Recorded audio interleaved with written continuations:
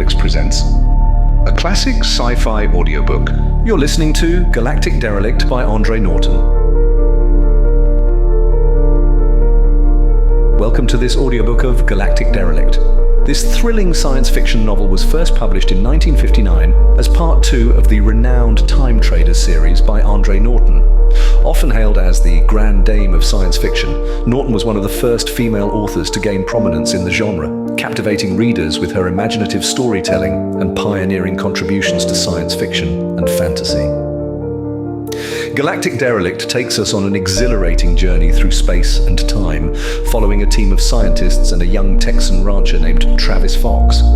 When they accidentally launch an ancient alien spacecraft, they find themselves hurtling through the stars, facing alien worlds and perilous dangers as they attempt to find their way home. We hope you enjoy this action-packed adventure into the unknown, as Norton expertly blends time travel, alien civilizations, and the human spirit in Galactic Derelict.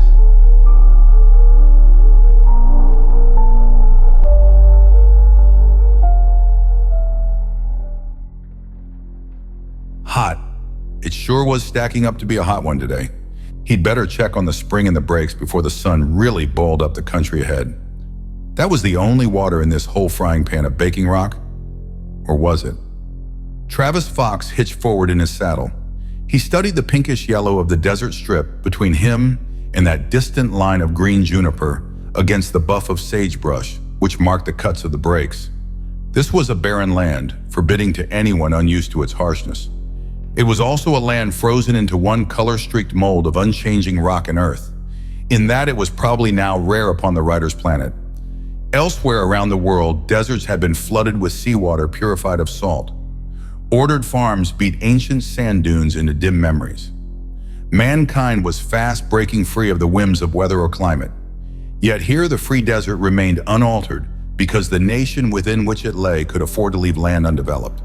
Someday this too would be swept away, taking with it the heritage of such as Travis Fox. For 500 years, or maybe 1,000 now, no one could rightly say when the first Apaches had come questing into this territory.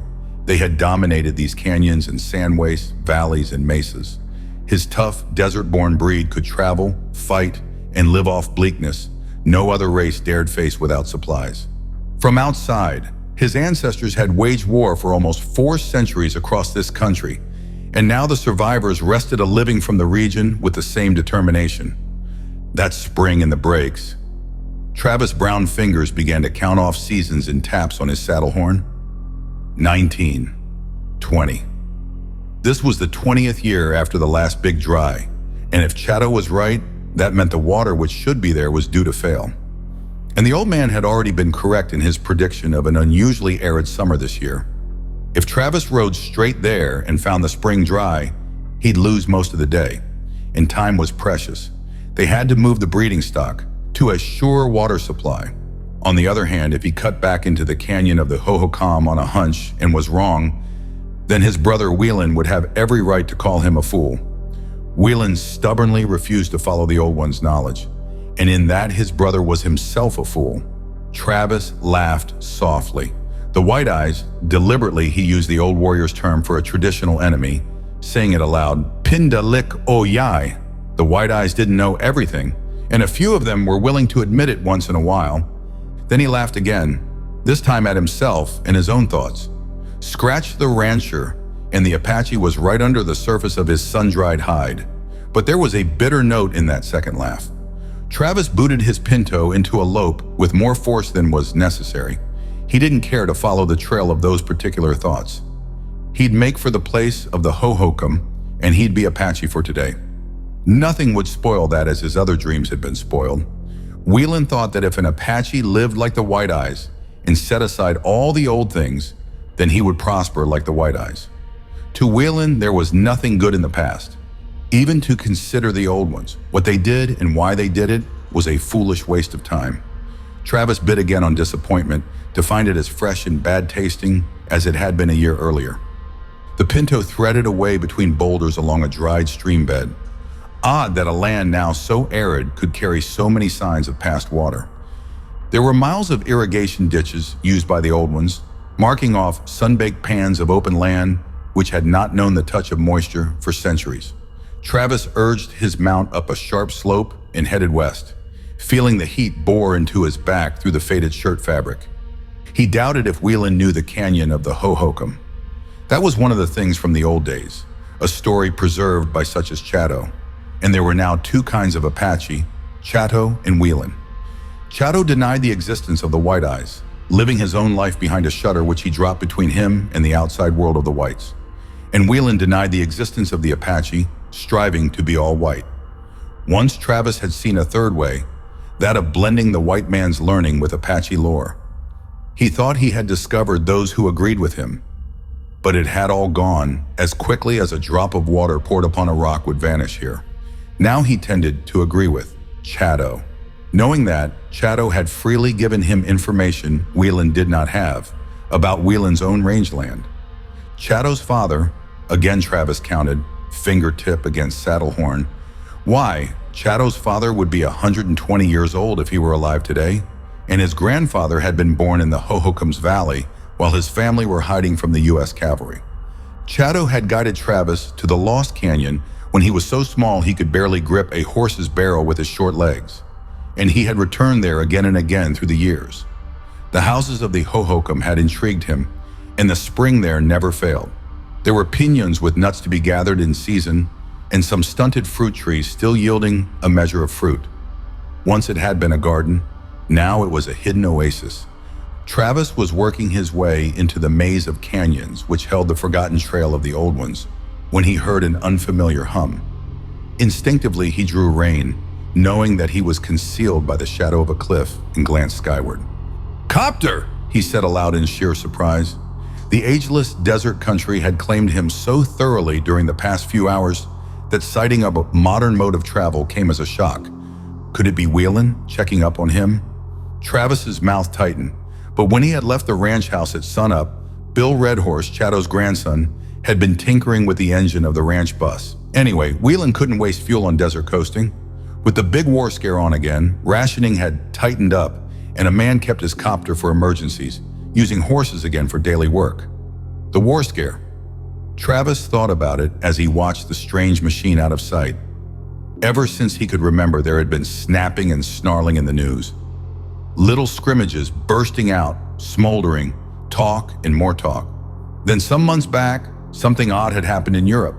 A big blast set off in the north. Though the Russians had clamped down their tight screen of secrecy, rumors said that some kind of new bomb had gone wrong. All this might be leading up to an out-and-out break between East and West. The government must believe that. They tightened up regulations all along the line and slapped on additional fuel rationing. Tension filled the air and whispers of trouble to come. Out here, it was easy enough to shove all that stuff out of one's mind. The desert silenced the bickering of men. These cliffs had stood the same before the brown-skinned men of his race had trickled down from the north. They would probably be standing when the White Eyes blasted both white and brown men out of it again. The sight of the copter had triggered memories Travis did not like.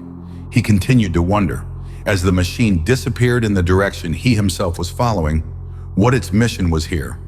He did not sight it again, so it must not be carrying a local rancher. If the pilot had been hunting strays, he would circle. Prospectors? But there had been no news of a government expedition, and no one else had been permitted to prospect for years. Travis located the entrance of the hidden canyon and studied the ground as he rode. There was no sign that anyone had passed that way for a long time. He clicked his tongue and the horse quickened pace. They had gone about 2 miles along that snaking path when Travis brought his mount to a halt. A puff of breeze tickling his nose had warned him. This was no desert wind laden with heat and grit, for it carried the scent of juniper and pine. The pinto nickered and mouthed its bit, water ahead, but the land before them was not empty of men. Travis swung out of the saddle, taking his rifle with him. Unless the terrain had altered in the past year, there was a good cover on the lip of the hidden canyon's entrance. Without being seen, he would be able to survey the camp whose smells of wood smoke, coffee, frying bacon were now reaching him. The ascent to his chosen spy post was easy. From below, the pine scent rose, heavier now, drawn out by the sun's rays. Small, busy birds twittered about their own concerns. There was a cup of green lying there, around a spring-fed pool which mirrored the hot blue of the sky. Between that water and the vast shallow cave holding the city of the old ones stood the copter. A man was tending a cooking fire while another had gone to the pool for water. Travis did not believe they were ranchers, but they wore sturdy outdoor clothing and moved about the business of camping with assurance. He began to inventory what he could see of their supplies and equipment. The copter was a late model, and in the shade offered by a small stand of trees, he could make out bedrolls. But he did not cite any digging tools or other indication that this was a prospecting team. Then the man walked back from the pool, set his fill bucket down by the fire.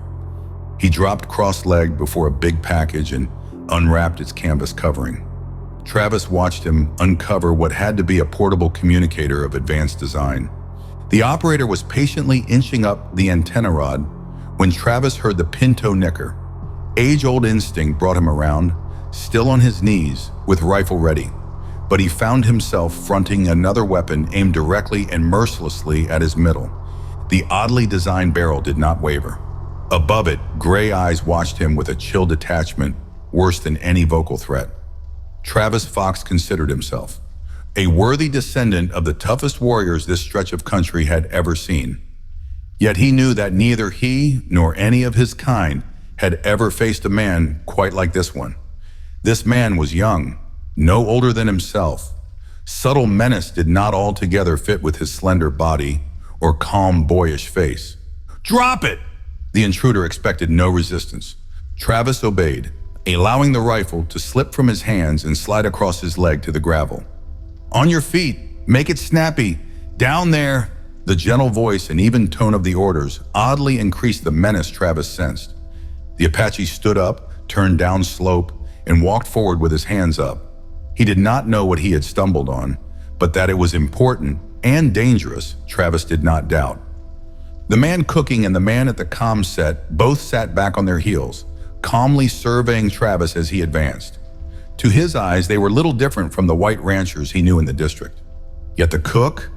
Travis studied him in puzzlement, certain that he had seen the man, or his likeness, before under very different circumstances. "Where did you flush this one, Ross?" asked the man at the comm. "Lying up on the ridge, getting an eyeful," Travis's captor replied. The cook stood up, wiped his hands on a cloth, and started toward them. Eldest of the three strangers, his skin was deeply tanned, his eyes a startlingly bright blue against that brown. He radiated authority, which did not suit his present employment, but which marked him, for Travis, as the leader of the party. The Apache guessed his own reception would depend upon this man's reaction. Only why did some faint twist of memory persist in outlining the cook's head with a black square? Since the stranger seemed to be in no hurry to ask questions, Travis met him eye to eye, drawing on his own brand of patience. There was danger in this man too. The same controlled force his younger companion had revealed when trapping the Apache on the heights. Apache! It was a statement rather than a question, and it raised Travis's estimation of the stranger. There were few men nowadays who would or could distinguish Apache from Hopi, Navajo, or Ute in one brief glance. Rancher? That was a question this time, and Travis gave it a truthful answer. He sensed that using evasive tactics with this particular white one eye would only lead to his own disadvantage. Rider for the AA. The man by the comm unit had unrolled a map. He ran a forefinger along a wavy mark and nodded, not at Travis, but to the interrogator. Nearest range to the east, but he can't be hunting strays this far into the desert. Good water, the other nodded at the pool. The old ones used it. Obliquely, that was another inquiry, and Travis found himself replying to it.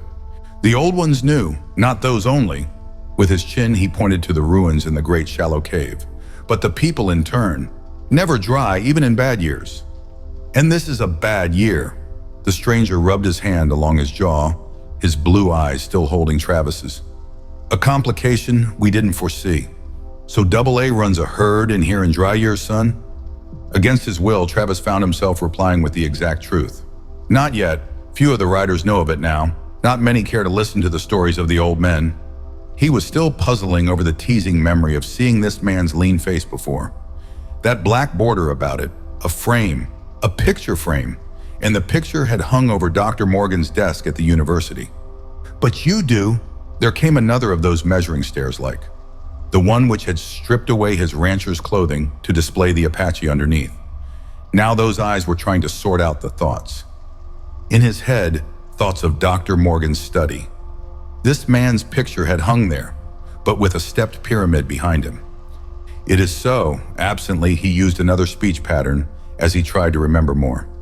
The problem is, Buster, the man by the comm unit stood up, spoke lazily. Just what are we going to do with you now? How about it, Ash? Does he go in cold storage? Maybe up there? He jerked a thumb at the ruins. Ash. Dr. Gordon Ash.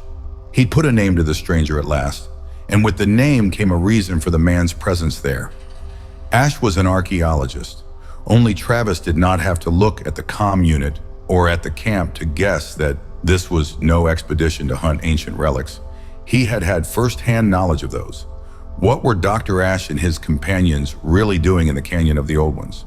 You can put your hands down, son, Dr. Ash said, and you can make it easy for yourself if you agree to stay here peaceably for a time. For how long? Countered Travis. That depends, Ash hedged. I left my horse up there. He needs water. Bring the horse down, Ross. Travis turned his head. The young man holstered his strange-looking weapon and climbed up slope to reappear shortly leading the pinto. Travis unsaddled his mount and turned the animal loose. He returned to find Ash awaiting him. So not many people know of this place. Travis shrugged.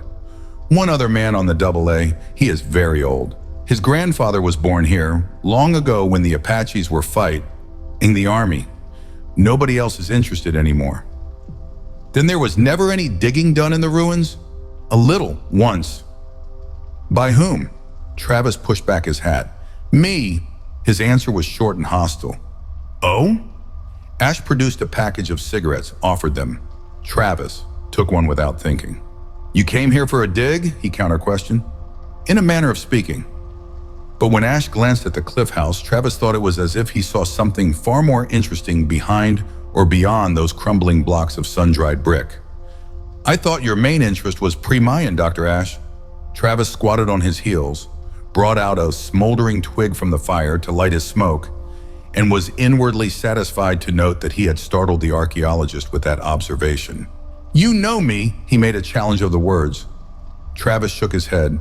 I know Dr. Prentice Morgan. So that's it. You're one of his bright boys. No. That was short, a bitten-off warning not to probe, and the other man must have been sensitive enough to understand at once, for he asked no other question.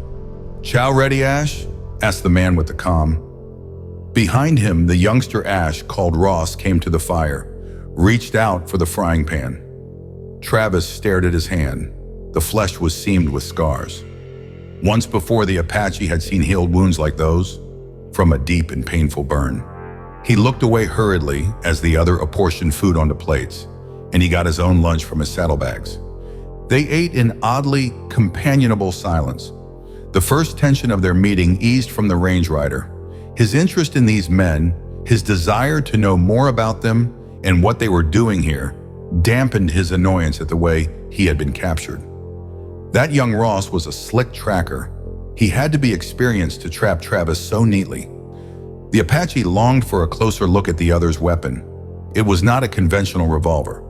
Wearing it ready for use said that they expected attack. From whom? The longer Travis studied the three men, he sensed a distinction between Ash and Ross on one hand and Grant, the comm operator, on the other. Ash and Ross were alike in more than their heavy tans, their silent walk, their keen watchfulness. As Travis watched them go through the natural business of eating and policing camp, the surer he was that they had not come to this place to explore cliff ruins. They had to be engaged in some more serious and perhaps deadly action. He asked no questions, content to let the others now make the first move. It was the comm unit which broke the peace of the small camp. A warning cackle brought its tender on the run. He snapped on earphones and relayed a message. Procedure has to be stepped up. They'll start bringing the stuff in tonight. Well, Ross's glance swept over Travis, settled on Ash. Anybody know you were coming here? The older man asked the range rider. I came out to check the springs. If I don't return to the ranch within a reasonable time, they'll hunt me up, yes. Travis saw no reason to enlarge upon that with two other bits of information. One, that Whelan would not be unduly alarmed if he did not return within 24 hours, and the other, that he was supposed to be in the breaks to the south. You say that you know Prentice Morgan? How well? I was in one of his classes at the U for a while. Your name? Fox, Travis Fox. The comm operator cut in, again consulting his map. The AA belongs to a Fox. My brother, but I work for him. That's all. Grant, Ash turned now to the comm man, mark this top priority and send it to Kel Gary's. Ask him to check Fox all the way. We can ship him out when the first load comes in, Chief. They'll store him at headquarters as long as you want, Ross offered, as if Travis had ceased to be a person and was merely an annoying problem. Ash shook his head. Look here, Fox, we don't want to make it hard for you. It's pure bad luck that you trailed in here today. Frankly, we can't afford to attract any attention to our activities at present. But if you give me your word not to try and go over the hill, we'll leave it at that for the present. The last thing Travis wanted to do was leave. His curiosity was thoroughly aroused. He had no intention of going unless they removed him bodily, and that, he promised himself silently, would take a lot of doing. It's a deal. But Ash was already on another track. You say you did some digging over there. What did you uncover? The usual stuff, pottery, a few arrowheads. These mountain ruins are filled with such things. What did you expect, Chief? Ross asked. Well, that there was a slim chance, the other returned ambiguously. This climate preserves. We found baskets, fabrics, fragile things lasting. I'll take the bones and baskets, in place of some other things. Ross held his scarred hand against his chest.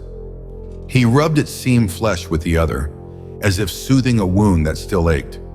Better get out the lights if the boys are going to drop in tonight. The Pinto continued to graze in the center of the meadow while Ross and Ash paced out two lines and spaced small plastic canisters at intervals. Travis, watching, guessed they were marking a landing site, but it was twice the size needed by a copter such as the one now standing beyond. Then Ash settled with his back against a tree, reading a bulging notebook, while Ross brought out a roll of felt and opened it. What he uncovered was a set of 5 stone points, beautifully fashioned, too long to be arrowheads. Travis recognized their distinctive shape by the pattern of their flaked edges. Far better workmanship than the later productions of his own people, yet much older. He had held their like in his hands, admired the artistry of the forgotten weapon maker who had patiently chipped them into being. Folsom points, they were intended to head the throwing spears of men who went up against mammoth, giant bison, cave bear, and Alaskan lion. Folsom man here? He saw Ross glance toward him, Ash's attention lift from the notebook. Ross picked up the last point in that row, held it out to Travis. He took it carefully. The head was perfect, fine. He turned it over between his fingers and then paused, not sure of what he knew or why. Fake? Yet was it?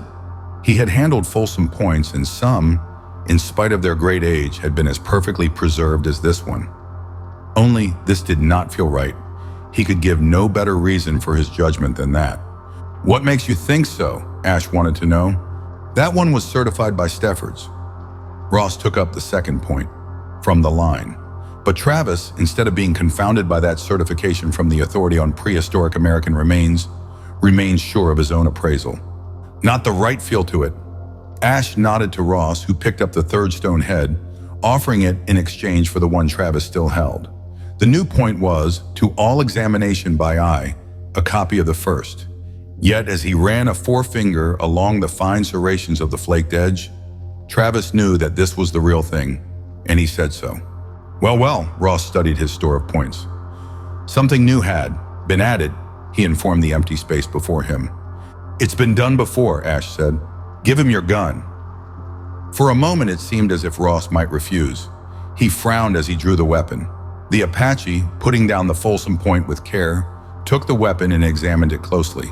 Though it looked much like a revolver, Travis noted enough differences to set it totally apart. He sighted it at a tree trunk and found that when held correctly for firing, the grip was not altogether comfortable.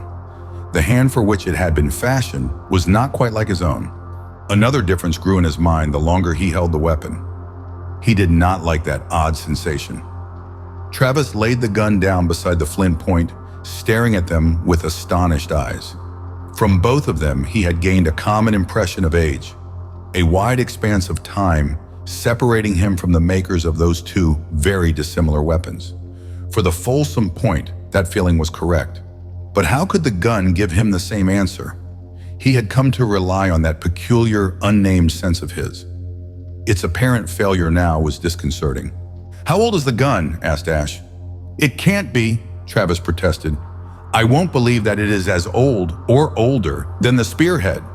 "Brother," Ross regarded him with an odd expression. "You can call him." He reholstered the gun. "So now we have a time guesser, Chief." "Such a gift is not too uncommon," Ash commented absently. "I've seen it in operation before."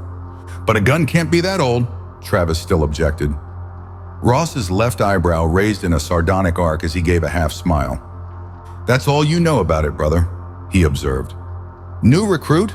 That was addressed to Ash. The latter was frowning, but at Ross's inquiry, he smiled with a warmth that, for a second or two, made Travis uncomfortable.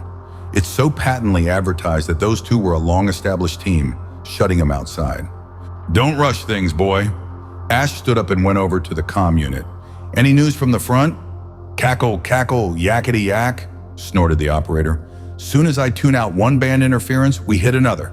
Someday, maybe they'll make these gadgets so they'll operate without overloading a guy's eardrums. No, nothing for us yet." Travis wanted to ask questions, a lot of them, but he was also sure that most would receive evasive answers. He tried to fit the gun into the rest of his jigsaw of surmises, hints, and guesses, and found it wouldn't. But he forgot that when Ash sat down once more and began to talk archaeologist shop. At first, Travis only listened, but soon he was being drawn more and more into answering, into giving opinions, and once or twice daring to contradict the other. Apache lore, cliff ruins, Folsom man.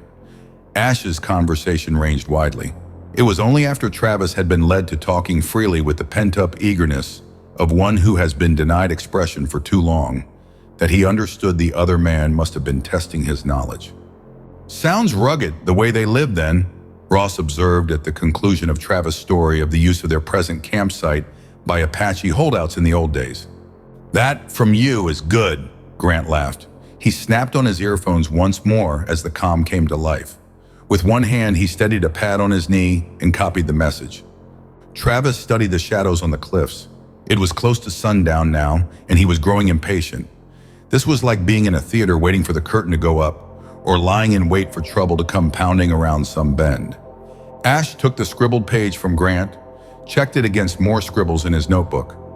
Ross was chewing on a long stem of grass, outwardly relaxed and almost sleepy.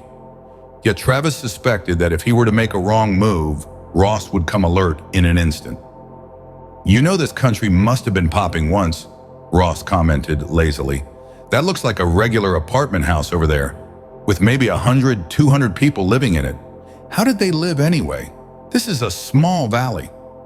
"There's another valley to the northwest with irrigation ditches still marked," Travis replied. "And they hunted turkey, deer, antelope, even buffalo, if they were lucky.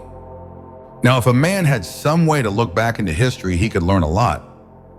"You mean by using Viztex?" Travis asked with careful casualness, and had the satisfaction of seeing the other's calm crack.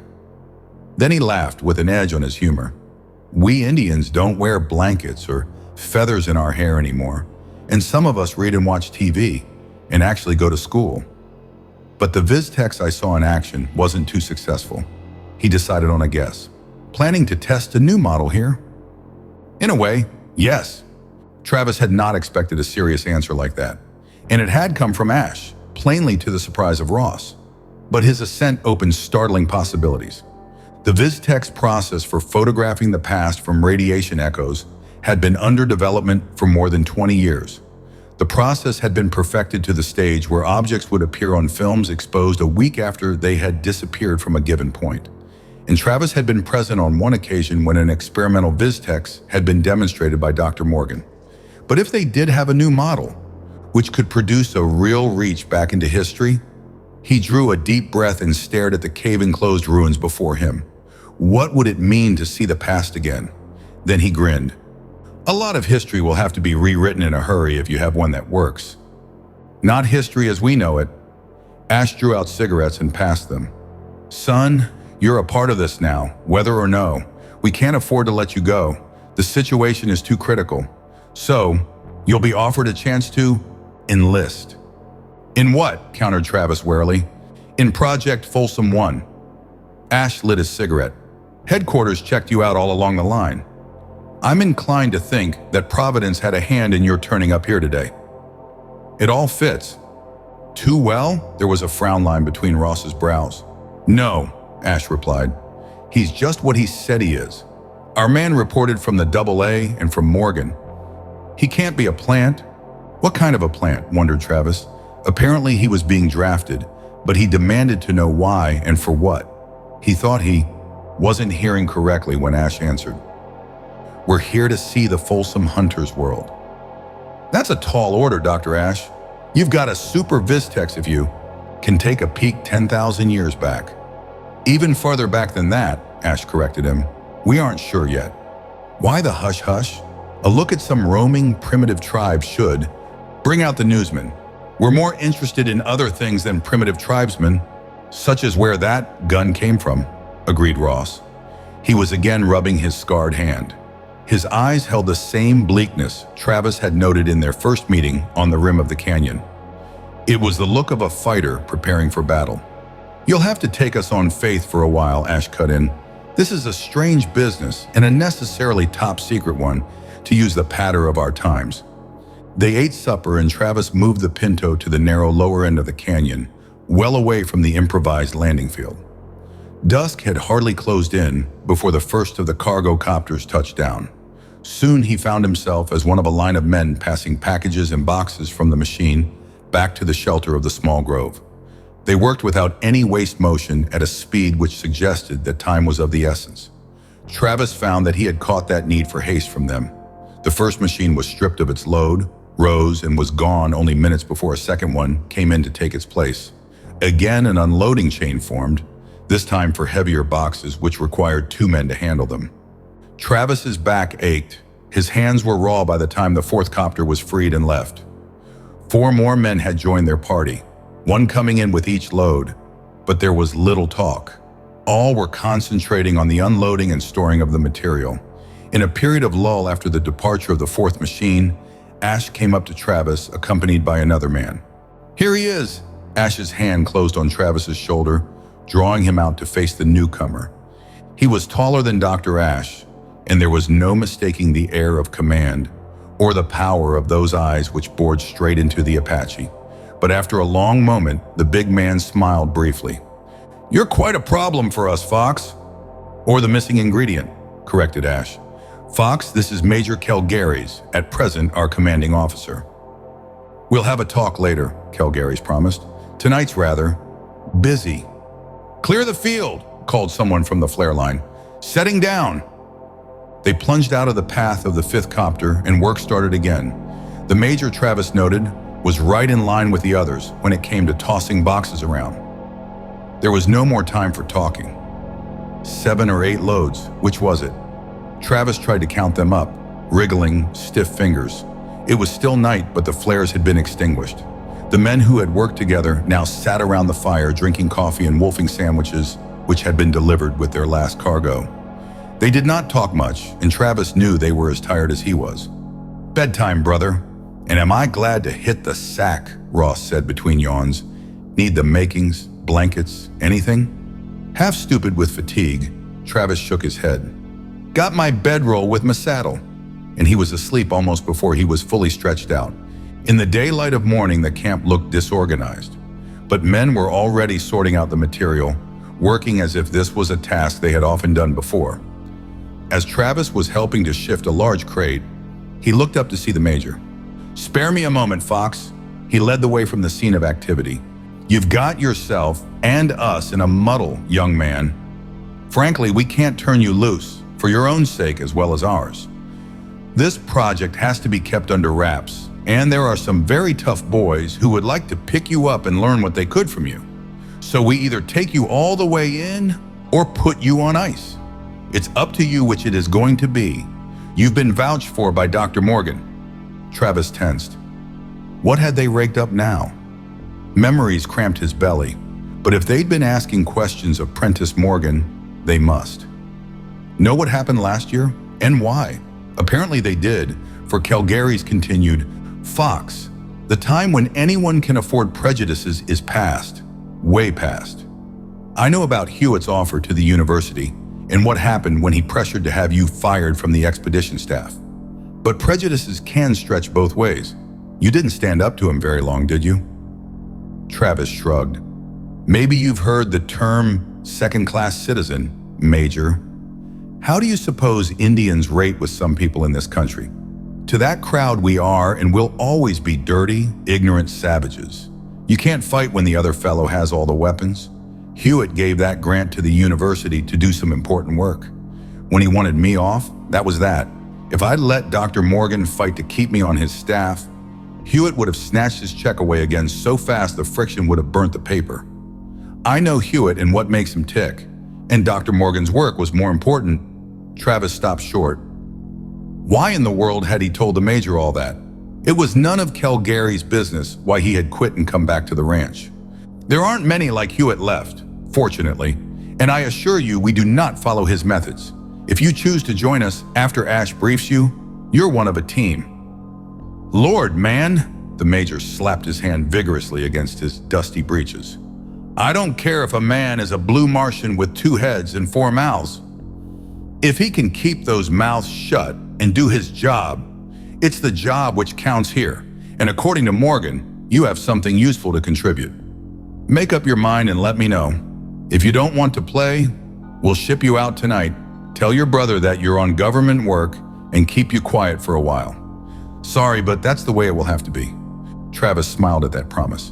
He thought he could get out of here safely on his own if he really wanted to, but now he prodded the Major a little. Expedition back to catch a Folsom man, but Calgary's might not have heard, for he had already turned away. Travis followed to come upon Ash. The latter was engaged in assembling a tripod of slender rods. His care proclaimed the objects as brittle and precious. He glanced up as Travis' shadow fell across his work. Decided to join us for a look-see into the past? Do you really mean you can do that? We've done more than look. Ash adjusted a screw delicately. We've been there. Travis stared. He could accept the fact of a new and greatly improved Viztex to provide a peephole into history and prehistory. But time travel was something else. It's perfectly true, Ash finished with the screw. His attention passed from the tripod to Travis. His manner carried conviction. And we're going back again. After a Folsom man? Demanded the Apache incredulously. After a spaceship? This was no dream, not even a realistic one. There was Ash, his fingers busy, his brown face outlined against the red and yellow walls of the cliff and the crumbling ruins they enclosed. This was here and now. Yet what Ash was saying, soberly and in detail, was the wildest fantasy. So we discovered the Russians had time travel and were prospecting back into the past. What they dredged up there couldn't be explained by any logic based on the history we knew and the prehistory we had pieced out. What we didn't know then was that they had found the remains, badly smashed, of a spaceship. It was encased in the ice of Siberia, along with preserved mammoth bodies and a few other pertinent clues to suggest the proper era for them to explore. They muddied the trail as well as they could by establishing way stations in other periods of time. Then we chanced on one of those middle points, and the Russians themselves, by capturing our time agents, showed us the ship they were plundering some thousands of years earlier. The story made sense, in a crazy kind of way. Travis mechanically handed Ash the small tool he was groping for in the tangled grass. But how did the ship get there, he asked. Was there an early civilization on Earth which had space travel? That was what we thought, until we found the ship. No, it was from the outside. A cargo freighter lost from some galactic run. Either this world was an astrogation menace of the same type as a reef at sea, or there was some other reason to cause forced landings here. We brought film from the Russian time station pinpointing about a dozen such wrecks, and some of those were on this side of the Atlantic. You're planning to dig for one of those here? Ash laughed. What do you think we'd find after about 15,000 years and a lot of land upheaval, even local volcanic activity? We want our ship in as good condition as possible. To study, with caution. If you check with Ross Murdoch, he'd give you a good reason for the caution.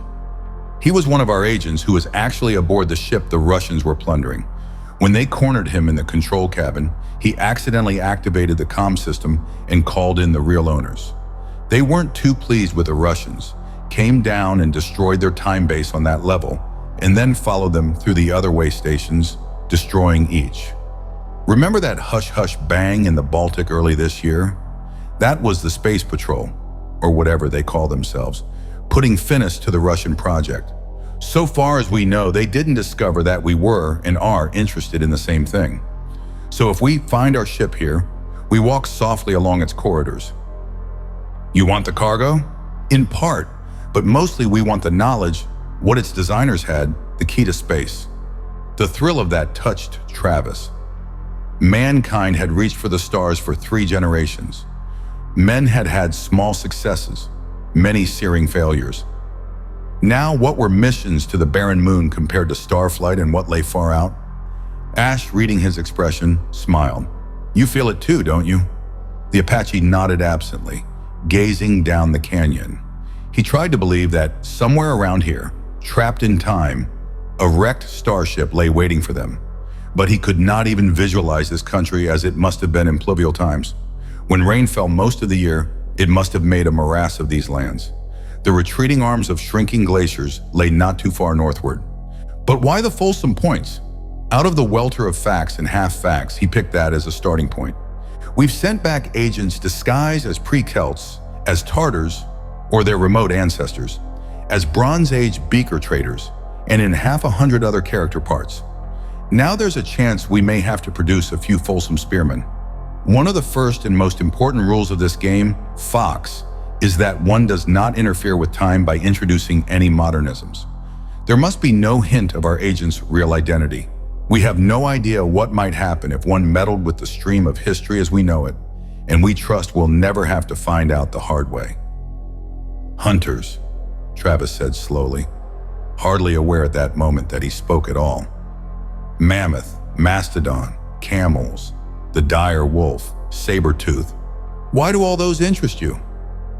Why? Travis echoed and then stopped to examine his reasons. Why had his reaction to Ash's picture of the drifting prehistoric hunters in disguise been his own quick inner vision of a land peopled with strange beasts his own race had never hunted? Or had they? Had the Folsom hunters been his remote ancestors, as the pre-Celt and beaker trader Ash mentioned, been the others' forefathers? He only knew that he had experienced a sudden thrust of excitement that lingered. He longed to see that world his own age knew only by the dim and often contradictory evidence of rocks, a handful of flint points, broken bones, the ancient smears of vanished cooking fires. My people were hunters. Long after yours followed another way of life, he said, making the best answer he could. Right, Ash's told held a note of satisfaction. Now, just reach me that rod. He went back to the job at hand and Travis settled down as his somewhat bewildered assistant.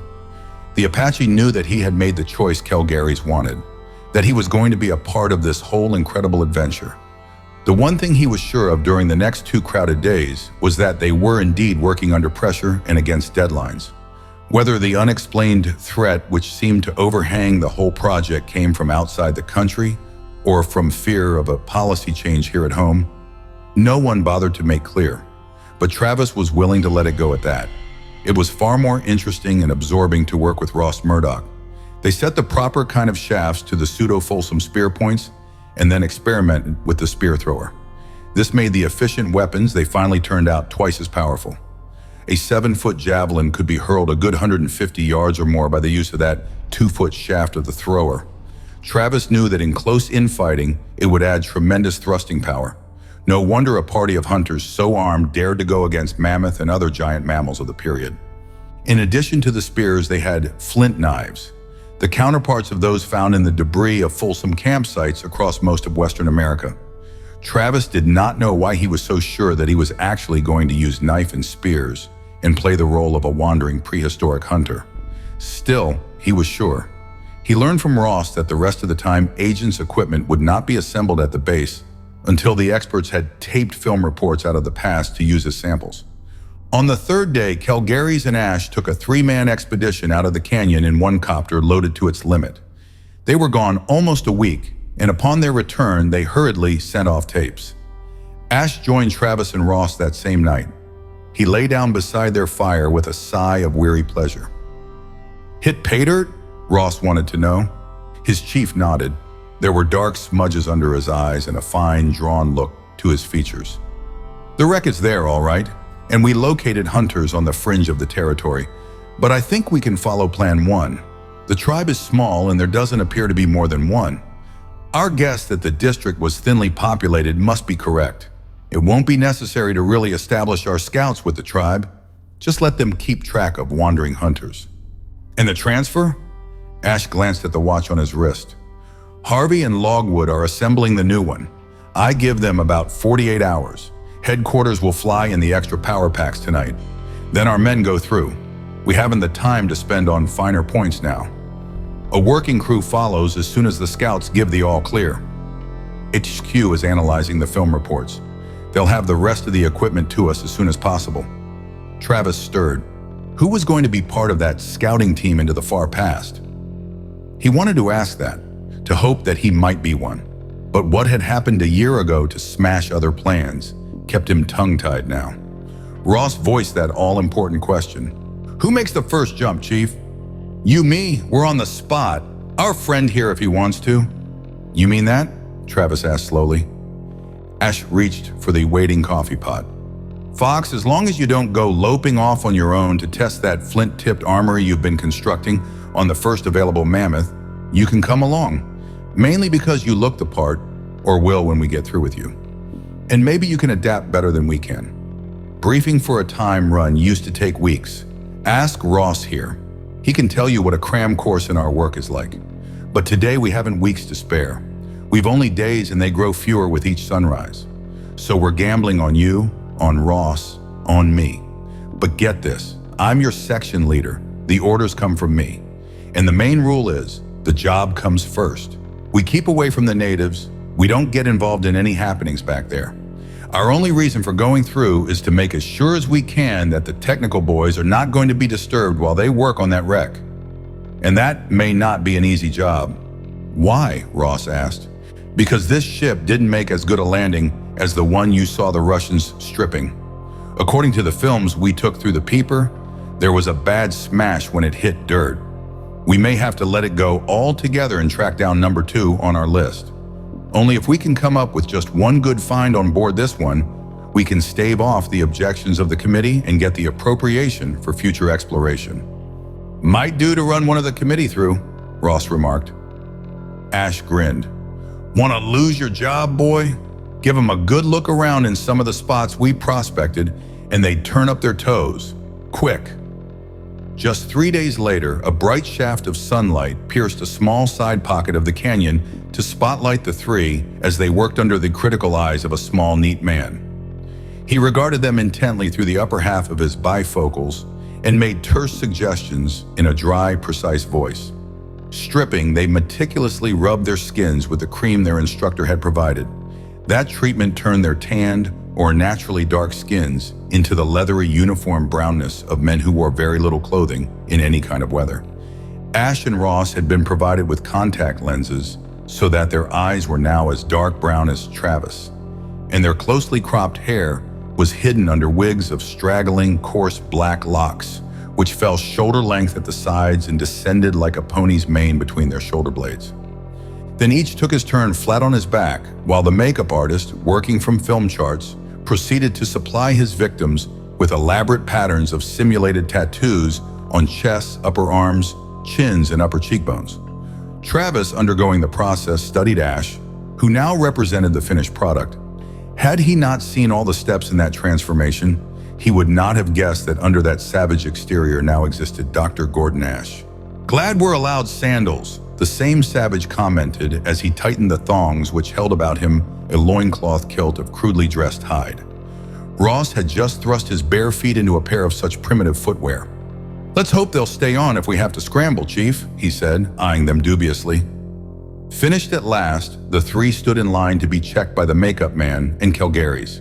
The major carried some furred skins over his arm, and now he tossed one to each of the disguised men. "Better hold on to those. It gets cold where you're going." "All right, the copter's waiting." Travis slung a hide pouch over his shoulder and gathered up the 3 spears he had headed with pseudo-Folsom points. All the men were armed with the same weapons, and there was a supply bag for each man. The copter took them up and out, swinging away from the canyon of the Hohokam into a wide sweep of desert land, bringing them down again before a carefully camouflaged installation.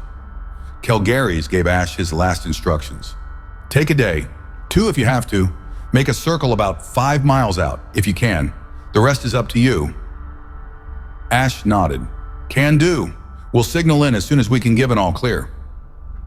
The concealed structure housed a pile of material and an inner compartment of 4 walls, 1 floor, no roof. Together, the 3 agents crowded into it. They watched the panels slide shut behind them while radiance streamed around their bodies.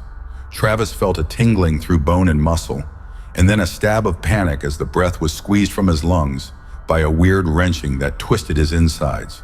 But he kept his feet, held onto his spears. There was a second or two of blackness. Then once again he gulped air, shook himself as he might have done climbing out of a strong river current. Ross's dot-bordered lips curved in a smile, and he signaled thumbs up with his scarred hand. "End of run! Here we go!" As far as Travis could see, they were still in the box, but when Ash pushed open the door panel, the stacked boxes which had lain there before had been replaced by an untidy heap of rocks. In clambering over those in the wake of his companions, the Apache did find a very strange world before him. Gone was the desert with its burden of sun-heated rock. A plain of coarse grass, thigh or even waist high, rolled away to some hills, and that grassy plain was cut by the end of a lake which stretched northward beyond the horizon. Travis saw brush and clumps of small trees. Although too distant for him to distinguish their species, he could make out slowly moving lumps which had to be grazing animals. There was a sun overhead, but an icy wind lashed Travis's 3/4 bare body. He pulled the hide robe about his shoulders and saw that his companions had copied that move. The air was not only chilly, it was dank with a wealth of moisture, and each puff of breeze carried new rank smells, which his nostrils could not identify. This world was as harsh and grim as his own, but in an entirely different fashion. Ash stooped and rolled aside one of the nearby rocks to disclose a small box. From his supply bag, he produced 3 small buttons and gave one to each of the younger men. "Plant that in your left ear," he ordered, and did so with his own. Then he pushed a key on the side of the box. A low chirruping sound was instantly audible. "This is our homing signal. It acts as radar to bring you back here." "What's that?" A plume of wind-whipped smoke bannered to the north. Travis could not believe that the long trail of grayish vapor marked a forest fire, yet it surely signalized a conflagration of some size. Ash glanced up casually. "Volcano," he returned. "This part of the world hasn't settled down yet. We head northwest around the lake tip, and we should strike the wreck." He started off at a steady lope, which told Travis that this was not the first time the time agent had played the role of primitive hunter. The grass brushed against them, leaving drops of cold moisture on their bare legs and thighs. Travis concluded that there must have been rain just before their arrival, and from the look of the massing clouds to the east, a second storm might catch them soon. As they came away from the hill marking the time transfer, the chirruping in his ear grew fainter, varying in intensity as Ash twisted and turned about the hooked end of the lake. The wide reach of lush grass continued. This was truly game country, although they had not yet passed close enough to any of the grazers to identify them. About a half-mile from the curving shore of the lake rested an object that nature never made. Half a globe of metallic material had been rammed into the ground. 2 jagged rents gaped in its side. The blackened earth around it bore random clumps of new grass. But what impressed Travis chiefly was the object's size. He deduced that only half of the thing was visible, if its form had originally been a true globe. Yet that half, now above the earth, was at least 6 stories tall. The complete vessel must have been a veritable monster, far larger than the largest aircraft of his own time. "She certainly got it," observed Ross. "Bad crack up at landing. Or else she had it before landing." Ash leaned on a spear to survey the hulk. "What? Those holes might have been caused by shell fire. We'll leave that to the experts to determine. This could be a wreck from a space battle. But look, that storm's coming fast. I say we'd better circle west ahead of it and find some shelter in the hills. If the first reports are correct, we'll be caught in a rain worse than we've ever known." Ash's lope lengthened into a trot, and the trot into a run. He was heading away from the wrecked ship to the distant hills. To reach them, they had to round the narrow end of the lake. They were carefully threading their way through a marshy spot when a scream halted them. Travis knew that it was a death cry, but the sound ahead was followed by a yowling squall which could come from no throat, animal or human, of his own time. The squall was answered in turn by grunts that might have issued from the deep chest of a grand pig, and that grunting was echoed on a higher note almost directly behind them. "Down!" Obeying the order from Ash, Travis threw himself flat on the muddy ground, wriggling to the left. A moment later, all 3 scouts huddled in a growth of tough brush. They paid no attention to the bramble scratches on their arms and shoulders, for they had front row seats on a wild drama which held them enthralled. Crumpled on the ground was a mound of heaving flesh. It was plainly in the death throes, for its long, shaggy yellow hair was sodden with blood. Crouched at bay behind that body was another animal. Travis identified it when he caught sight of those long, curved fangs. Saber-tooth. It was slightly shorter than a lion of Travis's own day, and its muscular legs and powerful shoulders had the power to daunt a larger beast. But now it was facing a giant. The opponent, whose cub had been killed, was a mountain of flesh, rearing almost 18 feet above the ground. Balanced on large-boned hind feet and thick tail, it confronted the saber-tooth with powerful forearms, each tipped with a gigantic single claw. As the narrow head twisted and turned above the slender forebody, its thick brown hair rippled constantly. A rank animal smell was blown to the men in the brush as a second monstrous ground sloth moved in to give battle, and the saber-tooth spat like the enraged cat it was. A hand closed on Travis' arm, jerking his attention from the shaping battle. Ash pointed westward and pulled again. Ross was already creeping in that direction. The wind was at their back so that they caught the feeder of the beast without danger being scented by them in turn. "Get to it," Ash ordered. "We don't want that cat on our trail. It can't take on 2 adult sloths, and it'll be one mighty disappointed diner out looking for another meal pretty quick." They wormed their way forward, trying to gauge from the squalls of the cat and the grunting of the sloths whether battle had yet reached the stage of actual blows.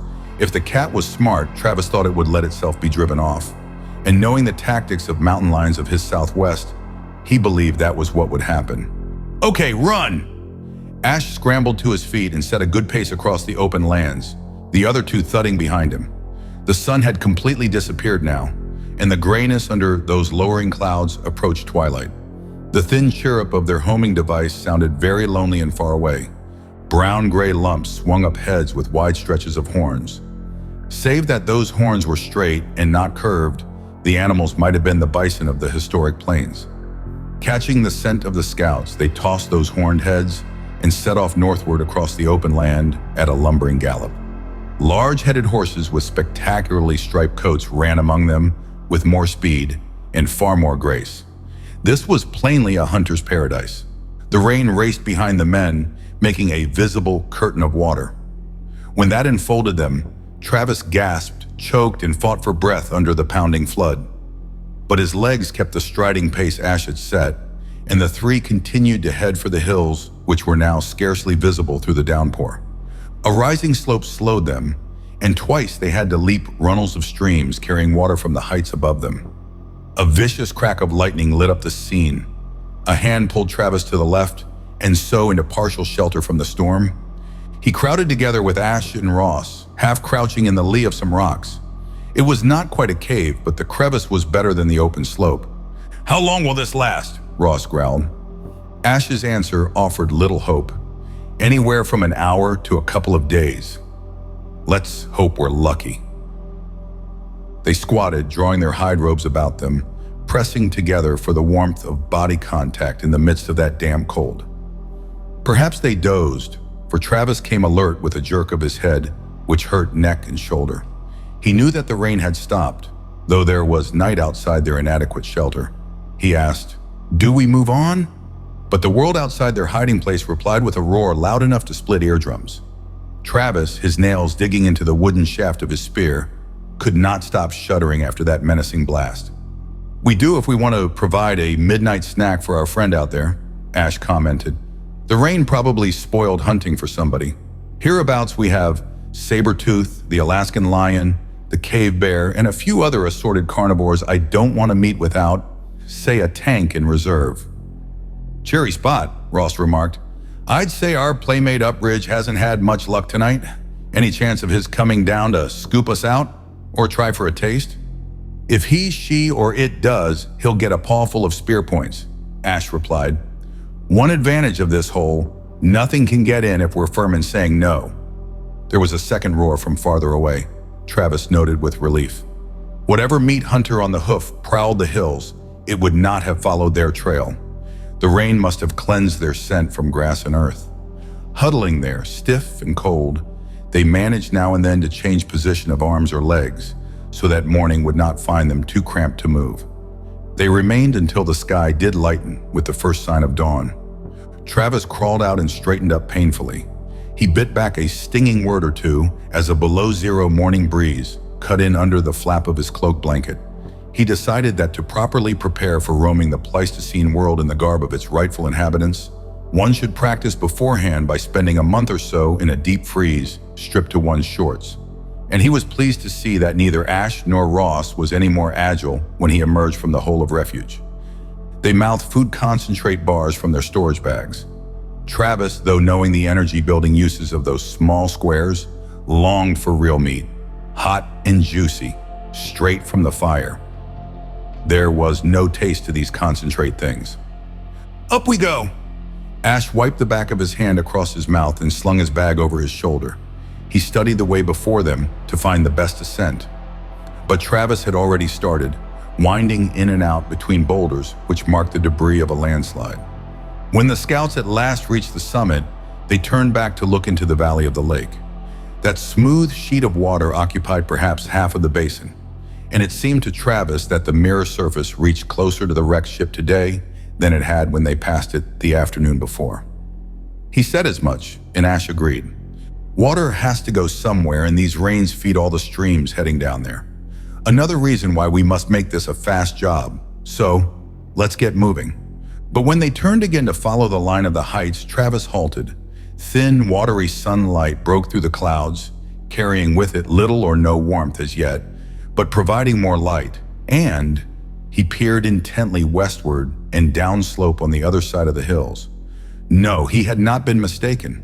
That sunlight, feeble as it was reflecting from some point in the second valley. From water? No, the answering spark was too brilliant. Ash and Ross, following his direction, saw it too. "Second ship?" Ross suggested. "If so, it is not marked on our charts, but we'll take a look." "I agree that's too bright to be sun on water." Had there been survivors from the other crash?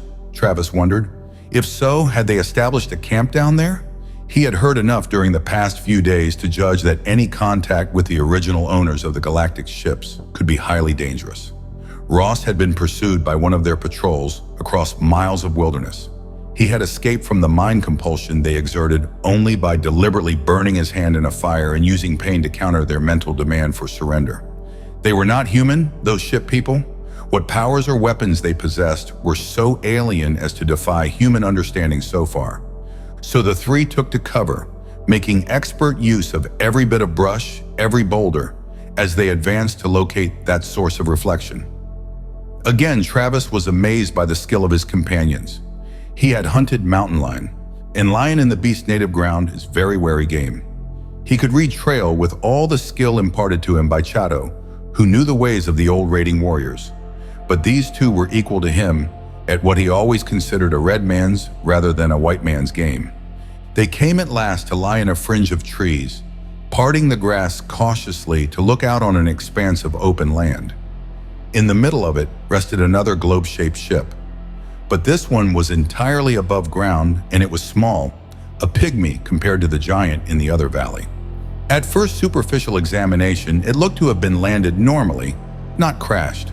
Halfway up, the curve facing them showed the dark hole of an open entrance port, and from it dangled a ladder.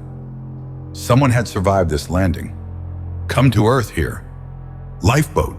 Ash's voice was the slightest of whispers. It is not shaped like the one I saw before, Ross hissed. That was like a rocket. Wind sang across the clearing. It set the ladder clanging against the side of the globe. From the foot of the strange ship, some birds tried to rise, but they moved sluggishly, awkwardly flopping their wings. And the wind brought to the three in hiding a sweetish, stomach-turning odor that could never be mistaken by those who had ever smelled it. Something lay dead there, very dead. Ash stood up, watching those birds narrowly. Then he stepped forward. A snarl rose from ground level. Travis's spear came up. It sang through the air, and a brown-coated, four-footed beast yelped, leaped pawing in the air, and crashed back into the grass. More of the gorged carrion birds fluttered and hopped away from their feast. What lay about the foot of the ladder was not a pretty sight, nor could the scouts tell at first glance how many bodies there had been. Ash attempted to make a closer examination and came away, white-faced and gagging. Ross picked up a tatter of blue-green material. Baldy's uniform's all right. He identified it. This is one thing I'll never forget. What happened here? A fight? Whatever it was, it happened some time ago. Ash, livid under tan and skin stain, got out the words carefully. Since there was no burial, I'd say the crew must all have been finished. Do we go in? Travis laid a hand on the ladder. Yes, but don't touch anything, especially any of the instruments or installations. Ross laughed on a slightly hysterical high note. That you do not need to underline for me, Chief. After you, sir, after you. Thus, Ash leading the way, they climbed the ladder and entered the gaping hole of the port. There was a second door a short distance inside, doubly thick and reinforced with heavy braces. But it too was ajar. Ash pushed it back, and then they were in a well from which another ladder-like stair arose. Somehow Travis had expected darkness, since there were no windows or wall openings in the outer skin of the globe. But a blue light seeped from the walls about them, and not only light, but a comforting warmth. The ship's still alive, Ross commented. And if she is intact, then, Ash finished softly for him, we've made the big find, boys. We never hoped for luck like this. He started to climb the inner ladder. They came to a landing, or rather a platform from which opened three oval doors, all closed. Ross pushed against each, but they all held. Locked? Travis asked. Might be, or else we don't know how to turn the right buttons. Going on up, Chief. If this follows the pattern of that other one, the control cabin is on top. We'll take a look, but no experiments, remember? Ross stroked his scarred hand. I'm not forgetting that. A second ladder section brought them through a manhole in the floor of a hemisphere chamber occupying the whole top of the ship. And before they were through that entrance, they knew that death had come that way before them. There was only one body, crumpled forward against the straps of a seat which hung on springs and cords from the roof. The rigid corpse, clad in the blue-green material, had slumped toward a board crowded with dials, buttons, levers. Pilot died at his post. Ash walked forward, stooped over the body. I don't see any sign of a wound. Could be an epidemic which attacked the whole crew. We'll let the doctors figure it out. They did not linger to explore farther, for this find was too important. It was too necessary that the news of this second ship be relayed to Kelgaries and his superiors. But Ash took the precaution of drawing the ladder into the globe's port after his two younger companions had descended. He made his way down by rope. Who do you think is going to snoop? Ross wanted to know. Just a little insurance. We know there are primitives in the northern end of this country.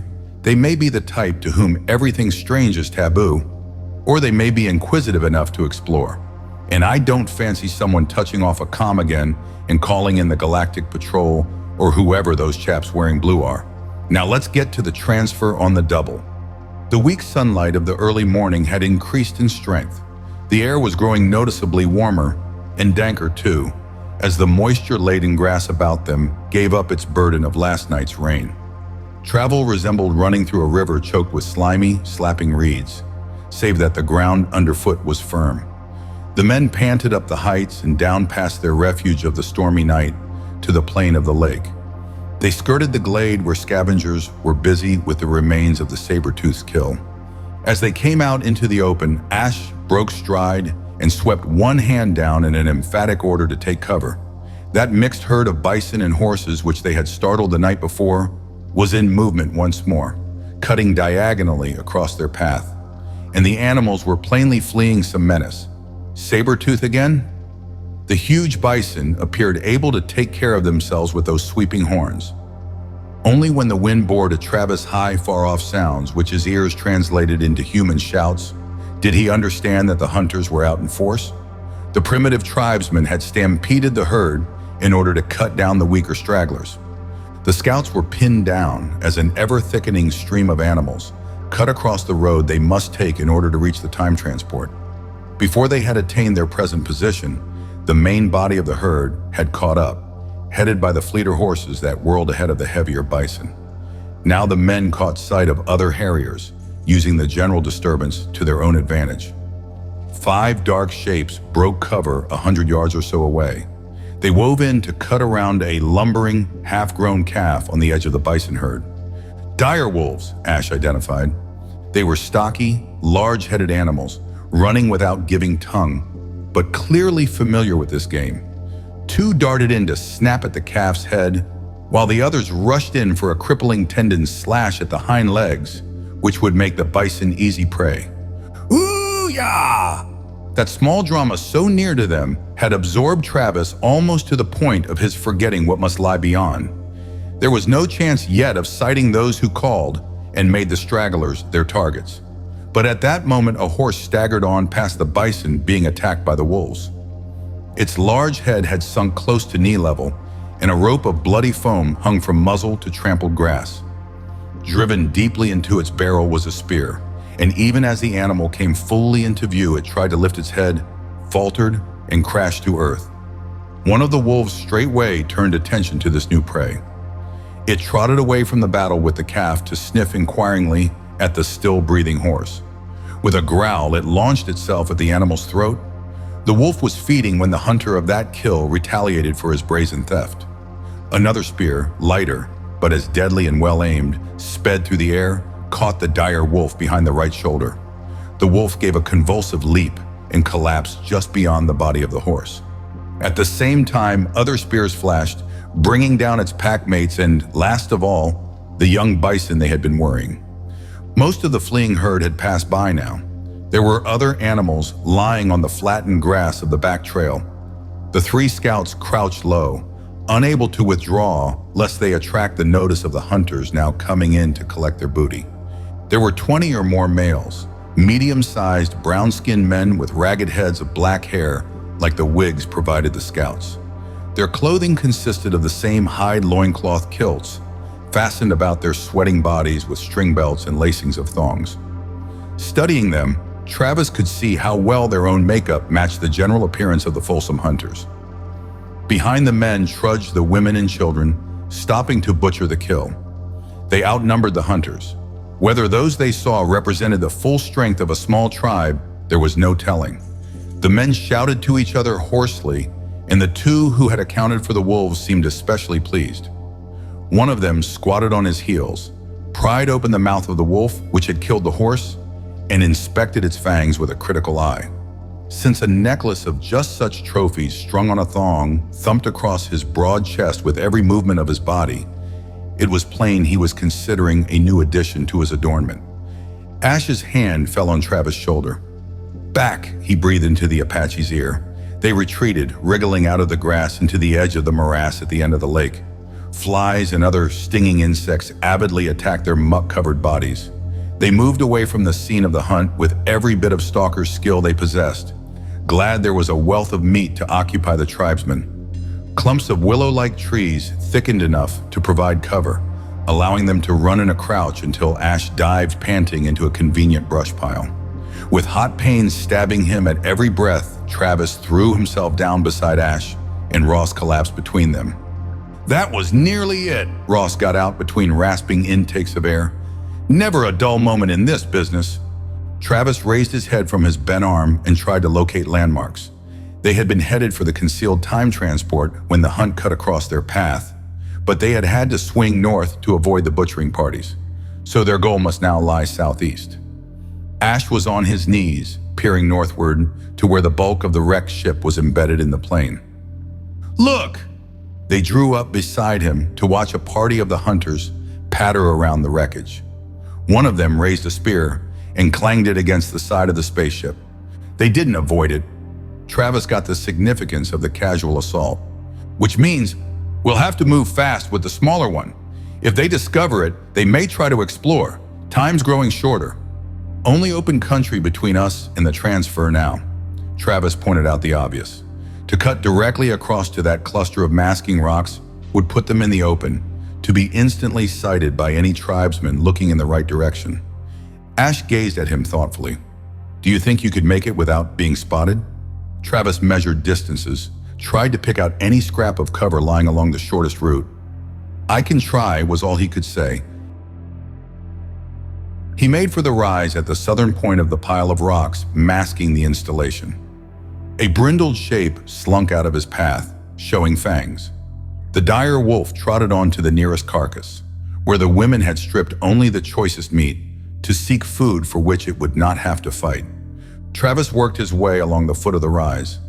The main path of the stampede was to the west, and he believed himself in the clear when snorting exploded before him. A bulk heaved through small bushes, and he found himself confronting a bison cow. A broken spear shaft protruded too high on her shoulder to cause a disabling wound, and the pain had enraged her to a dangerous state. In such a situation, even a range cow would be perilous for a man on foot, and the bison was a third again larger than the animals he knew. Only the bushes around them saved Travis from death at that first meeting. The cow bellowed and charged, bearing down on him at a speed which he would have thought impossible for her weight. He hurled himself to the left in a wild scramble to escape and landed in a thorny tangle. The cow, meanwhile, burst past him close enough for her coarse hair to rasp against one outflung arm. Travis's head rang with the sound of her bellowing as he squirmed around in the bush to bring up his heaviest spear. The cow had skidded to a stop, gouged matted grass and turf with her hoofs as she wheeled. Then the spear haft in her shoulder caught in one of the springy half-trees. She bellowed again, lurching forward to fight that drag. The broken spear ripped loose and a great gout of blood broke, to be sopped up in the heavy tangle of shoulder hair. That slowed her. Travis had time to get on his feet, ready his spear. There was no good target in that wide head confronting him. He jerked off his supply bag, swung it by its carrying thong, and flung it at the cow's dripping muzzle. His trick worked. The bison charged, not for him, but after the thing that had teased her, and Travis thrust home behind her shoulder with all the force he had. The weight of the bison and the impetus of the animal's charge tore the shaft from his hold. Then the cow went to her knees, coughing, and the big body rolled on one side. He hurdled the mount of her hindquarters, fearing that the noise of battle might attract the hunters. Forcing a way through the brush, he made most of the remainder of his journey on hands and knees. At last, he crouched in the shelter of the rock pile, his ribs heaving, careless of the bleeding scratches which laced his exposed flesh. With his body pressed to earth, Travis scanned his back trail and saw that he had been wise to leave the scene of battle quickly. 3 of the hunters were running across the plain toward the brush, trailing spears. But they showed caution enough to suggest that this was not the first time they had had to deal with wounded stragglers from a stampeded herd. Having scouted the brush, the brown men ventured into its cover, and seconds later a surprised shout informed Travis his kill had been located. Then that shout was answered by a long, eerie wail from some point up the hill above the rocks. Travis stirred uneasily. The spear he had been forced to leave in the body of the cow resembled their own. But did it look enough like theirs for them to believe the kill had been made by a tribesman? Had these people some system of individual markings for personal weapons, such as his own race had developed in their roving days? Would they try to track him down? He snaked his way into the crevice of the rocks. The alerting signal was there, a second box set in beside the radar guide, which now hummed its signal in his ear. He plunged down the lever set in its lid, then moved the tiny bit of metal rapidly up and down in the pattern he had been drilled on only the day before. In the desert of the 21st century, that call would register on another recording device, relaying to Kelgaries the need for a hasty conference. Travis edged out from the rocks and looked about him warily. He flattened against a boulder taller than his wiry body and listened, not only with his ears, but with every wilderness-trained sense he possessed. His flint knife was in his fist as he caught that click of warning, and his other hand went out to grab at an upraised forearm as brown and well-muscled as his own. The smell of blood and grease hit his nostrils as they came together chest to chest, and the stranger spat a torrent of unintelligible words at him. Travis brought up the fist with the knife, not to stab the other's flesh, but in a sharp blow against a thick jawbone. It rocked the shaggy black head back for a moment. Pain scored along Travis's own ribs as the two men broke apart. He aimed another blow at the jaw, brought up his knee as the native sprang in, knife ready. It was dirty fighting by civilized rules, but Travis wanted a quick knockout with no knife work. He staggered the hunter and was going in for a last telling blow when another figure darted around the rocks and hit the back of the tribesman's head, sending him limp and unconscious to the ground. Ross Murdoch wasted no time in explanations. "Come on, help me get him under cover!" Somehow they crowded into the shelter of the transfer, the fulsome man between them. With quick efficiency, Ross tied the wrists and ankle of their captive and inserted a strip of hide for a gag between his slack jaws. Travis inspected a dripping cut across his own ribs and decided it was relatively unimportant. He faced about as Ash joined them. "Looks as if you've been elected target for today." Ash pushed aside Travis's hands to inspect the cut critically. "You'll live," he added as he rummaged in his supply bag for a small box of pills. One he crushed on his palm to smear the resulting powder along the bloody scratch. The other he ordered his patient to swallow. "What did you do to touch this off?" Travis sketched his adventure with the bison cow. Ash shrugged. "Just one of those unlucky foul-ups we have to expect now and then. Now we have this fellow to worry about." He surveyed the captive bleakly. "What do we do?" Ross's nose wrinkled. "Start a zoo with this exhibit one?" "You got the message through?" Ash asked. Travis nodded. "Then we'll sit it out. As soon as it gets dark, we'll carry him out, cut the cords, and leave him near one of their camps. That's the best we can do. Unfortunately, the tribe seems to be heading west." West? Travis thought of that other ship. What if they try to board that spacer? Ross seemed to share his concern. "I have a feeling this isn't going to be a lucky run. We've had trouble breathing down our necks right from the start. But we should keep watch on that other ship." "And what could we do to prevent their exploring it?" Travis wanted to know.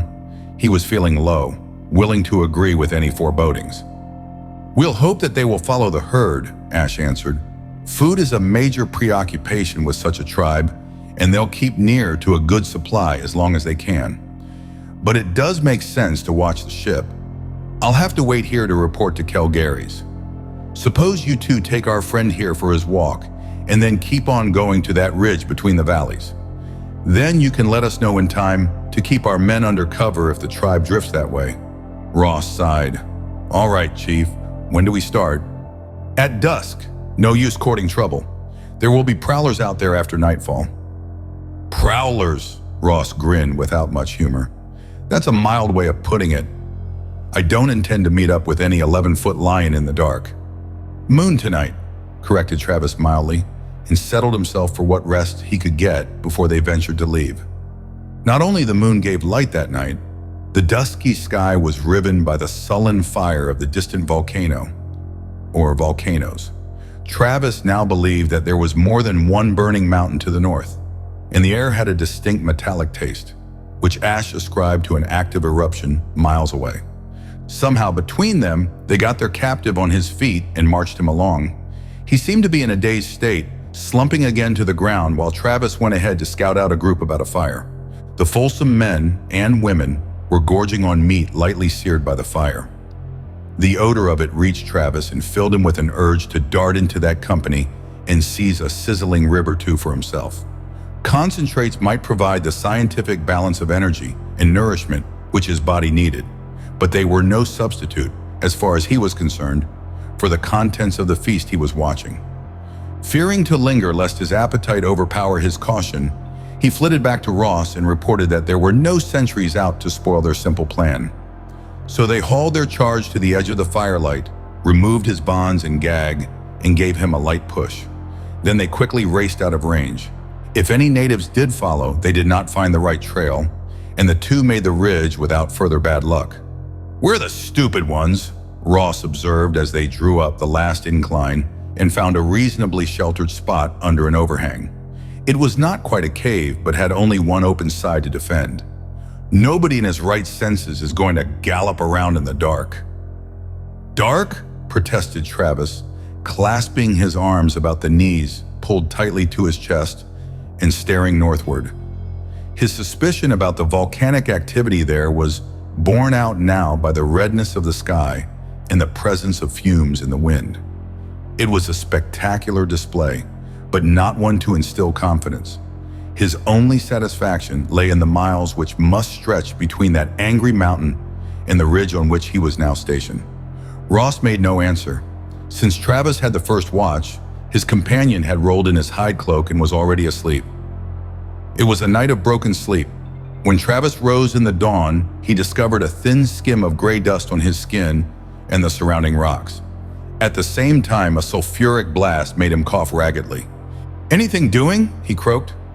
Ross shook his head and offered the gourd water bottle. The small spaceship rested peacefully below. The only change in the picture from the previous day was that there was less activity among the scavengers below the open port. "What are they like, those men from space?" Travis asked suddenly. To his surprise, Ross, whom he had come to regard as close to nerveless, shivered. "Pure poison, fella, and don't you ever forget it. I saw two kinds, the baldies who wear the blue suits and a furry-faced one with pointed ears. They may look like men, but they aren't. And believe me, anyone who tangles with those boys in blue is asking to be chopped up like hamburger." "I wonder where they came from." Travis raised his head. The few stars were dim pinpoints of light in the dawn sky. To think of those as suns nourishing other worlds, such as the solid earth now under him, where men, or at least thinking creatures, carried on lives of their own, was a huge leap of imagination. Ross waved a hand skyward. "Take your pick, Fox. The big brains running this show of ours believed there was a whole confederation of different worlds tied together in a united something or other, then..." He blinked and laughed.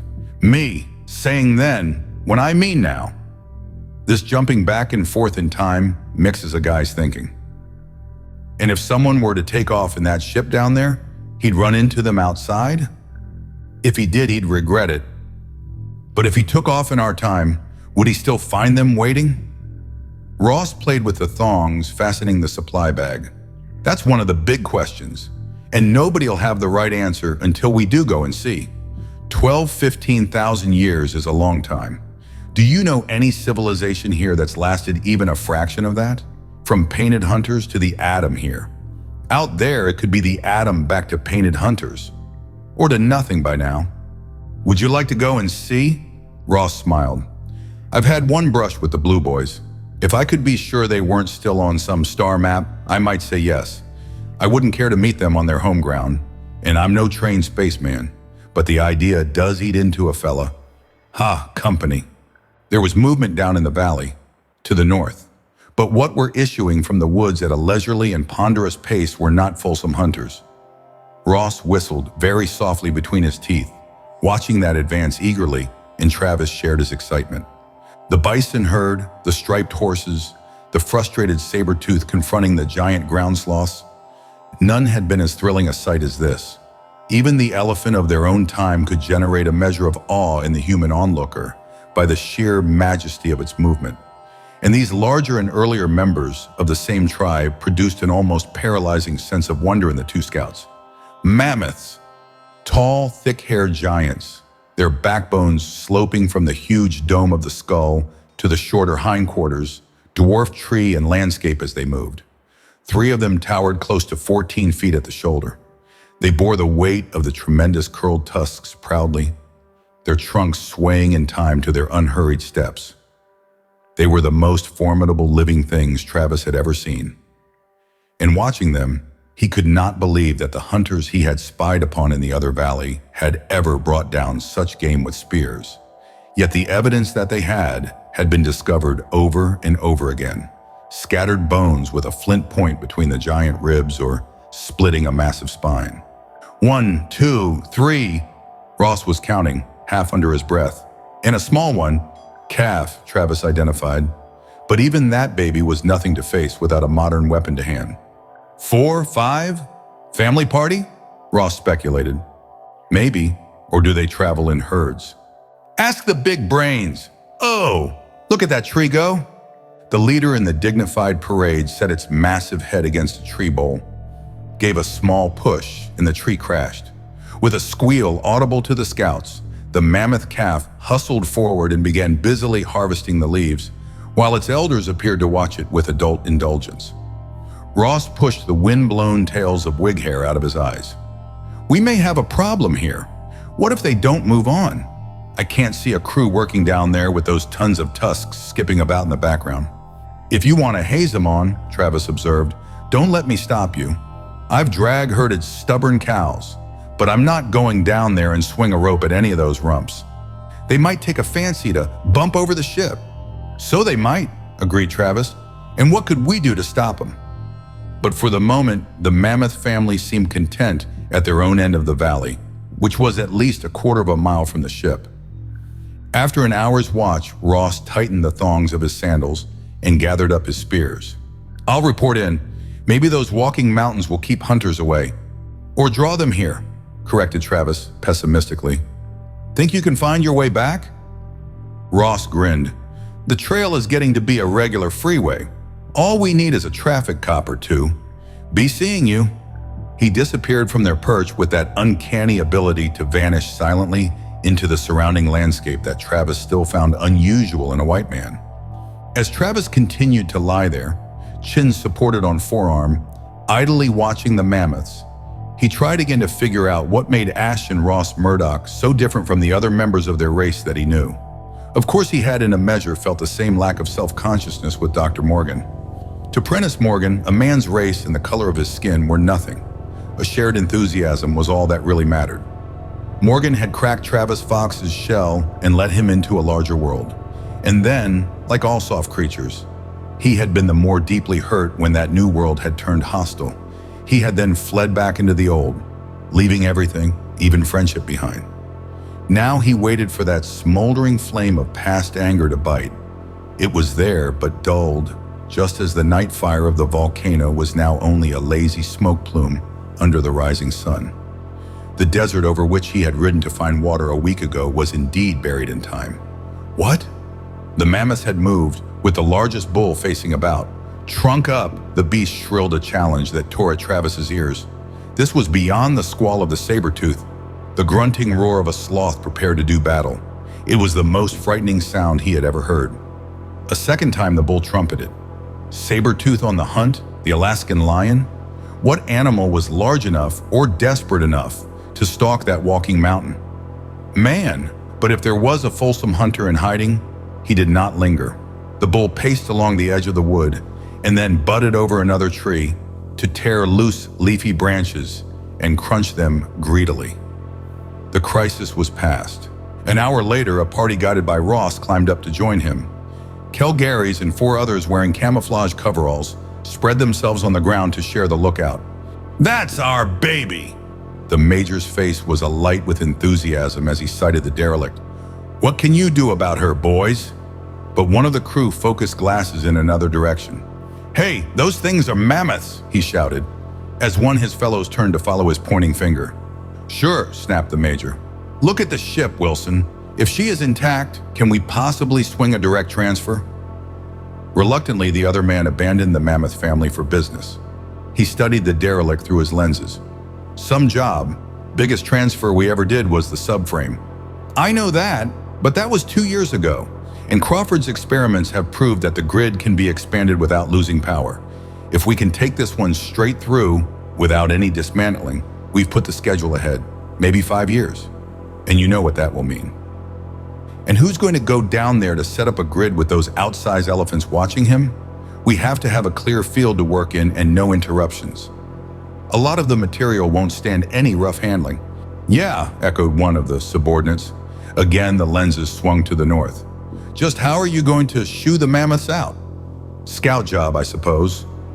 That resigned comment came from Ash as he joined the party. Well, I'm admitting right here and now that I have no ideas, bright or otherwise, on how to make a mammoth decide to take a long walk. But we're open for suggestions. They watched the browsing beasts in silence. Nobody volunteered any ideas. It appeared that this particular problem was not yet covered by any rule on or off the book. What we need is a minefield, like the one planted around headquarters, Ross said at last. Minefield, repeated the man Calgaries had called Wilson. Then he said again, minefield. Got something? Demanded the major. Not a minefield, Wilson corrected. We could fix it for those brutes to blow themselves up, all right, but they'd take the ship with them. However, a sonic barrier now. Run it around the ship outside your work field. Yes. The major was eager again. Would it take long to get it in? We'd have to bring a lot of equipment through, say a day, maybe more. But it is the only thing I can think of now which might work. All right, you'll get all the material you need on the double, promised Calgaries. Wilson chuckled. Just like that, eh? No howls about expense? Remember, I'm not going to sign any orders I have to defend with my lifeblood about 2 years from now before some half-baked investigating committee. If we pull this off, Calgaries returned with convincing force, we'll never have to defend anything before anyone. Man, you get that ship through intact, and our whole project will have paid for itself from the day it was nothing but a few wishful sentences on the back of an old envelope. This is it, the big payoff. That was the beginning of a hectic period in Travis's life, which he was never able to sort out neatly in his head afterward. With Ash and Ross, he patrolled a wide area of hill and valley, keeping watch upon the camps of the wandering hunters, marking down the drifting herds of animals. For 2 days, men shuttled back and forth, and then erected a second-time transfer within the valley of the smaller ship. Wilson's sonic barrier, an invisible yet nerve-shattering wall of high-frequency impulses, was in place around the ship.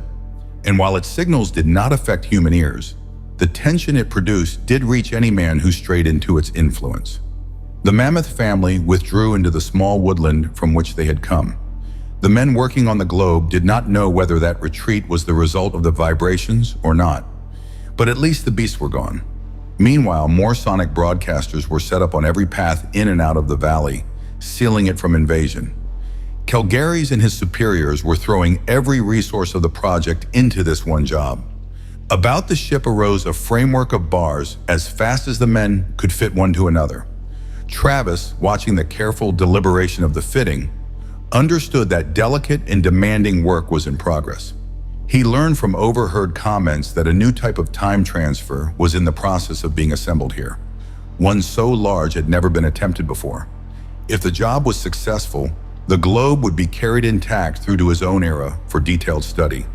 In the meantime, another small crew of experts explored the ship, taking care not to activate any of its machines, and also made a detailed study of the remains of the crew.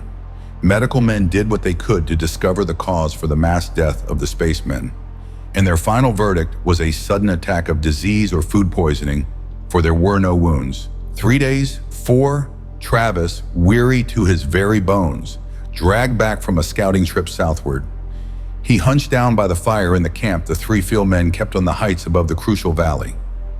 A metallic taste in the air rasped throat and lungs when he breathed deeply.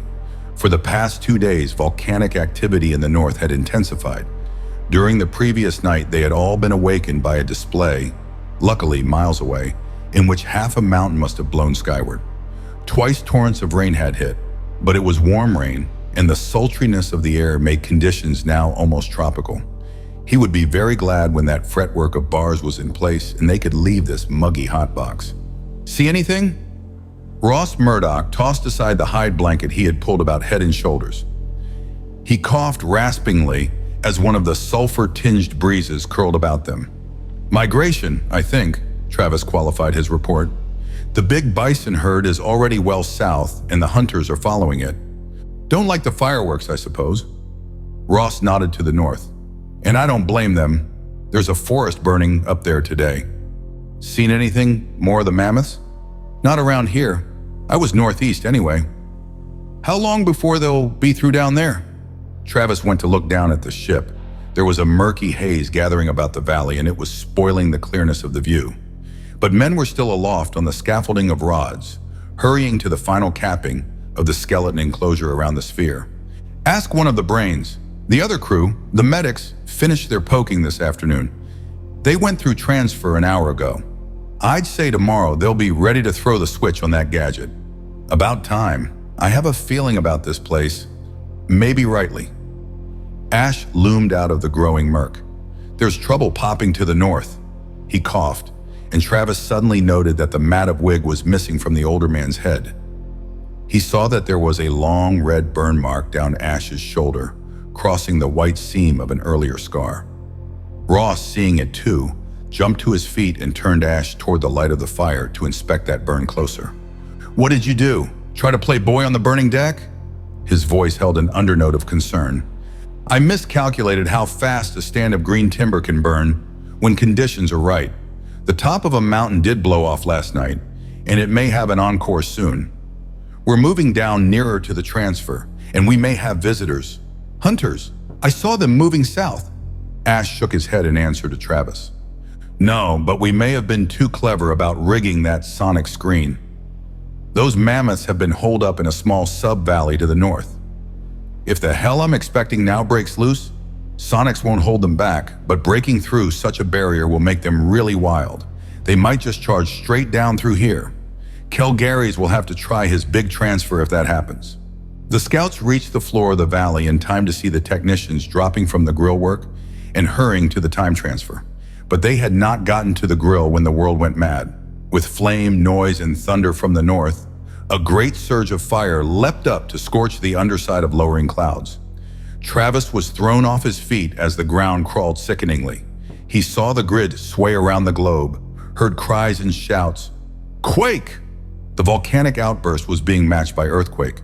Travis stared up at the grid, fascinated, expecting every moment to see the rods fly apart and come crashing down on the dome of the ship. But although the framework swayed, it did not fall. In the thickening murk, Kelgary's drove his men to the personnel transfer. Travis knew that he should join that line, but he was simply too amazed by the scene to stir. The smoke grew denser. Out of it arose a shout in a familiar voice. Getting to his feet, he ran to answer that plea for help. Ash lay on the ground. Ross was bending over him, trying to get him to his feet. As Travis blundered up, his spears thrown away, the smoke closed in and provoked strangled coughing. Travis' sense of direction faltered. Which way was the time transfer? Light ashes drifting through the air blurred air and ground alike. It was like being caught in a snowstorm. He heard a scream of sheer terror scaling up. A black shape, bigger than any nightmare, pounded into sight. The mammoths were charging down valley as Ash had feared. "Get out!" Ross pulled Ash to the right. Now the older man was between them, stumbling dazedly along. They skirted the wall of rods about the globe and squeezed through to the ball. A mammoth trumpeted behind them. There was little hope now of reaching the personnel transfer in time. Ash must have realized that. He pulled free of the other two and staggered around the ship, one hand on its surface for guide. Travis guessed his reason. Ash wanted to find the ladder which led to the open port, use the ship as a refuge.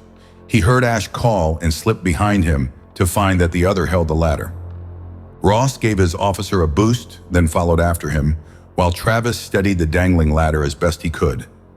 He had started to ascend when he saw Ash, only a dark blot, claw through the port above.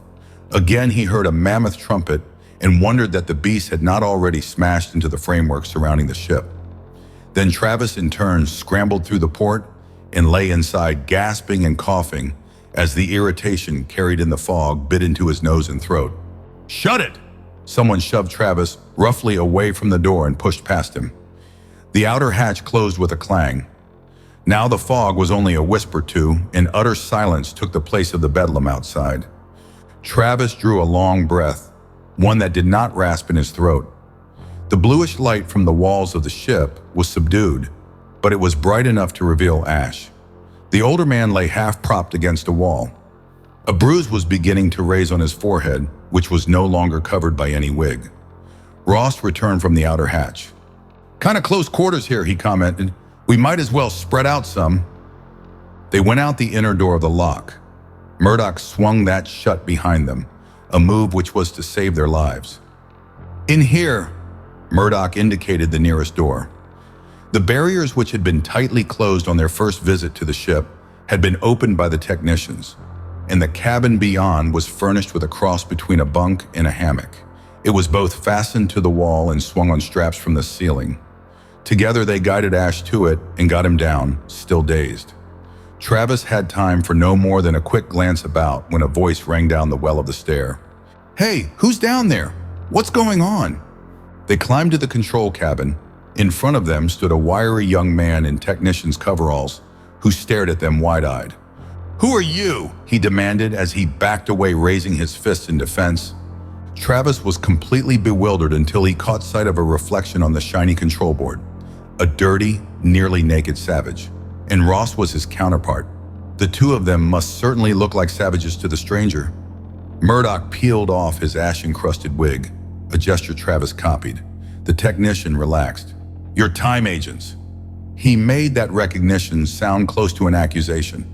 "What's going on anyway?" "General blow-up." Ross sat down suddenly and heavily in one of the swinging chairs. Travis leaned against the wall.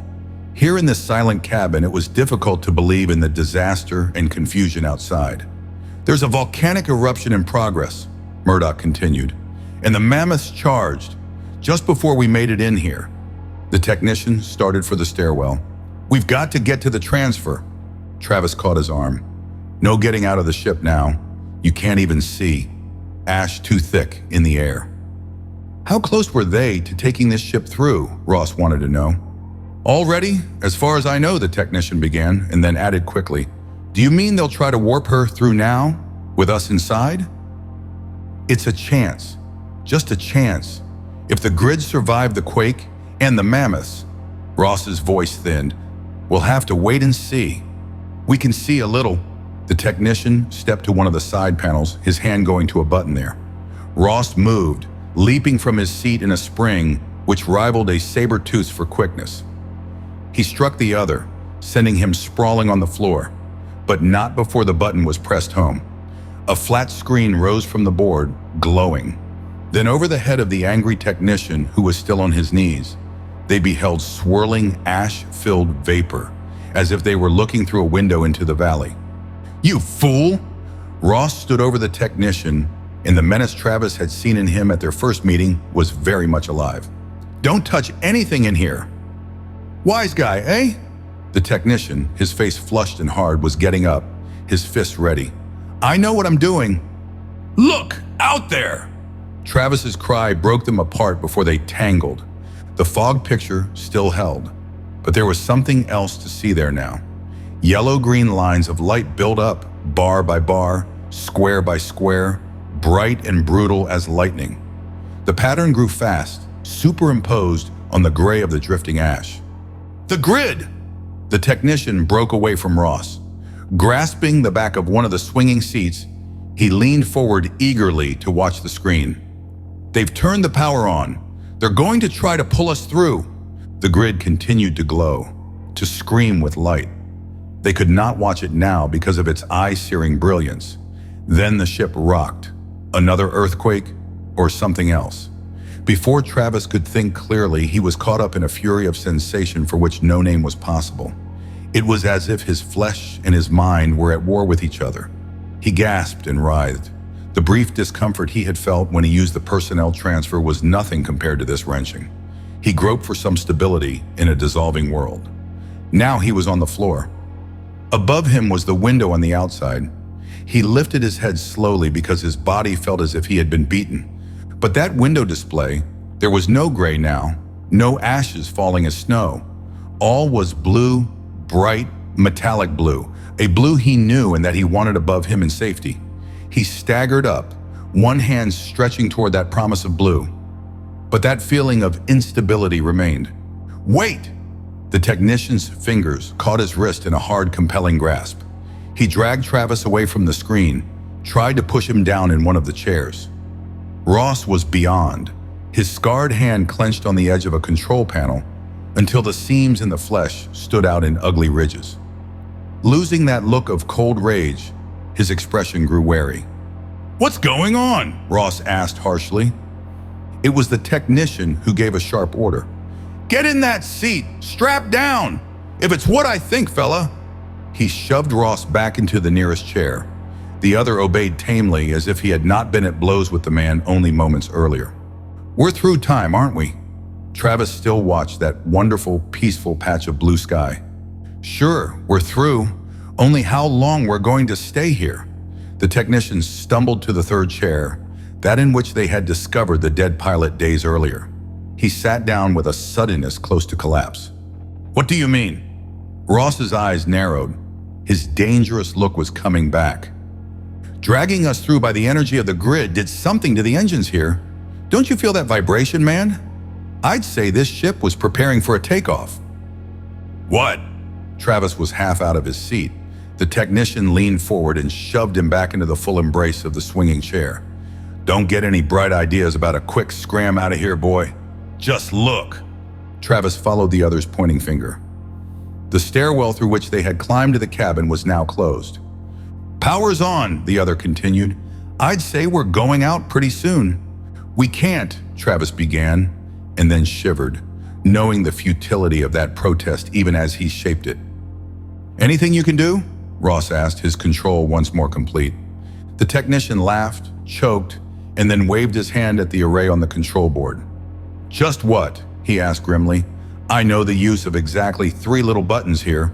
We never dared experiment with the rest without dismantling all the installations and tracing them through. I can't stop or start anything. So we're off to the moon and points up, whether we like it or not. Anything they can do out there?" Travis turned back to that patch of blue.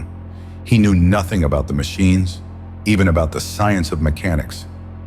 He could only hope that somewhere, somehow, someone would end this horror they faced. The technician looked at him and then laughed again. "They can clear out in a hurry. If there's a backwash when we blast off, a lot of good guys may get theirs." That vibration, which Travis had sensed on his revival from the strain of the time transport, was growing stronger.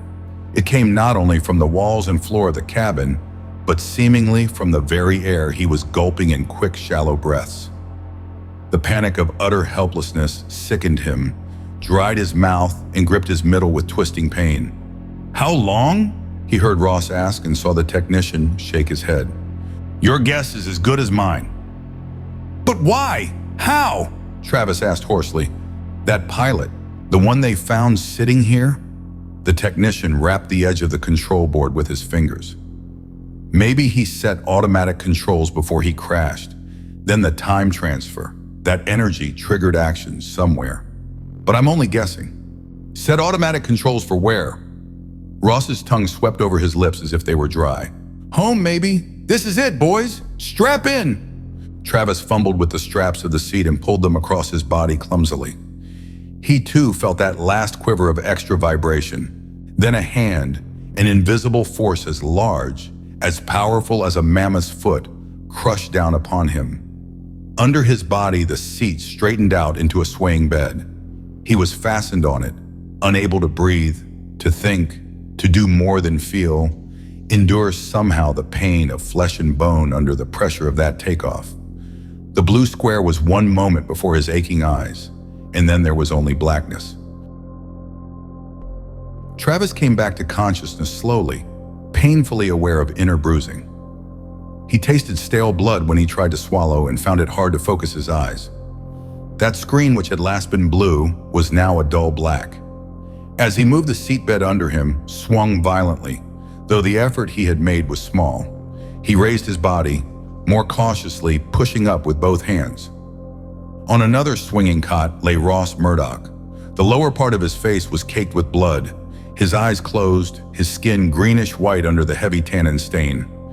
The technicians seemed to be in no better state, but under them, around them, the cabin was now quiet, devoid of either sound or vibration.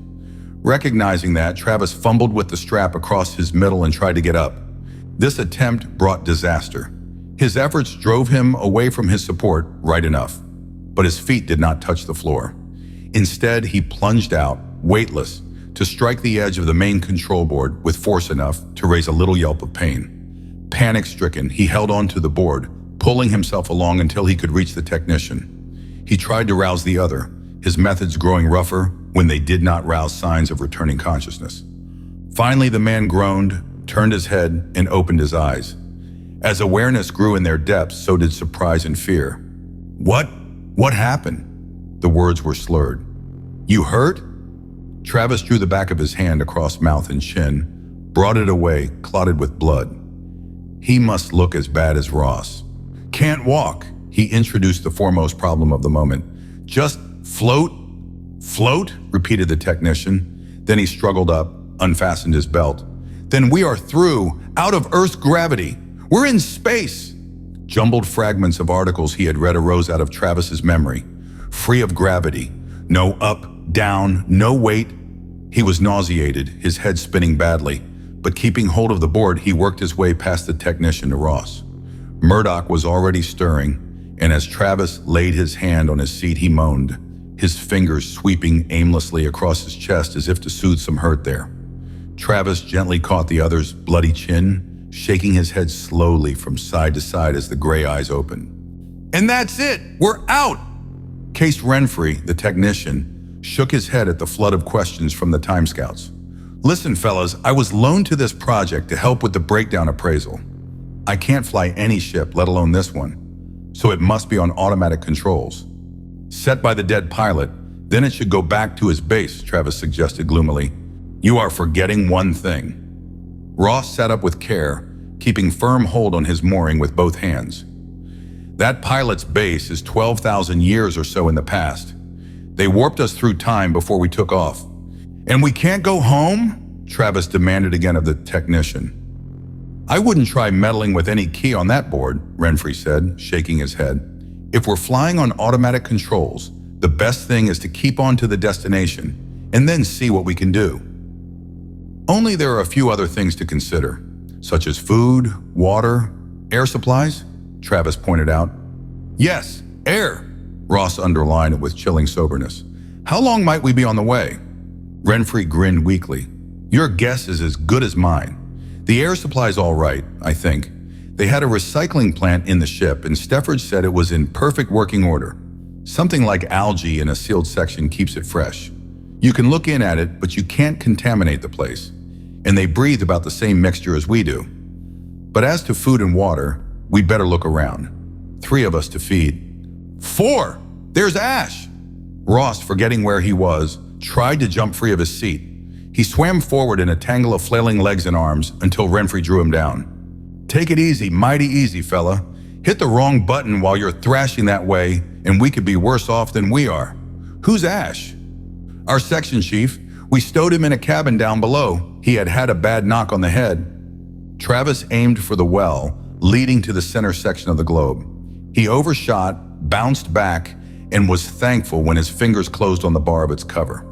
They got it open and made their way clumsily in a direction Travis still thought of, in spite of the evidence of his eyes, as down. To descend into the heart of the ship required an agility that tormented their bruised and aching bodies. But when they at last reached the cabin, they found Ash still safely stowed in the bunk, far better tended against the force of the takeoff than they had been, for only his peaceful face showed above a thick mass of a jelly substance which filled the interior of the bunk hammock. "He'll be all right.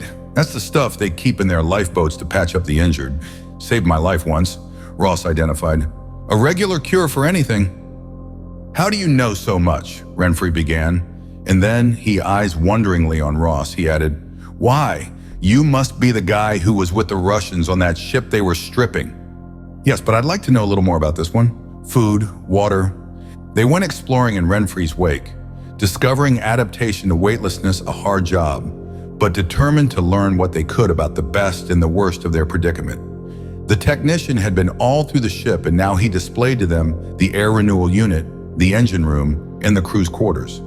They made a detailed examination of what could only be a mess cabin combined with kitchen. It was a cramped space in which no more than 4 men, or man-like beings, could fit at one time. Travis frowned at the rows of sealed containers racked in the cupboards. He extracted one, shook it near his ear, and was rewarded by a gurgle which made him run a dry tongue over his blood-stained lips. There must be liquid of a sort inside, and he could not remember now when he had had a really satisfying drink. "This is water, if you want a drink." Renfrey brought a Terran canteen out of a corner. "We had 4 of these on board, used them while we were working."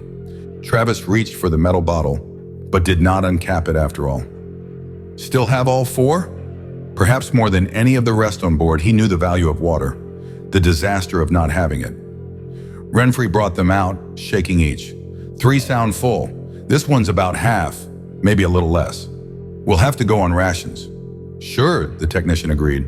"Think there are some concentrate food bars here too. You fellas have any of those?" "Ash still had his supply bag with him, didn't he?" Travis asked Ross. "Yes, and we'd better see how many of the bars we can find." Travis looked at the alien container which had gurgled. At the moment, he would have given a great deal to be able to force the lid, to drink its contents and ease both thirst and hunger. "We may have to come to trying these." Renfrey took the container from the Scout, fitted it back into the holder space. "I'd guess we'll have to try a lot of things before this trip is over, if it ever is. Right now, I'd like to try a bath, or at least a wash." Ross surveyed his own scratched, half-naked, and very dirty body with disfavor. "That you can have. Come on." Again, Renfrey played guide, bringing them to a small cubbyhole beyond the mess cabin. "You stand on that. Maybe you can hold yourself in place with those." He pointed to some rods set in the wall. "But get your feet down on that round plate and then press the circle in the wall." "Then what happens? You roast or broil?" Travis inquired suspiciously. "No, this really works. We tried it on a guinea pig yesterday. Then Harvey Bush used it after he upset a can of oil all over him. It's rather like a shower." Ross jerked at the ties of his disreputable kilt and kicked off his sandals, his movements sending him skidding from wall to wall. "All right, I'm willing to try." He got his feet on the plate, holding himself in position by the rods, and then pressed the circle. Mist curled from under the edge of the floor plate, enveloped his legs, rose steadily. Renfrey pushed shut the door. "Hey," protested Travis, "he's being gassed." "It's okay," Ross's disembodied voice came from beyond. "In fact, it's better than okay." When he came out of the fog cubby a few minutes later, the grime and much of the stain were gone from his body. Moreover, scratches that had been raw and red were now only faint pinkish lines. Ross was smiling. "All the comforts of home. I don't know what that stuff is, but it peels you right down to your second layer of hide and makes you like it.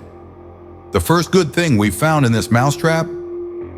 Travis shucked his kilt a little more slowly. He didn't relish being shut into that box, but neither did he enjoy the present state of his person. Gingerly, he stepped onto the floor disc, got his feet flattened on its surface, and pressed the circle. He held his breath as the gassy substance puffed up to enfold him. The stuff was not altogether a gas, he discovered, for it was thicker than any vapor. It was as if he were immersed in a flood of frothy bubbles that rubbed and slicked across his skin with the effect of vigorous toweling. Grinning, he relaxed and, closing his eyes, ducked his head under the surface. He felt the smooth swish across his face, drawing the sting out of scratches and the ache out of his bruises and bumps. When the bubbles ebbed and Travis stepped out of the cubby, he was met by a changed Ross. The latter was just hitching up over his broad shoulders the upper part of a tight blue-green suit. It clung to his body, modeling every muscle as he moved. Made all in one piece, its feet were soled with a thick sponge that cushioned each step. Ross picked another bundle of blue-green from the floor and tossed it to the Apache. "Compliments of the house," he said. "I certainly never thought I'd want to wear one of these again." "Their uniforms?" Travis remembered the dead pilot. "What is this? Silk?" He rubbed his hand over the sleek surface of a fabric he could not identify and was attracted by the play of color. Blue, green, lavender, rippling from one shade to another as the material moved. Yes, it has its good points, all right. Insulated against cold and heat, for one thing. For another, it can be traced. Travis paused, his arm half through the right sleeve. Traced? Well, I was trailed over about 50 miles of pretty rugged territory because I was wearing one like this. And they tried to get at me mentally too when I had it on. Went to sleep one night and woke up heading right back to the boys who wanted to collect me. Travis stared, but it was plain Ross meant every word he said. Then the Apache glanced down again at the silky stuff he was wearing with an impulse to strip it off. Yet Murdoch, in spite of his story, was fastening the studs which ran from one shoulder to the other hip of his own garment. If we were in their time, I wouldn't touch this with a 50-foot pole, Ross continued, smiling wryly. But seeing as how we are, some thousands of years removed from the rightful owners, I'll take the chance. As I said, these suits do have some points in their favor. Travis snapped his own studs together. The material felt good, smooth, a little warm, almost as soothing as the foam bubbles which had scoured and energized his tired body. He was willing to chance wearing the uniform. It was infinitely better than the hide garment he had discarded. They were learning to navigate through weightlessness. The usual technique approached swimming, and they found convenient handholds to draw them along. If Travis could forget that the ship was boring on into the unknown, their present lodging had a lot to recommend it. But when the four of them gathered in the control cabin an hour or so later, they prepared to consider the major problem with what objectivity they could summon. Ash, alertly himself again, fresh from the healing of the aliens' treatment, was their leader by unspoken consent. Only it was to Renfrey that the three time scouts looked for hope. The technician had little to offer. The pilot must have set the ship's controls on some type of homing device just before he died. I'm just guessing at this, you understand, but it is the only explanation to make sense now. When we explored here, my chief, working from what he knew of the tape records from the Russian headquarters, traced 3 installations. The one giving outside vision, he began, tapping lightly on the screen, which had been blue for those few precious moments before their involuntary takeoff. Another which is the inside comm system connecting speakers all over the ship. And a third, this. He pushed a lever to its head in a slot. 3 winks of light showed on the board, and out of the air above their heads came a sound which might have been a word in an unknown tongue. And what is that? Ash watched the lights with interest. Guns! We have 4 ports open now, and a weapon in each ready to fire. It was the chief's guess that this is a small military scout or police patrol ship. He clicked the lever back into place and the lights were gone. Not very helpful now, Ross commented. What about the chances for getting back home? Renfrey shrugged. Not a chance that I can see so far. Frankly, I'm afraid to do any poking around these controls while we're in space. There is too good a chance of stopping and not getting started again, either forward or back. That makes sense. So we'll just have to keep on going to whatever port for which your controls are now set? Renfrey nodded. Not my controls, sir. All of this is far advanced and different, beyond our planes. Maybe if I had time and we were safely on ground, I could discover how the engines tick. But what makes them do so would still be another problem. What's the fuel? Even that I can't say. The engines are completely sealed. We didn't dare pry too far. And home port may be anywhere in the universe, mused Ash. They had some type of distance time jump. Voyages couldn't have lasted centuries. Renfrey was studying the banks of buttons and levers with an expression of complete exasperation. They could have every gadget in a fiction writer's imagination, sir, and we wouldn't know it until the thing did or didn't work. Quite a prospect. Ash got up with caution, the careful motions of a novice in weightlessness. I think a detailed exploration of the rest of our present home is now in order. There were 3 of the small living cabins, each equipped with 2 bunk hammocks, and by experimenting with the wall panels, they discovered clothing, personal effects of the crew. Travis did not like to empty those shallow cupboards and handle those possessions of dead men, but he did his share during the hunt for some clue which might mean the difference between life and death for the present passengers.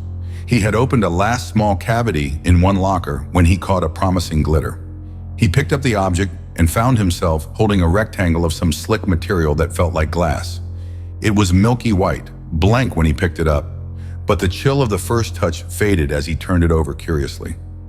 The rim was bordered in a band of tiny flashing bits of yellow, which might be gemstones, framing blankness instead of a picture.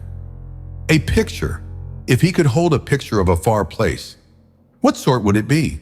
Family, home, friends? He watched the plain surface within the border. Plain. There was something there. Color was seeping up to the surface and spreading.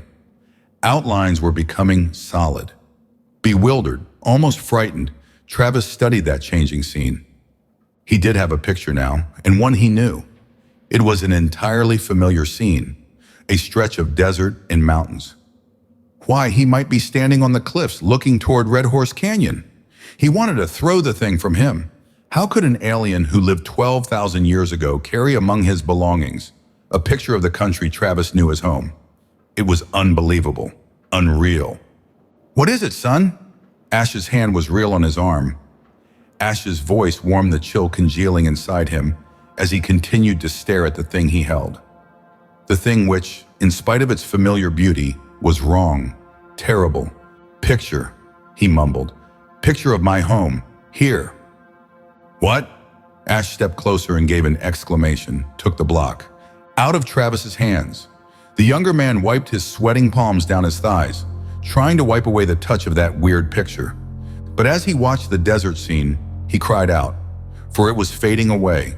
The colors were absorbed in the original white. The outlines of the cliffs and mountains were gone.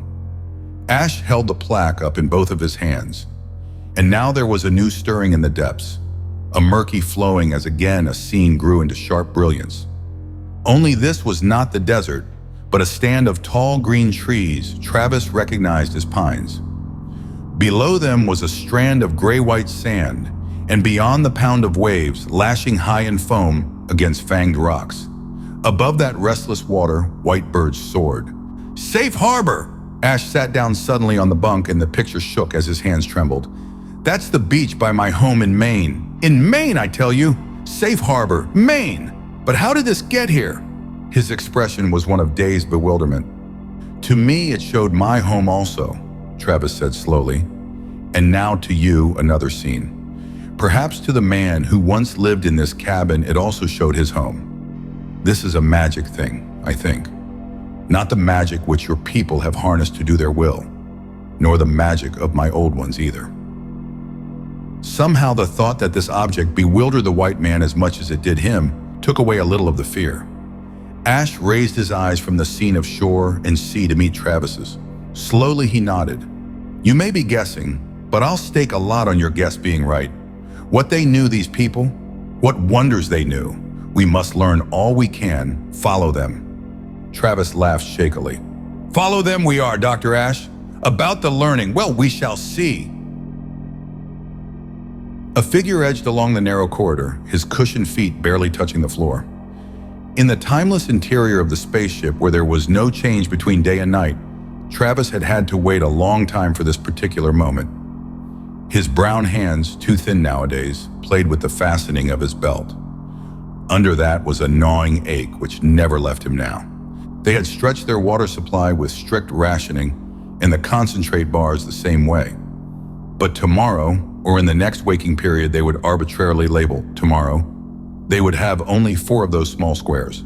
And Travis was keenly aware not only of that indisputable fact, but of something which Ross had said when they had argued out the need for experiment with alien food supplies. Case Renfrey, the younger time agent, had pointed out the obvious, is certainly not going to be your tester. If we are ever going to be able to find out what makes this bus tick and get it started home again, he's the one to do it. And Chief, he had then turned upon Ash, you've the best brain. It's up to you to help him. Maybe somewhere in this loot we found you can locate a manual or a do-it-yourself tape that'll give us a fair break. They had been pulling over the material they had found in the cabins.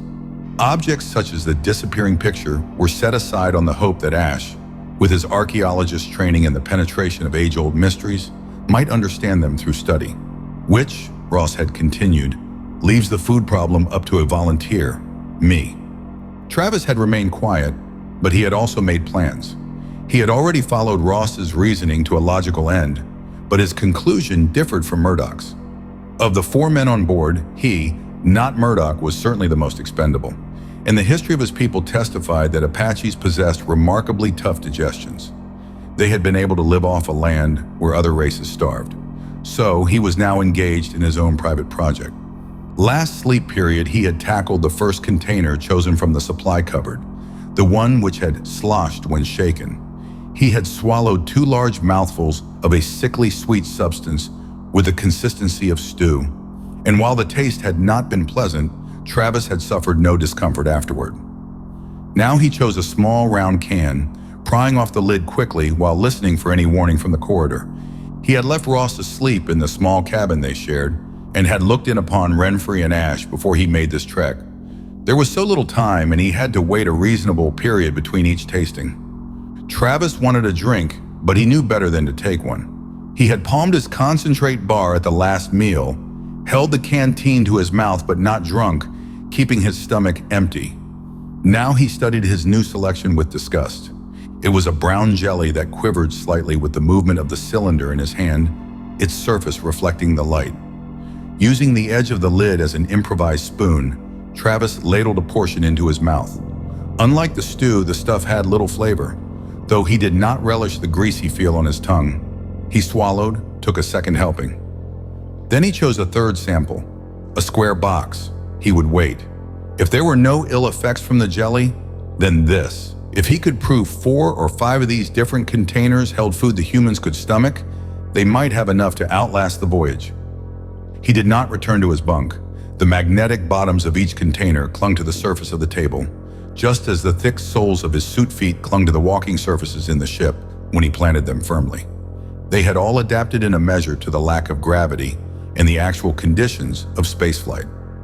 But Travis had a struggle to conceal his dislike of the ship itself, of the confinement forced upon them, and now to sit alone brought him a fraction of comfort, for he dared to relax that strict control. He had enjoyed the venture into time. The prehistoric world had been an open wilderness he could understand. But the ship was different. It seemed to him that the taint of death still clung to its small cabins, narrow corridors, and ladders. The very alienness of it was a menace far more acute than a saber-tooth or a charging mammoth.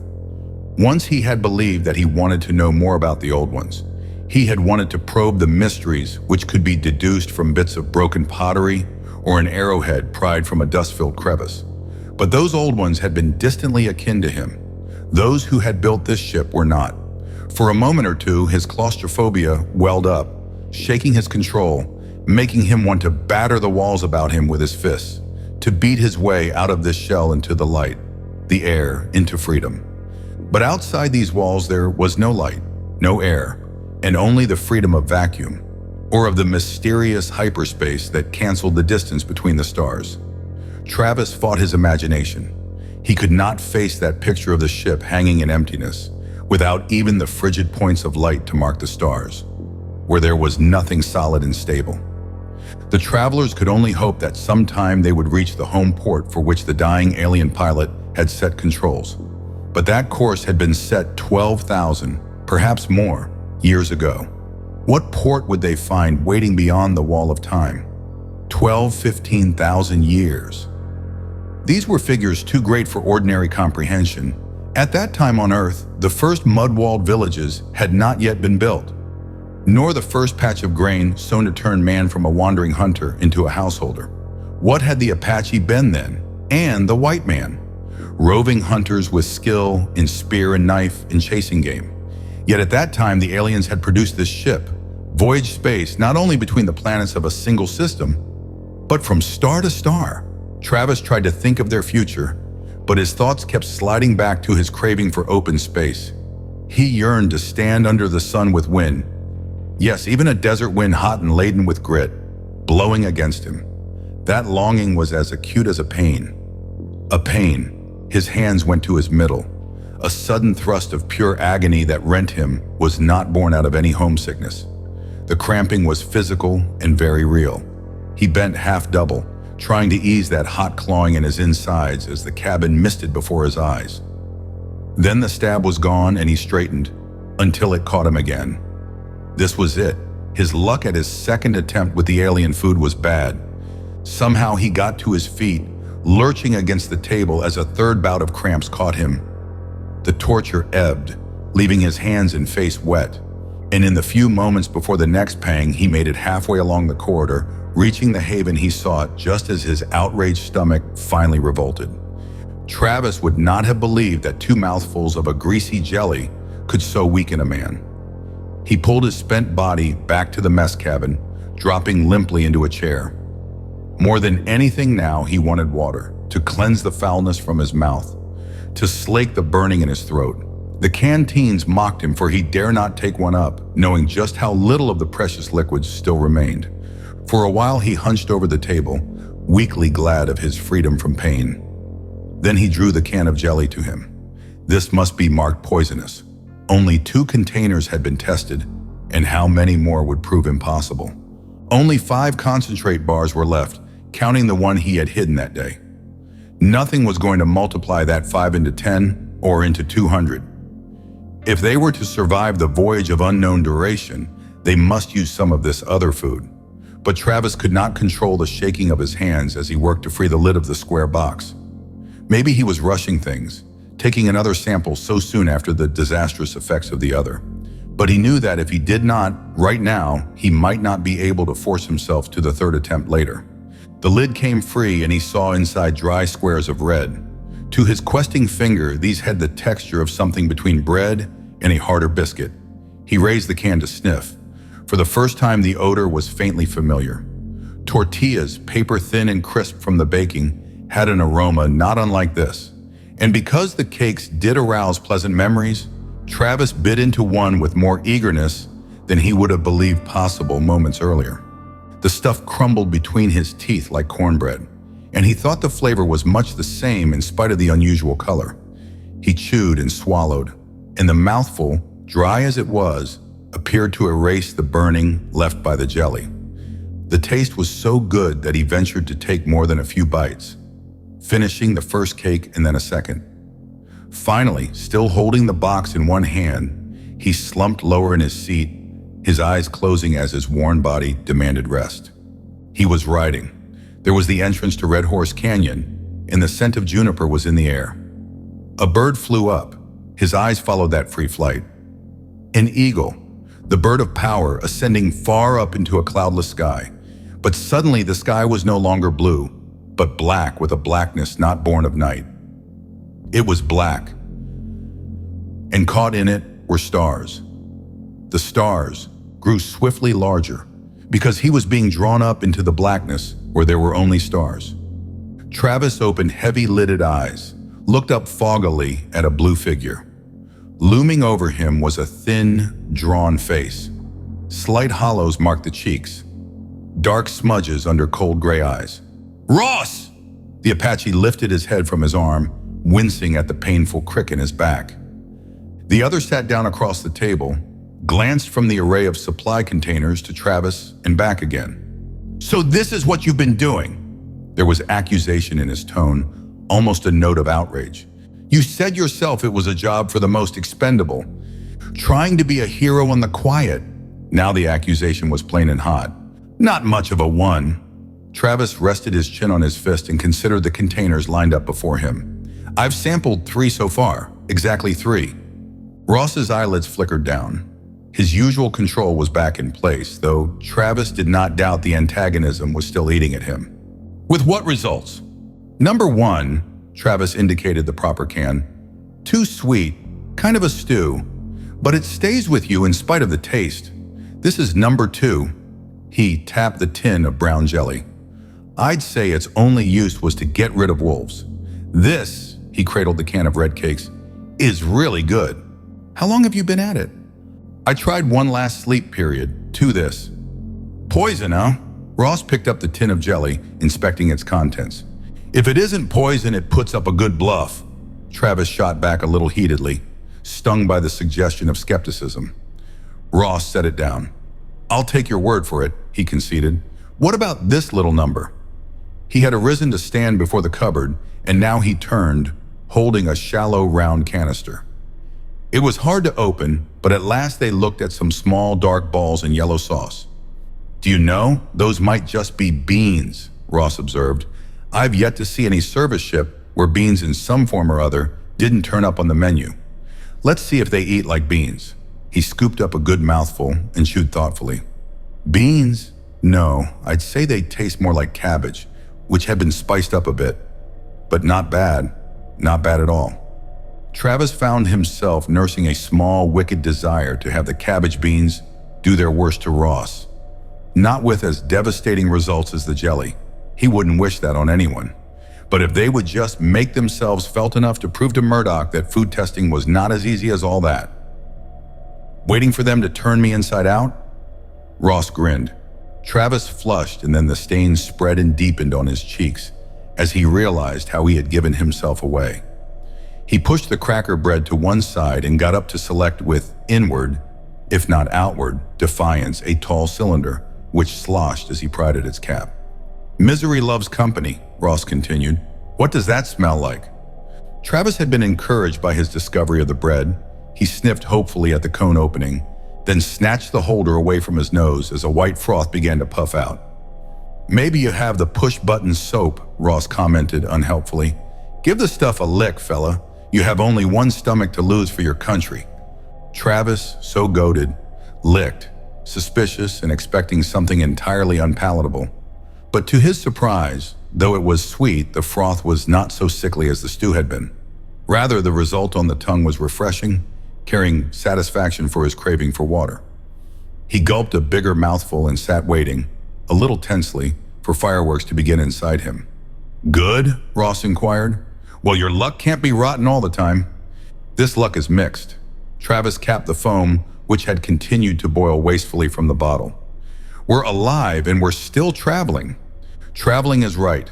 A little more information as to our destination would be useful and comforting. Or the reverse.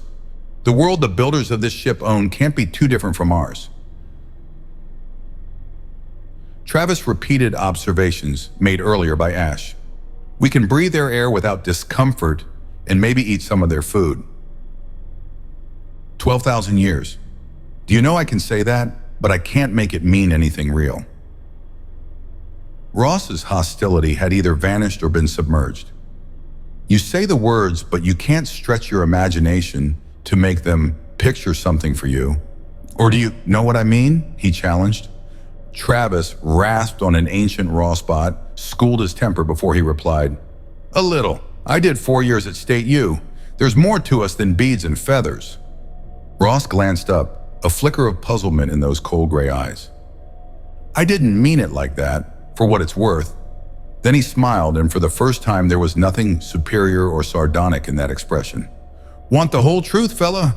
I picked up what education I had before I went into the project the hard way. No State U, but you studied the chief's racket. Archaeology, didn't you?" "Yes." "So what does 12,000 years mean to you? You deal with time in big doses, don't you?" "That's a long span on our world. Jumps one clear back to the cave period. Yeah, before they put up the pyramids of Egypt. Before they learned to read and write. Well, 12,000 years ago, these blue boys had the stars for theirs. But I'm betting they haven't kept them. There hasn't been a single country on our world, not even China, that has had a form of civilization lasting that long. Up they climb and then," he snapped his fingers, "it's kaput for them and another top dog takes over the power.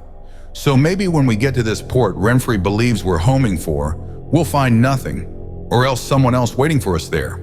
You can bet one way or another and have a good chance of winning on either count. Only if we do find nothing, then maybe our number's up for sure." Travis had to accept the logic of that.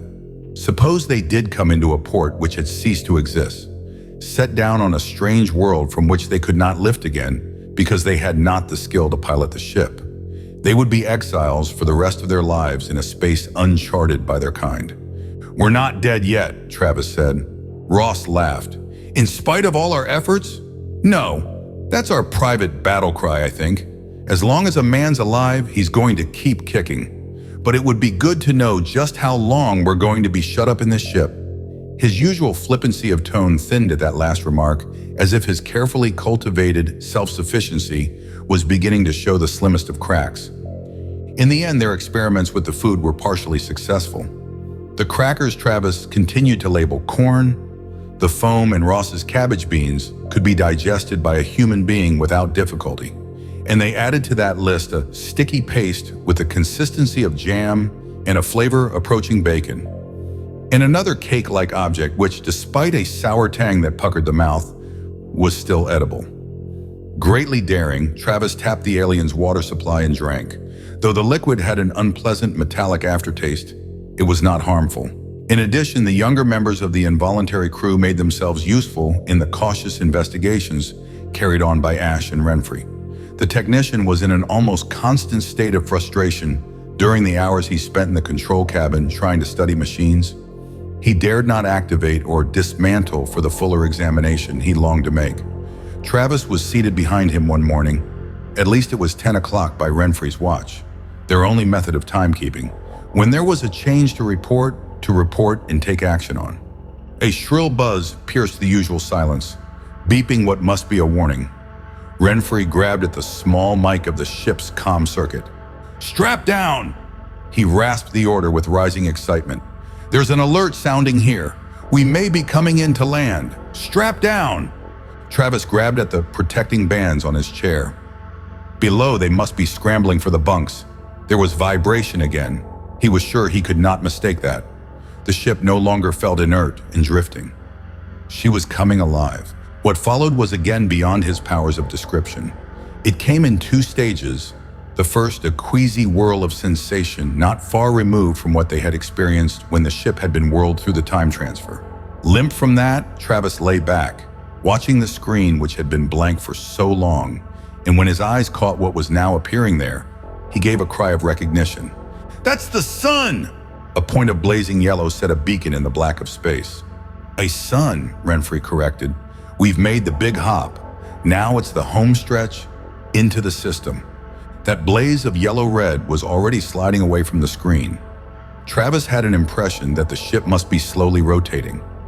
Now that the brighter glare of the sun was gone, he could pick up a smaller dot, far smaller than the sun which nurtured it. That held steady on the screen. "Something tells me, boy." Renfrey said in a small and hesitant voice, "That's where we're going." "Earth?" A warm surge of hope spread through Travis. "An Earth maybe, but not ours." "We're down." Renfrey's voice, thin, harsh, broke the silence of the control cabin. His hands moved to the edge of the panel of levers and buttons before him, fell helplessly on it. Though he had had nothing to do with that landing, he seemed drained by some great effort. "Home port!" Travis got the words out between dry lips. The descent had not been as nerve and body-racking as their takeoff from his native world, but it had been bad enough. Either the aliens' bodies were better attuned to the tempo of their ships, or else one acquired through painful experience, conditioning to such jolts. "How would I know?" Renfrey flared, plainly eaten by his own frustration. Their window on the outside world, the screen, did mirror sky again, but not the normal Earth sky with its blue blaze, which Travis knew and longed to see again. This was a blue closer to the green hue of turquoise mined in his hills. There was something cold and inimical in that sky. Piercing the open space was a structure which glinted like metal. But the smoothness of those dull, red surfaces ended in a jagged splinter, raw against the blue-green, plainly marking a ruin. Travis unfastened his seat straps and stumbled to his feet, his body once more adjusting clumsily to the return of gravity. As much as he had come to dislike the ship, to want his freedom from it, at this moment he had no desire to emerge under that turquoise sky and examine the ruin pictured on the screen. And just because he felt reluctance, he fought against it by going. In the end, they all gathered at the space lock while Renfrey opened the fastening, then went on to the outer door. The technician glanced back over his shoulder. "Helmets fastened?" His voice boomed hollowly inside the sphere, now resting on Travis's shoulders and secured by a close-fitting harness. Ash had discovered those and had tested them. preparing for this time when they might dare a foray into the unknown. The bubble was equipped with no cumbersome oxygen tanks. It worked on no principle. Renfrey was able to discover, but the aliens had used these and the humans must trust to their efficiency now. The outer port swung back into the skin of the ship. Renfrey kicked out the landing ladder and backed down it. But each of them, as he emerged from the globe, glanced quickly around. What lay below was a wide sweep of hard white surface, which must cover miles of territory. This was broken at intervals by a series of structures of the dull red, metallic material set in triangles and squares. In the center of each of those was a space marked with black rings. None of the red structures was whole, and the landing field, if that was what it was, had the sterile look of a place long abandoned. "Another ship!" Ash's arm swung up. His voice came to Travis through the helmet comm. There was a second globe, all right, reposing about a quarter of a mile away on one of the squares among the buildings. And beyond that, Travis spotted a third. But nowhere was there any sign of life. He felt wind, soft, almost caressing, against his bare hands. They descended the ladder and stood in a group at the foot of their own ship, a little uncertain as to what to do next. "Wait!" Renfrey caught at Ash. "Something moved, over there!" They had found weapons in the ship. Now they drew those odd guns, twins to the one Ross had worn when Travis had first met him. The wind blew a fragment of long-dead vegetation before it. It caught against the globe and then was whirled away in a dreary dance. But out of an opening at the foot of the red tower nearest to them, something stirred. And Travis, watching that coil heading straight for them, froze. A snake. A snake unwinding to such a length that its questing head was approaching their stand, while the end of its tail still lay within the ruin where it denned. He took aim at that swaying coil. Then Renfrey struck his wrist pads, knocking away the barrel of the weapon. And in that moment, the Apache saw what the other had noticed first, that the snake was not a thing of flesh, skin, and supple bones, but of some manufactured material. Something else moved through the door from which the snake had crawled. This newcomer strode forward by jerks, paused, came on, as if compelled to advance despite the limitations of ancient fabric and longwear. The thing was vaguely man-like in form, in that it advanced on stilt legs, but it had 4 upper appendages now folded against its central bulk, and where the head should have been, there was a nodding stalk resembling the antennae of a comm unit.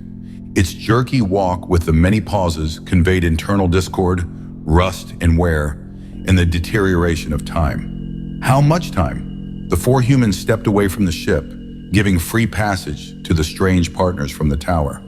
"Robots!" Ross said suddenly. "They're robots! But what are they going to do?" "Refuel, I think." Ash, rather than Renfrey, answered that. "You've hit it!" The technician pushed forward. "But do they have fuel now?" "We'd better hope there is some left." Ash sounded bleak. "I'd say we aren't supposed to stay here. Better get back on board." The threat of being trapped here, of lock controls raising the ship and leaving them marooned, induced something close to panic in all 3 hearers. They raced to the ladder and began to climb. But when they reached the airlock, Renfrey remained at the open door, relating the movements of the robots. "I think that animated pipeline's been connected. Underneath. Can't see what the walker's doing. Maybe he just stands by in case of trouble. And there's something coming through the hose. You can see it swell. We're taking on whatever we're supposed to have." A fueling station. Ash looked out over the wide stretch of crumbling towers and checkerboard landing spaces. "But look at the size of this place. It must have been constructed to handle hundreds, even thousands of ships. And since they couldn't all be in to refuel at the same time, that presupposes a fleet." He drew a deep breath of wonder. "A fleet almost beyond comprehension. We were right. This civilization was galaxy-wide. Maybe it spread to the next galaxy." But Travis's eyes rested on the splintered cap of the tower from which the robots had come. "It looks like no one has been here for some time," he observed. "Machines," Renfrey answered, "will go on working until they run down. I'd say that walking one down there is close to its final stop. We triggered some impulse when we landed on the right spot. The robots were activated to do their job. Maybe their last job. How long since they worked the last time?" This may have kept going for a long part of that 12,000 years you're always talking about, an empire dying slowly. But I wouldn't try to measure the time. These aliens knew machinery, and their materials are better than our best. I'd like to see the interior of one of those towers, Ash said wistfully. Maybe they kept records, had something we could understand to explain it all. Renfrey shook his head. Wouldn't dare try it. We might raise before you got inside the door. Ah, the walker is going back now. I'd say get ready for takeoff. They snugged the open port and the inner door of the space lock. Renfrey, out of habit, went on up to the control cabin, but the other three took to their bunks. There was a waiting period, and then once more the blast into space. This time they did not lose consciousness as they endured the stress of re-entering space. Now what? Hours later they squeezed into the mess cabin to hold a rather aimless conference concerning the future. Since no one had anything more than guesses to offer, none of them answered Renfrey's question. I read a book once, Ross said suddenly with the slightly embarrassed air of one admitting to a minor social error, that had a story in it about some Dutch sea captain who swore he'd get around the Horn in one of those old-time sailing ships. He called up the devil to help him, and he never got home, just went on sailing through the centuries. The Flying Dutchman, Ash identified. Well, we haven't called up any devil, Renfrey remarked. Haven't we? Travis had spoken his thoughts without realizing until they all stared at him that he was done so aloud. Your devil being? Ash prompted. We were trying to get knowledge out of this ship, and it wasn't our kind of knowledge. He floundered a little, attempting to put into words what he now believed. Scavengers getting their just desserts? Ash summed up. If you follow that line of reasoning, yes, you have a point. The forbidden fruit of knowledge. That was an idea planted so long ago in mankind's conscience that it lingers today as guilt. Planted, Ross repeated the word thoughtfully. Planted. Planted, Travis echoed, his mind making one of those odd jumps in sudden understanding of which he had only recently become conscious. By whom? Then glancing around at the alien ship, which was both their transport and their prison, he added softly, by these people? They didn't want us to know about them. Ross's words came in a rush. Remember what they did to that Russian time base? Traced it all the way forward and destroyed it in every era. Suppose they did have contacts with primitive man on our world, planted ideas, or gave them such a terrifying lesson at one time or other that the memory of it was buried in all their descendants. There are other tales beside your Flying Dutchman, Ross. Ash squirmed a little in his seat. None of the chairs in the ship quite fitted the human frame or provided comfort. Prometheus and the fire, the man who dared to steal the knowledge of the gods for the use of mankind and suffered eternally thereafter for his audacity, though his fellow benefited. Yes, there are clues to back such a theory, faint ones. His eagerness grew as he spoke. Maybe, just maybe, we'll find out. The supply port was long deserted, Travis pointed out. There may be nothing left of their empire anywhere. Well, we've not found the home port yet. Renfrey got to his feet. Once we set down there, I hadn't intended to say this, but if we ever get to the end of this trip, there's a chance we may get back, providing, he drummed his fingers against the door casing, providing we have more than our share of luck. How? Demanded Ash. The controls must now be set with some sort of a guide, perhaps a tape. Once we are grounded and I can get to work, that might just be reversed. But there are 100 ifs between us and Earth, and we can't count on anything. There's this too, Ash added thoughtfully to that faintest of hopes. I've been studying the material we have found. If we can crack their language tapes, some of the records we have discovered here must deal with the maintenance and operation of the ship. And where in space are you going to find a Rosetta Stone, or returned Travis. He did not dare to believe that either of the two discoveries might be possible. No common word heritage. Aren't mathematics supposed to be the same, no matter what language? 2 and 2 always add to 4, and principles such as that? Puzzled Ross. Please find me some symbols on any of those tapes you've been running through the reader that have the smallest resemblance to any numbers seen on Earth. Renfrey had swung back to the pessimistic side of the balance. Anyway, I'm not meddling with the machines in that control cabin while we're still in space. Still in space? How long were they going to keep on voyaging? And somehow they found the second lap of their journey into nowhere worse than the first. All of them had been secretly convinced that there was only one goal, that their first starport would be their last. But the short pause to refuel now promised a much longer trip. Their only way of telling time was by the hours marked on the dial of Renfrey's watch. Days. Ash made a record of those by counting hours. It was 1 week since they had left the fuel port, 2 days more. Out of the sheer necessity for keeping their minds occupied, they pried at the puzzles offered them in the ship.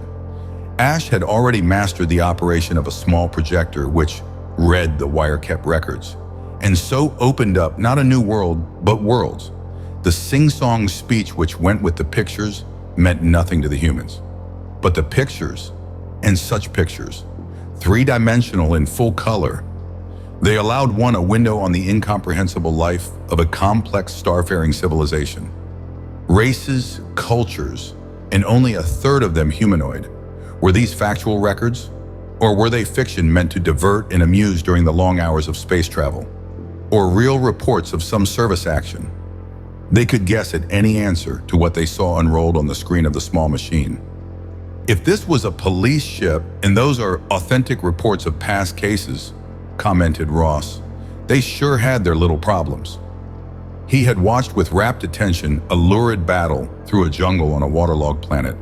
The enemy there was represented by white amphibious things with a distracting ability to elongate parts of their bodies at will, to the discomfiture of opponents they were thus able to ensnare. On the other hand, he went on, these may be just cheer for the brave boys in blue story writing to amuse the idle hour. How are we to know? There's one which I discovered this morning, of more interest to us personally. Ash sorted through the plate-shaped containers of record wire. Take a look at this now. He drew out the coil of the jungle battle and inserted the new spool. Then they saw a sky, gray, lowering with thick clouds. Below it stretched a waste of what could only be snow, such as they knew on their own world. A small party moved into the range of the picture, and the familiar blue suits of those in it were easy to distinguish against the gray-white of the monotonous background. Suggest anything to you? Ash asked of Ross. Murdoch was leaning forward, studying the picture with a new intentness that argued an unusual interest in so simple a scene. There were 4 blue-suited, bald-headed humanoids. They wore no outer clothing, and Travis remembered Ross's remarks concerning the insulating qualities of the strange material. Over their heads they did have the bubble helmets, and they were traveling at a slow pace which suggested treacherous footing. The tape blinked in one of those quick changes to which the viewers had become accustomed. Now they must be surveying the same country from the viewpoint of one of the 4 blue-clad travelers. There was a sudden, breathtaking drop.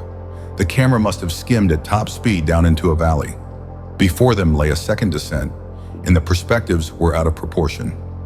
They were not distorted enough, however, to hide what the photographer wanted to record. The viewers were gazing down onto a wide level space, and in that, half buried in banks of drifted snow, was one of the large alien freighters. It can't be! Ross's expression was one of startled surprise. Keep watching, Ash bade. At a distance around the stranded half-globe, black dots moved. They trailed off on a line marked clearly in the beaten snow. The path had been worn by a good amount of traffic. There was another disconcerting click, and again they saw ice, a huge murky wall of it, rearing into the gray sky, and directly to that wall of ice led the beaten path. The Russian time post, it must be! And this ship, Ross was almost sputtering, this ship must have been mixed up in that raid on the Russians. There was a last click, and the screen went blank. Where's the rest? Ross demanded. You've seen all there is. If they recorded any more, it's not on this spool. Ash fingered the colored tag fastened to the container from which he had taken the coil. Nothing else with a label matching this either. I wonder if the Russians got back at them some way. If that was what killed off the crew later. Biowarfare. Ross jiggled the switch of the projector back and forth. I suppose we'll never know. Then over their heads, blasting the usual quiet of the ship, came the warning from the control cabin where Renfrey kept his self-imposed watch. She's triggering for another breakthrough, fellas. Strap down. I'd say we're due for the big snap very soon. They hurried to the bunks, Travis pulled at his protecting webbing. What would they find this time? Another robot-inhabited way stop, or the home port they were longing to reach? He set himself to endure the wrench of the breakthrough from hyperspace to normal time, hoping that familiarity would render the ordeal easier. Once more, the ship and the men in it were racked by that turnover which defied natural sensations. Sun ahead! Travis, opening his eyes, heard Renfri's voice, a little sharpened through the ship-wide comm. 1, 2, 4 planets. We seem to be bound for the second. More waiting time, then once more descent into atmosphere, the return of weight, the vibrations singing through walls and floors about them. Then the set down, this time with a slight grating bump, as if the landing had not been so well controlled as it had at the fueling port. This is different. Renfri's report trailed into silence, as if what he saw on the screen had shocked him into speechlessness. They climbed to the control cabin and crowded below that window on the new world. It must be night, but a night which was alive with reddish light, as if some giant fire filled the sky with the reflection of its fury. And that light rippled even as flames would ripple in their leaping. Home? This time Ross asked the question. Renfri, entranced as he still watched that display of fiery light, made a usual cautious answer. I don't know. I just don't know. We'll try a look-see from the port. Ash took up his planet-side command. Might be a volcano, Travis hazarded from his experience in the prehistoric world. No, I don't think so. I've only seen one thing like that. I know what you mean. Ross was already on the ladder. The Northern Lights. The checkerboard spread of the fueling port, different as its architecture had been, was yet not too far removed from their own experience. But this, Travis gazed at the wild display beyond the outer door. This was the most fantastic dream made real. That flickering red played in tongues along the horizon, filling about a quarter of the sky, ascending in licks up into the heavens. It paled stars and battled the moon which hung there, a moon 3 times the size of the one which accompanied his home planet. Rippling out from about the ship was a stretch of cracked, buckled field that had once been smoothly surfaced. There was a faint crackling in the air, which did not come from any wind, but from static electricity. And the lurid light with its weaving alternately illuminated and reduced to shadow the whole countryside. Air's all right. Renfri had cautiously slipped off his helmet. At his report, the others freed their own heads. The air was dry, as arid as desert wind. Buildings of some sort, in that direction. They turned heads to follow Ross's gesture, whereas the towers of the fueling field, ruined as they were, had fingered straightly into the sky. These structures, or structure, hugged the earth, the tallest portion not topping the globe. And nowhere in the red light could Travis sight anything suggesting vegetation. The desolation of the fuel port had been apparent, but here the barrenness was menacing. None of them was inclined to go exploring under that fiery sky, and nothing moved in turn toward the ship. If this was another break in their journey, intended for the purpose of servicing their transport, the mechanics had broken down. At last the humans withdrew into the ship and closed the port, waiting for the day. Desert. Travis said that half to himself, but Ash glanced at him inquiringly. You mean out there? There's a feel in the air, Travis explained. You learn to recognize it when you've lived most of your life with it. Is this the end of the trip? Ross asked Renfri again. I don't know. They had climbed back to the control cabin. Now the technician was standing in front of the main control panel. He was frowning at it. Then he turned suddenly to Travis. You feel desert out there. Well, I feel machines. I've lived with them for most of my life. We've sat down here. There's no indication that we're going to take off again. Nothing but a sense that I have that we're not finished yet. He laughed, a little self-consciously. All right, now tell me that I'm seeing ghosts and I'll have to agree. On the contrary, I agree with you so thoroughly that I'm not going too far from the ship. Ash smiled in return. Do you suppose this is another fuel stop? No robots out, Ross objected. Those could have been immobilized or rusted away long ago, Renfri replied. He appeared sorry now that he had raised that doubt. They went at last to their bunks, but if any of them slept, it was in snatches. To Travis, lying on the soft mattress, which fitted itself to the comfort of his body, there was no longer any security. the ambiguous security offered by the ship while in flight. Now outside the shell he could rest his hand against was an unknown territory more liable to offer danger than a welcome. Perhaps the display of fiery lights in the night, perhaps the dry air worked on him to produce the conviction that this was not a world of machines left to carry out tasks set them before his kind had evolved. No, there was life here, and it waited, outside. He must have dozed, for it was Ross's hand on his shoulder which brought him awake, and he trailed after the other to the mess. He ate, still silent, but with every nerve in his gaunt body alert, convinced that danger lay outside. They went armed, strapping on the belt supporting the aliens' weapons, and they issued into a merciless sunlight, as threatening with its white brilliance as the flames of the night before. Ash shielded his eyes with his hand. "Try wearing the helmets," he ordered. "They might just cut some of the glare." He was right. When they fastened down the bubbles, the material cut that daylight so that their eyes were unaffected. Travis had been right too in his belief that they were in desert country. Sand, dunes of white sand, glittering with small, sun-reflecting particles, which must be blinding to unshielded eyes, crept over the long, deserted landing space. Here were no other grounded ships like the ones at the first galactic port, only lonely sweeps of sand, unbroken by the faintest hint of vegetation. Sand and buildings, low, earth-hugging buildings, perhaps a quarter of a mile away. The four from the ship hesitated at the foot of the ladder. It was not only Renfrey's hunch that their voyage was not completed that kept them tied to the globe. The barrenness of the countryside certainly was no invitation to explore. And yet there was always a chance that some discovery might help to solve the abiding riddle of their return. "We do it this way." Ash, the veteran explorer, took over with decisive authority. "You stay here, Renfrey, up at the door. Any sign the ship is coming to life again, and you fire. On maximum." A bolt of the force spewed from the narrow muzzle of the alien weapon would produce crackling blue fire, which should be visible for miles. They were not sure of the range of the helmet comms, but they could be certain of the effectiveness of a force bolt as a warning. "Can do!" Renfrey was already swinging up the ladder, displaying no disappointment in not being one of the explorers.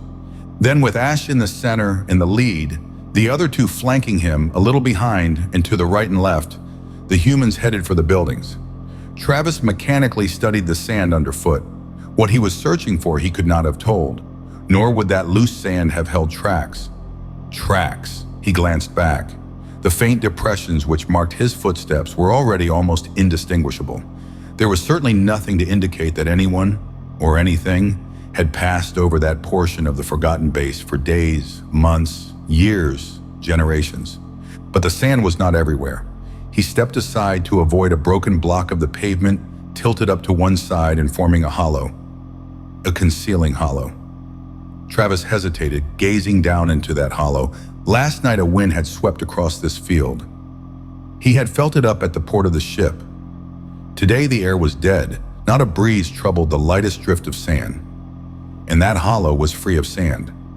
He did not know why his instincts told him that this was wrong, but because he was nudged by that subconscious uneasiness, he went down on his knees to study the interior of the pocket with the close scrutiny of a hunter tracker. So he saw what he might otherwise have missed. A depression marked in the soil where the sand had not drifted. On impulse, he rubbed his fingertips hard across that faint mark. There was a greasy feel.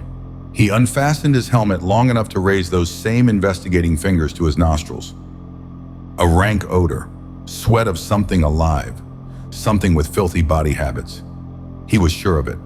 And because that thing must have crouched here for a long time in its well-chosen hiding place to watch the ship undetected, he could also believe it possessed intelligence, of a kind. Snapping down his helmet once more, he reported his find over the comm. "You say it must have been there for some time?" Ash's voice floated back. "Yes, and it can't have been gone long either." He was basing all his deductions upon that lingering taint which had been imparted by a warm body to the dusty earth within the small shelter. "No tracks? They wouldn't show in this stuff." Travis scuffed his foot across a small fan of sand. No tracks. But there could only be one place from which the hidden watcher had come. Those buildings half concealed by the creeping dunes. He stood up, walked forward, his hands swinging very close to the weapon at his belt. The sense of danger was very strong. Ash stood before the midpoint of the buildings. There was really only one as they could see now. Each of its two outlying wings was connected by a low-lying, windowless passage to the main block. Travis was familiar with the effects of wind and blown sand erosion upon rock outcrops. Here the same factors had operated to pit surfaces, round and polish away corners and edges, until the walls were like the dunes rising about them. There were no windows, no visible doorways, but at the end of the wing before Travis, there was a dip in the sand dune, breaking the natural line chiseled by the wind. It was a break unusual enough to catch his alerted attention. "Over here," he called softly, forgetting that the helmet comm and not the airwaves carried his voice. Slowly, with the caution of a stalker after wary game, he moved toward that break in the dune. There were no tracks, yet he was almost certain that the disturbance had been recent and made by the passage of something moving with a purpose, not just the result of a vagary of the night wind. He rounded the pointing finger of one dune which rose at his shoulder height against the wall and knew he was right. The sand had obviously been thrust back, blocked loosely on either side, as if some door had opened outward from the building, pushing the sand drift before it. "Cover him!" Ash's shadow crossed the sun-drenched sand of the dune, met the other one cast by Ross. With the two time agents at his back, the Apache began a detailed inspection of that length of wall. Although his eyes could detect no difference in that surface, his fingers did when he ran them along about waist level. There was a strip here, extending down to the ground, which was not of the same texture as the substance above and to the sides. But though he pressed, pulled, and applied his weight to move it in every way he could think to try, there was no yielding. He was sure that that portion could open to cause the marks in the sand. At last, getting down on his hands and knees, Travis crawled along, trying to force fingertips under at ground's edge. And so he discovered a harsh tuft of protruding hair. Combined efforts of knife tip and fingers worked the wisp loose. It was coarse stuff, coarser than any animals he had ever seen. Each separate hair was larger than 6 strands of a horse's mane, and it was gray-white in color, melting into the shade of the sand so it could not be distinguished against the dunes. Having a greasy feel, it clung to Travis' fingers. He did not really need the evidence of his nose to tell him that it was rankly odorous. He brought it back to Ash, his distaste in handling it growing steadily. The latter put the trophy away in one of his belt pockets. "Any chance of opening that?" Ash indicated the hidden door in the wall. "Not that I can see," Travis returned. "It is probably secured on the inside." They studied the building dubiously. Behind its length, as far as they could judge, there was only a waste of sand dunes reaching out and out to the sky rim where the fire had played the night before. If there was any riddle to be solved, its answer lay inside this locked box and not in the desert countryside. "Ross, you stay here. Travis, move on to the end of the wing. Stay there where you can see Ross and me as I go along the back." Ash used the same care as the Apache had done, running his hands along the eroded surface, seeking any indication of another door which might possibly be forced. He went the entire length of the building and came back, with nothing to report. There were windows once and a door, but they were all walled up a long time ago, sealed tight now. "We might pick out the ceiling, given time and the right tools." Ross's voice came through the helmet comms. "Any chance of getting in through the roof, Chief?" "If you're game to try, up with you." Travis stood against the wall, which refused to give up its secrets, and Ross used him as a ladder, mounting to the roof. He moved inward, and the two left on the ground lost sight of him. But on Ash's orders, he made a running commentary of what he saw through the comm. "Not much sand. You'd think there would be more. Hello." There was an eagerness in that sudden exclamation. "This is something. Round plates set in circles all over, about the size of quarters. They are solid and you can't move them." "Metal?" "No." The reply was hesitant. Seemed more like some kind of glass, opaque rather than transparent. "Windows," suggested Travis. "Too small," Ross protested. "But there are a lot of them, all over. Wait!" The urgency in that last cry alerted both the men on the ground. "Red! They're turning red! Get out of there! Jump!" Ash's order barked loudly in all their helmets. Ross obeyed without question, landing with a paratrooper's practiced roll on one of the dune crests. The others scrambled to join him, all their attention focused on the roof of the sealed building. Perhaps something in the sun-repelling qualities of their helmets enabled them to see those rays as faint reddish lines cutting up from the roof far into the sky. The skin on the Travis' bare hands tingled with a pins and needles sensation, as if the circulation in it had been arrested and was not coming back. To duty, Ross scrambled up out of the sand and shook himself vigorously. "What in the world is going on?" There was an unusual note of awe in his tone. "I think some fireworks to discourage you. I believe that we may assume whoever lives in there is definitely not at home to curious callers. Not only that, but the householder has some mighty unpleasant gadgets to back up his desire for privacy. Probably just as well we didn't find his, her, or its front door unlocked." Travis could no longer see those thin, fiery lines. Either the power had been shut off or the rays were now past the point of detection by human eyes. Even with the aid of the helmet, that coarse hair, the repulsive odor, and now this. Somehow the few facts did not add properly. The hair, of course, could have been left by a watchdog, or the equivalent on this particular planet of a watchdog. That supposition would also fit with the low entrance into the building. But a watchdog that kept to carefully chosen cover, the best in the whole landscape, and stayed to spy, maybe for hours, on the ship, those facts did not fit with the nature of any animal he had ever known. Rather, that action matched with intelligence, and intelligence meant man. "I believe they are nocturnal," Ash said suddenly. "That fits with all we've seen so far. This sun glare may be as painful for them as it is for us without helmets. But at night, going to sit up and watch what happens?" Ross asked. "Not out in the open, not until we know more." Silently, Travis agreed to that. There was a furtiveness about the last night's spying which made him wary. And to his mind, this world was far more frightening and sinister than the fueling port. Its very arid barrenness held a nebulous threat he had never sensed in the desert lands of his own planet. They walked back to the ship, climbed the ladder, and were glad to close the port upon the dead white glare, to unhelm in the blue glow of the interior.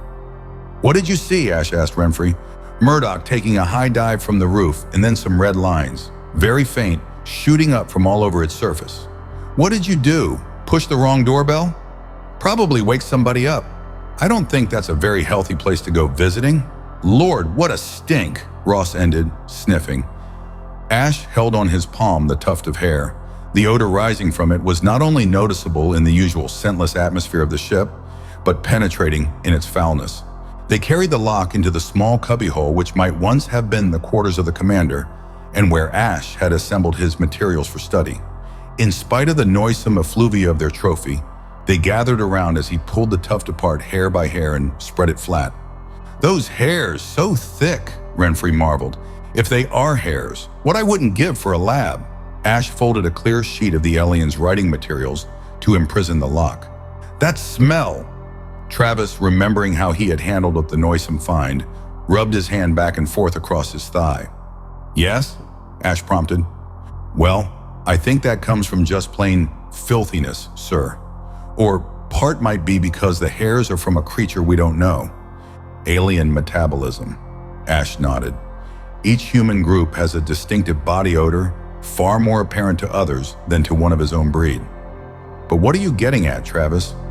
"Well, if that does come from some man," he used the term because he had no other, "and not from an animal, then I'd say he was living in a regular sty, and that means either a pretty low type of primitive or a degenerate." "Not necessarily," Ash pointed out. "Bathing entails water, and we haven't seen any store of water here." "Sure, there's no water we can see, but they must have some, and I think only there were few proofs he could offer to bolster his argument." "Might be. Anyway, tonight we'll watch and see what does come out of the booby trap box over there." They napped during the day, Renfrey in the control cabin as usual. None of them could see any reason why the ship had earthed on this sand pile, and the very barrenness of the place reinforced Renfrey's belief that this could not be their ultimate goal. It was only logic that the ship must have originally voyaged from some center of civilization, and this was not that. The glare of the sun was gone and dusk clothed the mounds of creeping sand when they gathered again at the door in the outer skin to watch the building and the stretch of ground lying between them and that enigmatic block. "How long do you suppose we'll have to wait?" Ross shifted position. "No time at all," Ash answered softly. "Look!" From behind the dune which marked the low doorway Travis had discovered, there showed a very faint reddish glow.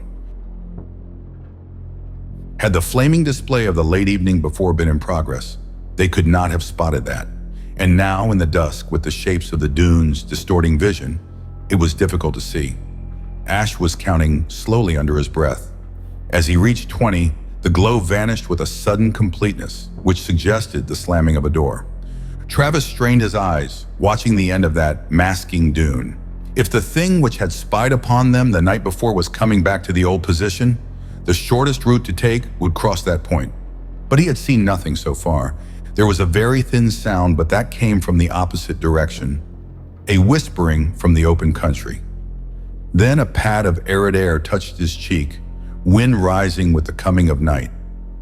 And the whispering must be sand grains moving under its first tentative stir. "We could ambush one scout," Ross observed wistfully. "Their senses may be more acute than ours. Certainly if they are nocturnal, their night sight will be. And we can believe that they are already suspicious of us. Also, I'd like to know a little more about the nature of something or someone I'm going to lay a trap for." Travis only half heard Ash. Surely he had seen a flicker of movement out there. "Yes." His fingers closed on the older man's arm in swift warning pressure. A blob of shadow had slipped from the end of the dune, skidded quickly into hiding, heading straight for the hollow behind the upended block of masonry. Was the spy now settled in for a long spell of duty in that improvised observation post? Or tonight would he, she, or it venture closer to the ship? The dusk deepened, and with the coming of true dark, the tongues of fire danced in the sky. Though the light afforded by that display was not steady, it did illuminate the smoother ground immediately about the globe. Any attack on the part of the unknown natives could be sighted by the men on guard above. The humans knew, though, that with the ladder up in open port, some dozen feet removed from ground level, they had little to fear from any actual attempt to force their stronghold, unless the creatures out there possessed weapons able to cut down the distance advantage. "Close the interlock door," Ash said suddenly. "We'll shut off the ship's light. Make it hard for them to spot us here." With the lock shut and the blue light of the ship blanked out, they lay flat on the floor of the cramped space, trying not to hamper each other, awaiting the next move on the part of the lurker or lurkers below. "Something there," Ross warned softly. "To the left, right at the end of that last dune." The lurker was impatient. A blob of dark, which might have been a head, moved against the white sand. Wind sang around the ship, gathering up grit. The men snapped down their helmets in protection against that. But those whirls of sand devils did not appear to bother the native. "I think there are more than one of them," Travis said. "That last movement came too far away from the first I sighted." "Could they be getting ready to rush us?" Ross wondered. Oddly enough, none of the humans had drawn his weapon. Their perch was so high above the surface over which the attackers must advance, and the smooth rounding of the unclimbable globe was so apparent that both gave them a sense of security. The dark thing made a dart toward the globe, and it either ran bent almost double or else on all fours. One of the startling jumps of the sky's light spotlighted the form, and the watchers exclaimed, "Man or animal?" The thing had 4 long limbs and 2 more projections at mid-body. The head was round, down-held as it darted, so that they could not sight any features. But the whole body was matted with hair, dark hair, not light to match the tuft Travis had found. There was no sign of clothing, nor did the creature appear to be carrying weapons. For a single moment, that flitting shadow paused, facing the ship. Then it scurried back into hiding among the dunes once more. There was another flash of movement, which the watchers could hardly detect, as this time the body of the runner merged in color with the sand about it. "That might have been your hair shedder," remarked Ash. "It certainly was lighter in color than the first one." "They come in different colors, but all about the same size," Ross added. "And what in the world are they?" "Nothing in our world." Ash was definite about that. "We can believe, though, that they are interested in this ship and that they are trying to find some way of getting to it undetected. The way they move, Travis said, as if they feared attack. They must have enemies. Enemies to be associated with such a ship as this? Ash jumped to the point with his usual speed of understanding. Yes, that could be. Only I don't believe that there has been a ship here for a long, long time. Memories passed down. Memories would mean they are men.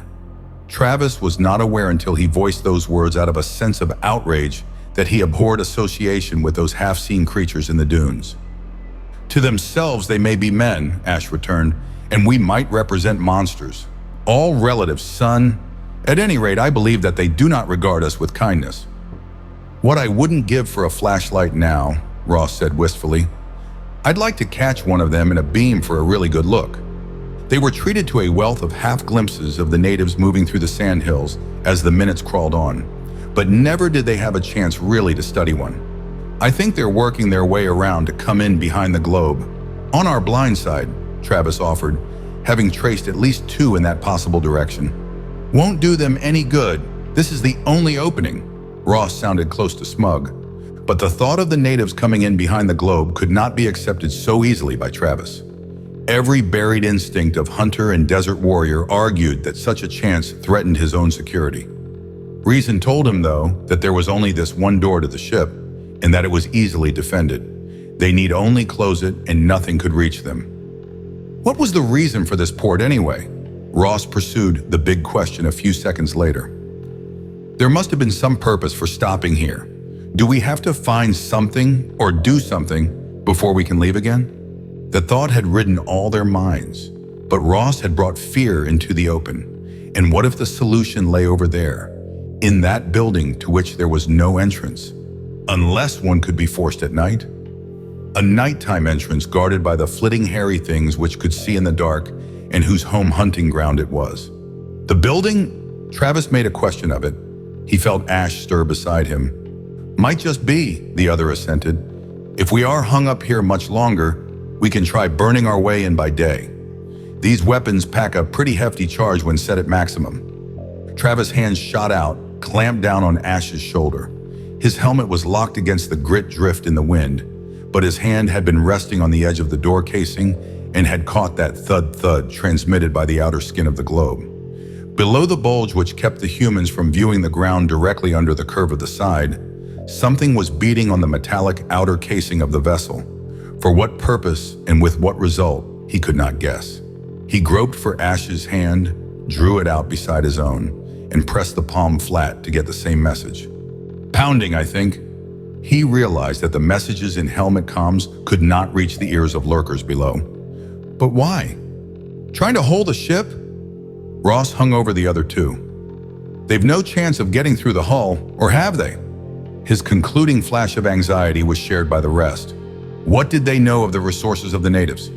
Coiled beside Travis was the ladder. Dare he push that out, climb over to see what the night creepers were doing below?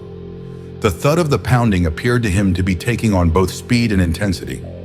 Suppose by some miracle or the use of some unknown tool, the hairy things could pierce the outer skin of the globe. Then there would be no possible hope of escape from this forgotten desert. He began to edge the ladder forward. Ash made a grab which the younger man fended away. "We have to see," he said. "We have to." Ross and Ash moved together, and in that narrow space blocked each other long enough for Travis to squeeze through the door, swing over the lip, and climb down the length of his own body. Then he felt the ladder catch tight and knew that the other two were preventing its descent to ground level.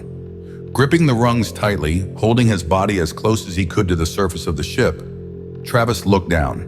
The play of red flashes against the sky furnished a weird light for the activity below, for there was activity. He had been right. The hairy things had crept in unseen from behind the ship, and a group of them were now clustered about the base of the globe. But what they were doing he could not make out in the constant flickering of the light. Then one reared from its usual quadrupedal stance and raised its forearms over its hump of head. The appendages at its midsection gave a twist, writhed out in a manner which suggested bonelessness, and clasped tight to the ship. The creature gave a bound into the air and then hung, its hind feet now a foot or so off the ground. Apparently, it held on by the grip of waste tentacles against the globe, while the fists or paws on its forelimbs pounded vigorously against that surface. There was something about that hitching climb, squirming upward as Travis watched, that spelled purposeful malevolence. Now a second creature had hitched itself to the hull by midsection tentacles and was beginning to ascend. Travis could sight no weapons, nothing but those steadily pounding fists. But neither did he have any wish to battle the slow climbers. He reported to Ash and was ordered back into the ship. They closed the port, took the precaution of sealing it as if making ready for flight, and then loosened their helmets. Neither the pounding nor the sound of the climbers could reach them now, but Travis did not believe that the creatures had ceased their efforts to win into the ship, futile as those efforts might seem. The humans climbed to the control cabin to watch the outer world on the limited view of the screen. Renfrey looked puzzled. "I don't get it. I still say that I'm sure this isn't the end of the flight, but I can't tell you why, or the why of this port either. If the answer lies in that building, you'll have to crack it open. But we may have a better cracker than just those hand weapons." Ross caught his meaning first. "The ship's guns." "Might be. Can we use them?" Ash wanted to know. "Well, they're less a top secret than the rest of the stuff around here. Remember this?" He pressed a lever. Lights winked. That word from a vanished language spoke out of the thin air.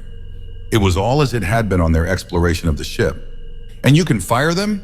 The chief, my chief, doped out that this does that. Renfrey fingered another switch he did not depress.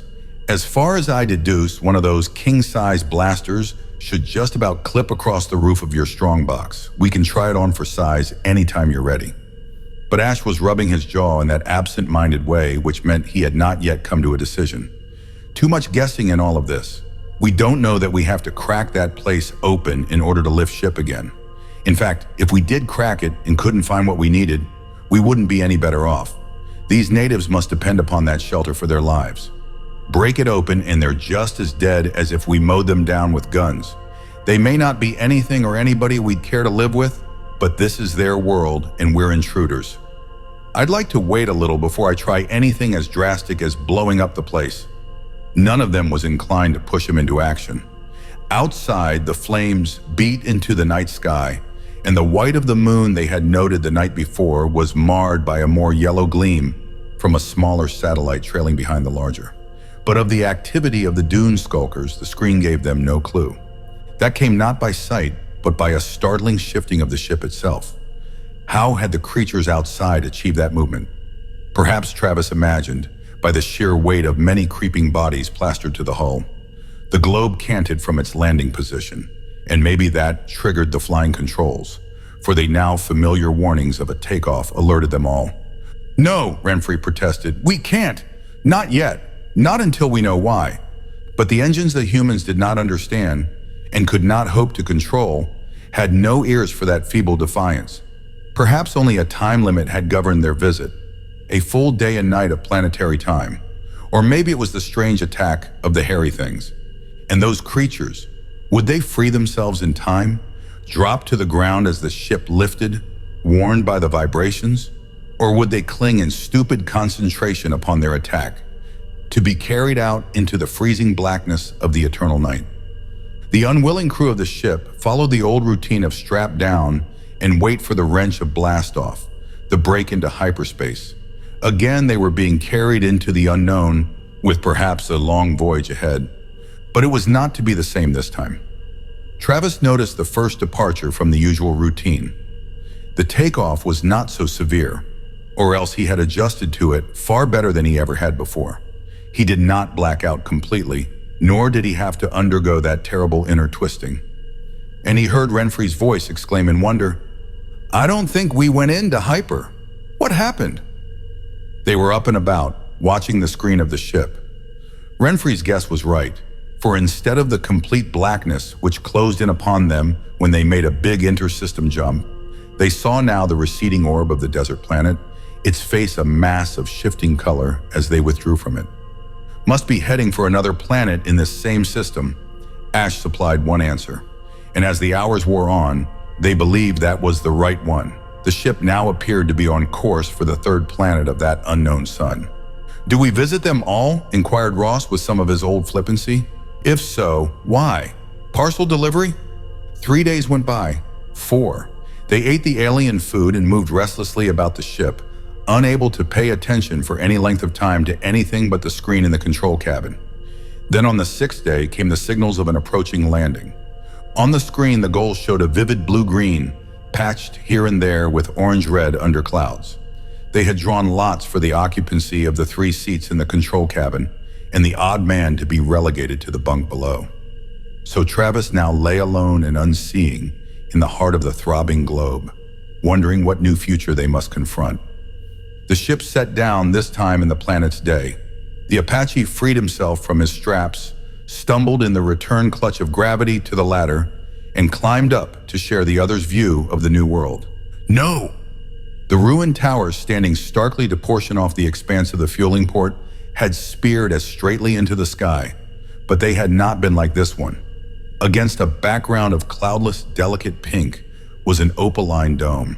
It curved in flowing lines which spiraled up in turn to a fragile frosting of lace. It was nothing like a human construction. Torn lace. As he studied those lifting spans, Travis could mark the breaks which spoiled the perfect pattern. Yet in spite of that damage, there was still the fantastic beauty of form and light and play of rainbow color. It rose out of dark foliage tinged with blue, unlike the green of his own world's leaves. And those leafy branches stirred almost languidly, as if light breezes pulled at them, showing here and there a touch of other colors. Fruit? Flowers? Renfrey brought their attention away from the scene, which was so ethereal as to seem unreal. "Look!" He was on his feet before the main control board, his hands grasping the back of the pilot's seat so tightly that the muscles stood out on his taut arms. For the board had taken on life. They had witnessed the flickers of light which had heralded the readying of the ship's guns. This was something else, a line of small winks of brilliance flowing unevenly down the rows of levers and buttons. And where each flashed, a lever arose. A button sank or snapped above the level of the board. There was a final burst of light from a spot Travis could have covered with his thumb, and there a lid opened and a cavity beneath disgorged a small, coin-shaped bit of red metal that tinkled out to roll across the floor. Renfrey came to life, dove to catch it up. He held it in his hand as if the disc was something very precious indeed. "Home port!" He swung about to face them, his eagerness lighting a flame in his eyes. "This is the home port, and I think I am holding the course tape." There could be no other explanation for what they had just witnessed. The journey plotted by a dying man had come to its full conclusion. That small button of metal Renfrey had closed his fist upon held now not only the secret of their arrival, but of their return. If they were ever to regain their own world, it would be because they had solved the workings of that disc. Yet Travis's eyes went from the technician's clenched hand and what it held back to the screen. The picture there showed a gentle wind lifting flowering branches about a tower of opal against a sky of palest rose, and the immediate future seemed at that moment more entrancing than the more distant one. Perhaps Ash shared that feeling at the moment, for the senior time agent moved toward the inner ladder. He paused at the well and looked back over his shoulder to say with a strange simplicity, "Let us go out, now." If there had once been a wide landing strip here, the space was long since swallowed by a cover of green. From the mass crushed by the landing of the ship came the scent of growing things, some spicy, some rank. The humans had not worn their helmets, nor did they need to here. A sunlight no stronger than that of early summer in the temperate zone of their own world greeted them, and there was no burden of sand in the soft wind which whirled flower petals and torn leaves from the wreckage under their feet. Now that they had a wider view than that offered by the screen, they noted other breaks in the luxuriance of growing things. The opal tower with its fantastic form was flanked by another building as strange and as far removed from the style of its companion as the desert world was from this green one. For those massive blocks of dull red, geometric in their solidity, could not have sprung from the same creative imagination, or perhaps from even the same race or age. And beyond that was another, with knife-sharp gables and secretive windows piercing its gray walls. It had a pointed roof of some rough material, dull under the sun, and gave rootage in places to vines, even a small tree. But again, it was not of the same origin as the fairy-like dome or the massive blocks. Why? Ross's head turned slowly as he looked from one of those totally dissimilar buildings to the next. All were tall, dwarfing the globe, and all had their lower stories hidden by the vegetation. Travis thought back to a past which seemed a little blurred by all which had happened lately. There were places on his own world where a Zuni village in miniature stood beside a Sioux lodge or an Apache wickiup. A museum? He ventured the only explanation he could see. Ash's face was pale under his fading tan. He stared raptly from dome to block to sharply accented gables. Or else a capital where each embassy built in their home style. And now it is all dead, Travis added. For that was true. This was as deserted as the fueling port. Capital, perhaps, of a galactic empire. What there is to be learned here. A treasure house. Ash was breathing fast. We may have the treasures of 1,000 worlds to uncover here. And who will ever know? Or care? Ross asked. Not that I'm not ready to go and look for them. Travis tensed. There was a stirring in the mass of tangled vegetation where the grounding of the globe had flattened some of the fern trees, along with others tied to them by vines. He watched that shaking of bruised and broken branches. Something alive was working its way from a point about 100 yards away from the ship toward the wall of still-standing plants. And the fugitive thing must be fairly large by the amount of displacement its progress caused. Had that unseen crawling thing been injured in the crash of the tree ferns? Was it now dragging itself off to die? Travis listened, striving to hear more than the rustling of the leaves. But if the thing was hurt, it made no complaint. Animal? Or something else? Something as alien as the dune lurkers. More than animal, yet different from man as they knew men? It's in cover now, breathed Ross. Couldn't have been too hurt, or it wouldn't have moved so lively. I think we can believe that this world isn't as empty as it might look to the first glance, Ash said a little dryly. And what about those? Those came lightly, drifting across the torn clearing caused by the descent of the globe. They flapped gossamer wings once or twice to keep airborne, but their attention was manifestly centered on the ship. And what were they? Birds? Insects? Flying mammals? Travis could almost believe the four small creatures were a weird combination of all three. Their long, narrow wings, prismatic and close to transparent, resembled those of an insect. Yet they had bodies equipped with 3 legs, 2 smaller ones in front, ending in claw-shaped digits, 1 larger limb in back with an even more pronounced talon. Their heads seemed to be set directly on their shoulders with no visible neck. These were round at the top, narrowing to a curved beak, while their eyes, 4 of them, protruded on short stalks, 2 in front and 2 in back, and their triangles of bodies were clothed in plushy fur of pale and frosted blue. Slowly, in a solemn, silent procession, they drifted toward the ship. The second in line broke out of formation, dipped groundward. Its hind claws found anchorage on a stub of broken branch, and its wings folded together above its back, resembling a butterfly on Earth. The 2 last in line flapped back and forth across the open port twice and then wheeled, flew off, mounting into the sky to clear the treetops. But the leader came on until it hung, beating wings now and then to maintain altitude, directly before the entrance of the ship. It was impossible to read any expression in those brilliantly blue-stalked eyes. But none of the 4 humans felt any repulsion or alarm as they had upon their encounter with the nocturnal desert people. Whatever the flyer was, they could not believe that it was either aggressive or potentially dangerous. Renfrey expressed their common reaction to the creature first. Funny little beggar, isn't he? Like to see him closer. If they're all the same as him here, we don't have to worry. Why the technician should refer to the wing thing as he was obscure, but the creature was attractive enough to hold their interest. Ross snapped his fingers and held out his hand in welcome. Here, boy, he coaxed. Those brilliant bits of blue winked as the eye stalks moved. The wings beat and the flyer approached the port, but not close enough for the humans to touch. It hung there, suspended in midair for a long moment. Then with a flurry of beating wings, sparking rainbows, it mounted skyward, its partner taking off from the brush below at the same moment to join it. A few seconds later, they vanished, as if they had never been. Do you suppose it is intelligent? Ross watched after the vanished flyer, his disappointment mirrored on his usually impassive face. Your guess is as good as mine, Ash replied. Renfrey, he spoke to the technician. You have your journey tape now. Can you reset it? I don't know. Wish I had a manual, at least some type of guide. Do you suppose you can find such a thing here? Why are you in such a big hurry to leave, Chief? We only got here and it looks like a pretty good vacation spot to me. Ross raised his head a little to eye the dome where opal lights played under the sun's rays. That is just why, Ash replied quietly. There are too many temptations here. Travis understood. To Ash, the appeal of those waiting buildings, of the knowledge which they might contain, must be almost overpowering. They could postpone work on the ship, delay and delay, fascinated by this world and its secrets. He knew the same pull, though perhaps in a lesser degree.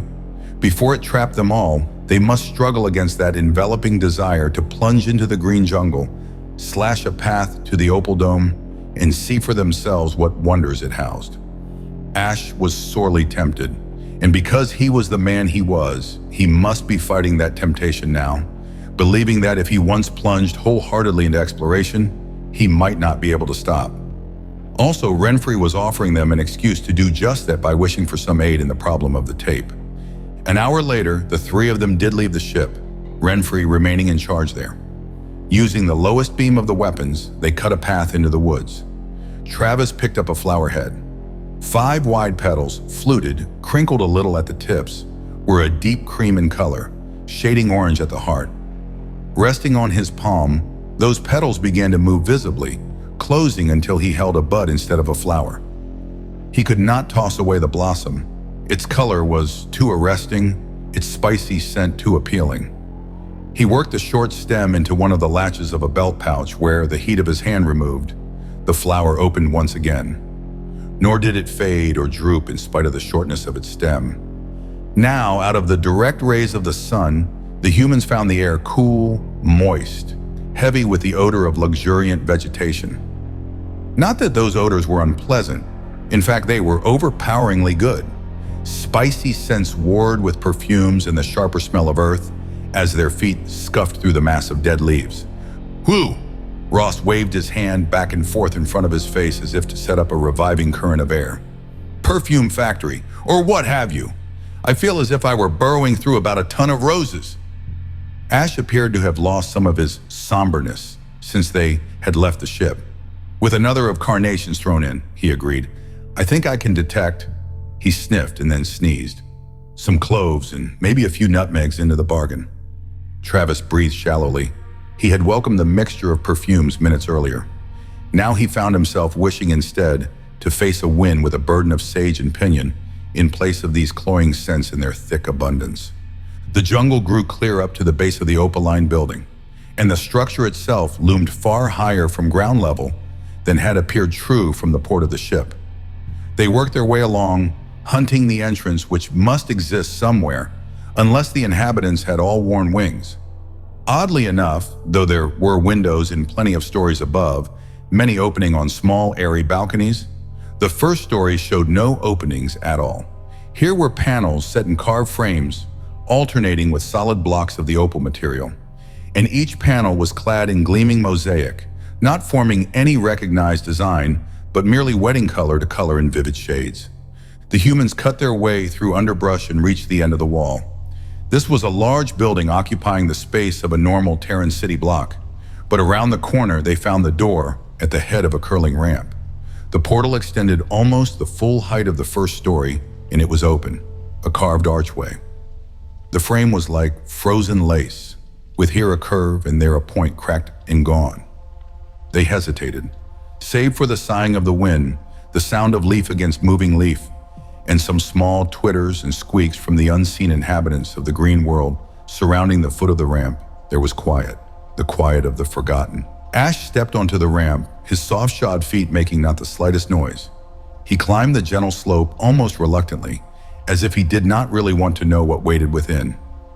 Travis and Ross came behind, There were pockets of dead leaves caught in the curves of the ramp, and more drifted inside the open portal. They shuffled through them to come into a hall which was breathtaking in its height, for it went up and up until they were dizzied when they tried to follow its inner spiral with their eyes. And covering this expanse was the great opaline dome. The sunlight shone through it, painting rainbows on walls and on the ramp which climbed in a coil along the walls, serving other lacy archways on every floor level. Here there was none of the brilliance of the outside mosaics. The spread of color was sharply reduced to soft faded shades: dusky violet, pallid green, dusty rosy, pale cream. 48, 49, 50. 50 doors up and down that ramp at least. Ross kept his voice to a murmur, and yet that echo of a whisper carried eerily back to them. Where do we start? Now his tone was definitely louder in challenge to that echo, and the stillness which deadened it. Ash left them and crossed the expansive hall, stretching out his hands to a niche. When they hurried after him, they discovered he was holding a small statuette carved of a dusky violet stone. Like the blue flyers, the subject bore baffling resemblances to living things they knew, and yet its totality was alien. Man? Ross wondered. Animal? Totem? God? Travis added out of his own knowledge and background. All or any, conceded Ash, but it is a work of art that they could all recognize, even if the subject still puzzled them. The figure was posed erect on two slender hind limbs, both of which terminated in feet of long, narrow, widely separated clawed digits.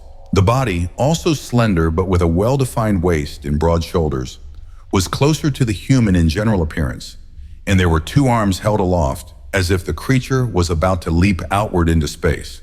But it would have a better chance of survival in such a leap than those now passing the statuette from hand to hand, for the arms supported skin wing flaps, extended on ribs not unlike those possessed by bats on Earth.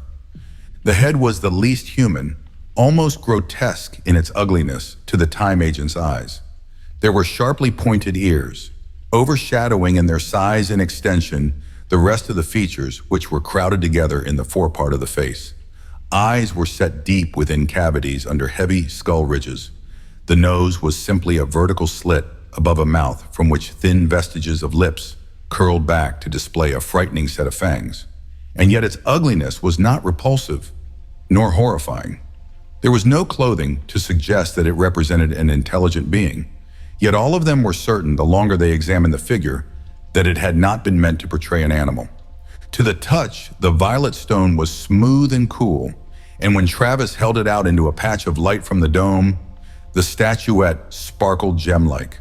The careful detail of the figure contrasted with the abstraction of the murals on the outer walls, more akin to the carvings on the dome and about the doorways.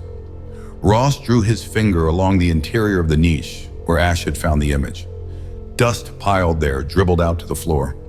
How long had the winged one stood there undisturbed? Ash carried it in the crook of his arm as they went on. Not up the spiral of the ramp, but into the first of the open doorways on ground level. But the room beyond was empty, lighted through slits high on the wall. They wandered on. More empty rooms, no trace of those who had once lived here. If this indeed had been a dwelling place and not a building for public use, it was as if the inhabitants had stripped it bare when they had at last withdrawn, forgetting only the little statue in the hall. As they came from the last bare chamber, Ross sighed and leaned against the wall. "I don't know how you feel about it," he announced, "but I've swallowed more than my share of dust this past hour or so. Also, breakfast was a long time back. A coffee break right now, providing we had coffee, might be heartening." They didn't have coffee, but they had come provided with the foam drink from the ship. So sitting in a row across the ramp, they sucked in turn from containers of that and ate some of the corn cakes they carried for trail rations. "Be good to have some fresh food," Travis said wistfully. The rather monotonous diet from the ship's stores satisfied hunger, but did not appeal to his taste. He allowed himself the luxury of visualizing a sizzling steak and all that would accompany it back at the ranch. "Maybe some on the hoof, out there." Ross, his hands full, pointed with his chin toward the right of greenery they could sight from their present perch. "We could go hunting." "How about that?" Travis roused and turned to Ash eagerly. "Dare we try?" But the older agent did not warm to the suggestion. "I wouldn't kill until I knew what I was killing." For a moment, Travis did not understand, and then the meaning of the rather ambiguous statement sank in. How could they be sure that the prey was not man or man's equivalent here? But he still wanted that steak with a longing which gnawed at him. "Do we climb?" Ross stood up. "This'll be an all-day job right here if we stick to it." "I'd say the cupboard's bare, though." "Maybe." Ash cradled his bat thing in his arm. "We can take a quick look through the ground floor of that big red block to the north." They fought their way through the thick wall of brush, grass, tree, and vine to the monolithic building. Here again they faced an open door, this one narrow as the window slits, as if grudging any entrance at all. "I'd say the guys who built this one didn't like their neighbors too well," Ross commented. "This could make a pretty good fort if you had to have one. That domed place is wide open." Different peoples. Travis had been a little in advance, lingering for a moment before he took the step which would bring him over the threshold. Once inside, he froze. "Trouble?" His weapon was out, ready to fire. There was a wide hall before him, as there had been in the dome building. But where that had been clean and bare, this one was different. A series of partitions, some 5 or 6 feet high, cut back and forth, chopping the floor space into a crazy quilt of oddly shaped and sized spaces, with little chance to see from one to the next. But that did not bother Travis so much as the message recorded by his nose. The odor of the night creatures had been something like this. It was the taint of a lair long in use. It smelled of decay, alien body reek, dried and rotted vegetation, and animal matter. Something denned here and had used this place freely for a long time. It was the eagerness of the strange hunter which betrayed it. A low, throaty murmur, such as a cat might utter when intent upon unsuspecting prey, carried across the shadows. Travis spun around. He saw the hunched shape balancing on the top of a partition, knew it was about to launch straight for him, and he pressed the firing button of the weapon as he brought it up. The attacker was caught in midair. A terrible yowl of rage and pain echoed and re-echoed about the massive walls. A flailing limb, well provided with claws, raked across Travis's body from the waist down, sending him reeling from the door into the greater gloom. Just then Ross and Ash burst in to center the full beams of their weapons on the rolling, caterwauling thing, making a second attempt at Travis. Whatever it was, the creature possessed abnormal vitality. It was not until their blast rays met and crossed in its body that it lay still. Travis scrambled to his feet, shaken. He knew that if he had not had that split second of warning, he would be dead, or so badly mauled he would have longed for death. He limped back toward the door, his thigh and leg feeling numb from the force of that smashing stroke. But under his questing hand, the fabric of the suit was untorn, and there seemed to be no open wound. "Did it get you?" Ash came to meet him, pushing aside his hands to look at his body. Travis, still shaken, winced under the exploring probe of the other's fingers. "Just bruised. What was it?" Ross arose from a gingerly inspection of the remains. "After the blasting we gave it, your guess is as good as mine, but it is sure sudden death on 6 legs. And that's no overstatement. The weapons had not left too much to identify, that was true, but the thing had been 6-legged, furred, and carnivorous, and it was about 8 feet long with fangs and claws in proportion to the size. Saber-tooth, local variety, Ross remarked. Ash nodded to the outside world. "I suggest we make a strategic withdrawal. These may be nocturnal too, but I'd rather not tangle with another in the jungle." "Did you think we'd find no nasty surprises?"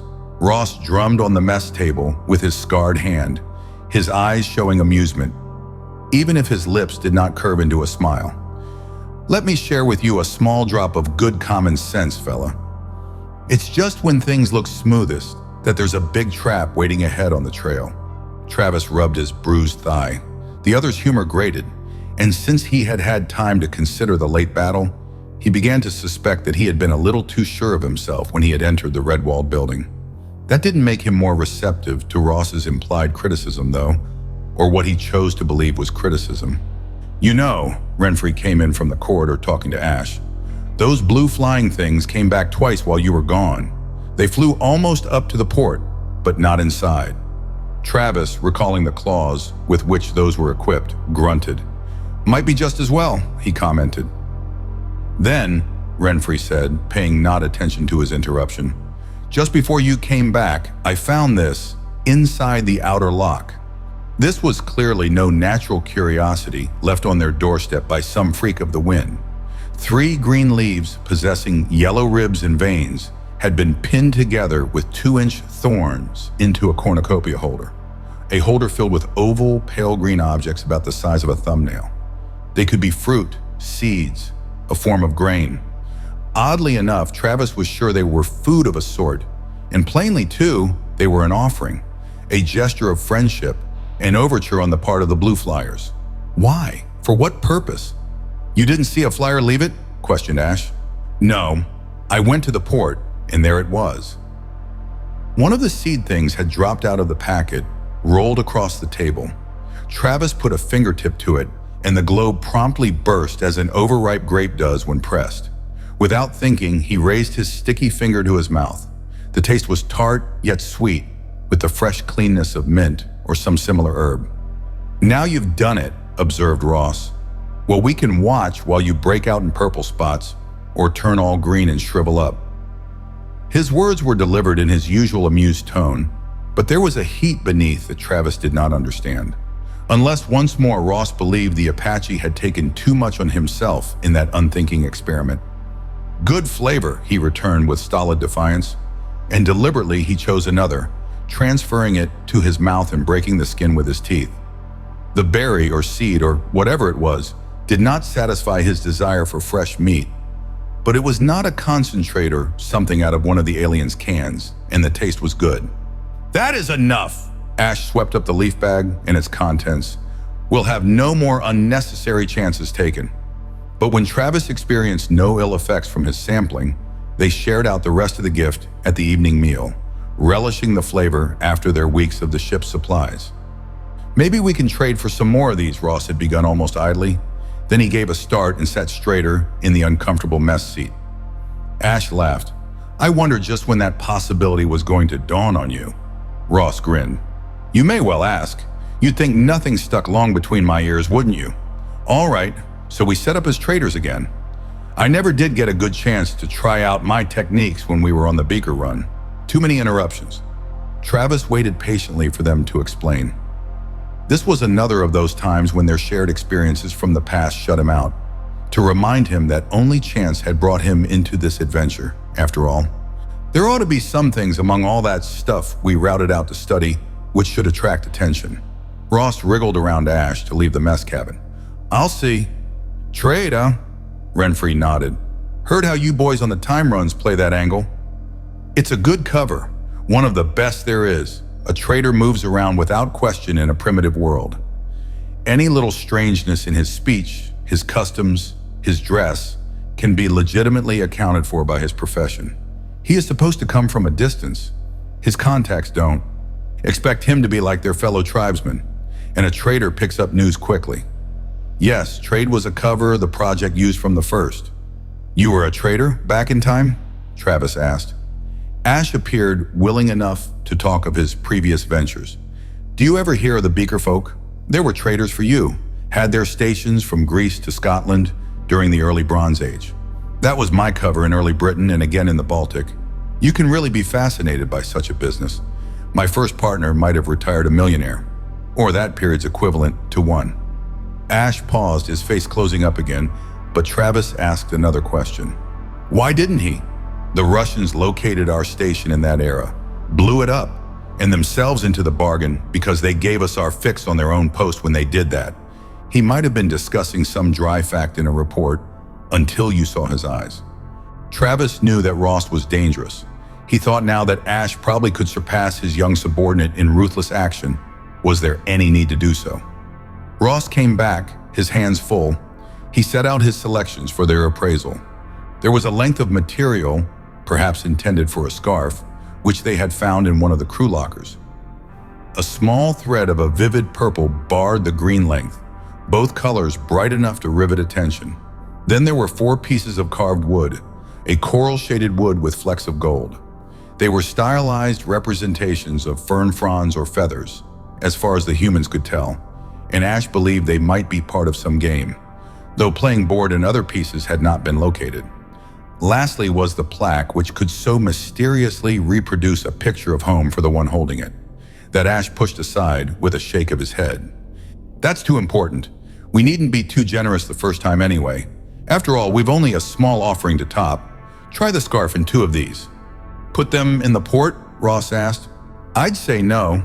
No use encouraging visitors. Use your judgment in picking out some place below. Ash might have told Ross to take the initiative in that venture, but he followed him out. Travis, his leg having given him a sudden severe twinge, retired to his bunk to try out the healing properties that resting pad had to offer in the circumstances.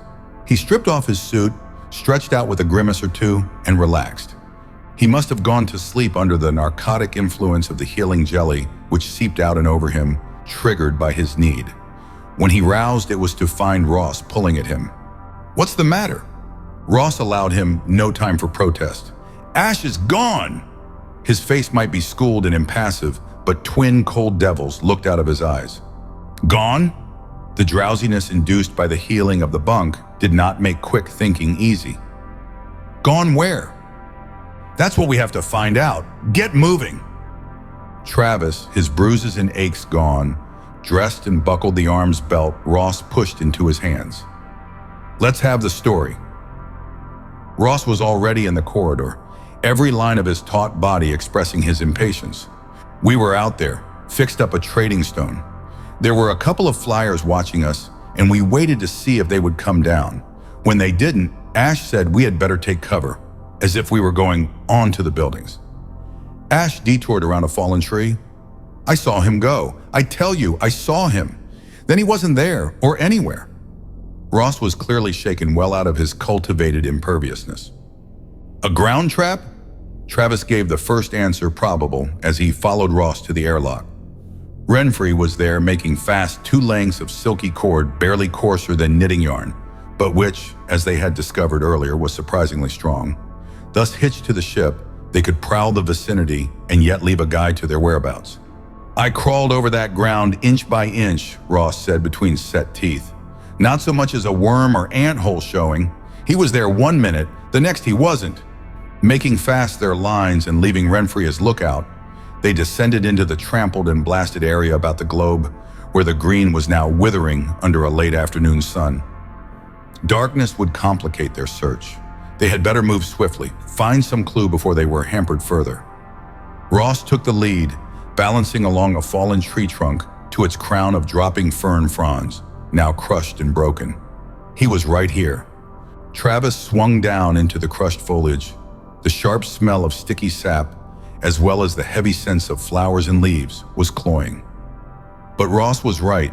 The vegetation on the ground had been pulled away in a wide sweep, and there was no sign that the dank earth beneath had been disturbed. He sighted a round-toed track, but it was twin to the ones he was leaving in the mold, and could have been pressed there by either Ash or Ross. But because it was the only possible trace, he turned in the direction it pointed. A moment or 2 later, at the very edge of the clearing Ross had made during his search, Travis saw something else. There was another tree trunk lying there, the remains of a true forest giant, and it had not been brought down by the landing of the ship, but had lain there long enough for soil and fallen leaves to build up around it, to grow a skin of red-capped moss or fungi. Across that moss there were now 2 dark marks, ragged scars suggesting that someone or something had clawed for a desperate hold against irresistible force. Ash? But how had he been captured without Ross's seeing or hearing his struggles? Travis vaulted the tree trunk. There was his confirmation, another footprint deep in the mold. But beyond it, nothing. Absolutely nothing. And no living creature could have continued along that stretch of soft earth without leaving a trace. From this point, it did appear that Ash had vanished into thin air. Air!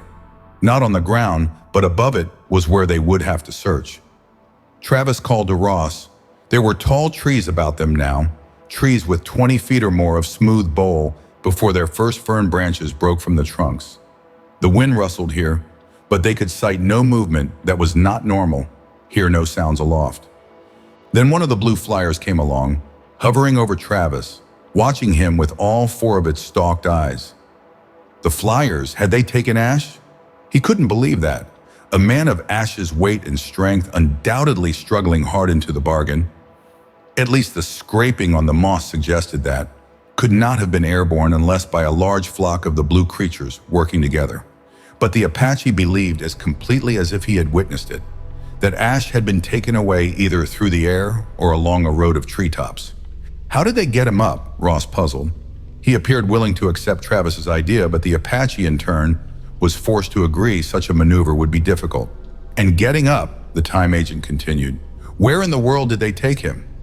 This lies in the opposite direction from the 3 nearest buildings, Travis pointed out.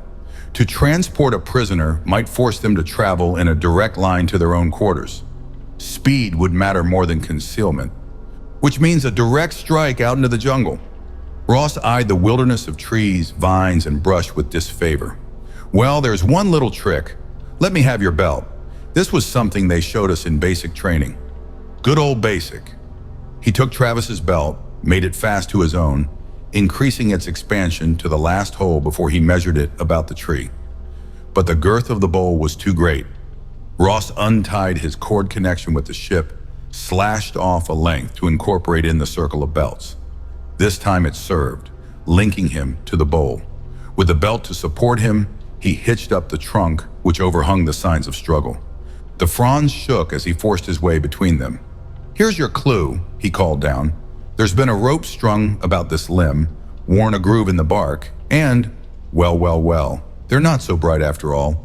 Or they don't think we are. Here's a way to travel, all right, by the upper reaches. Come and see.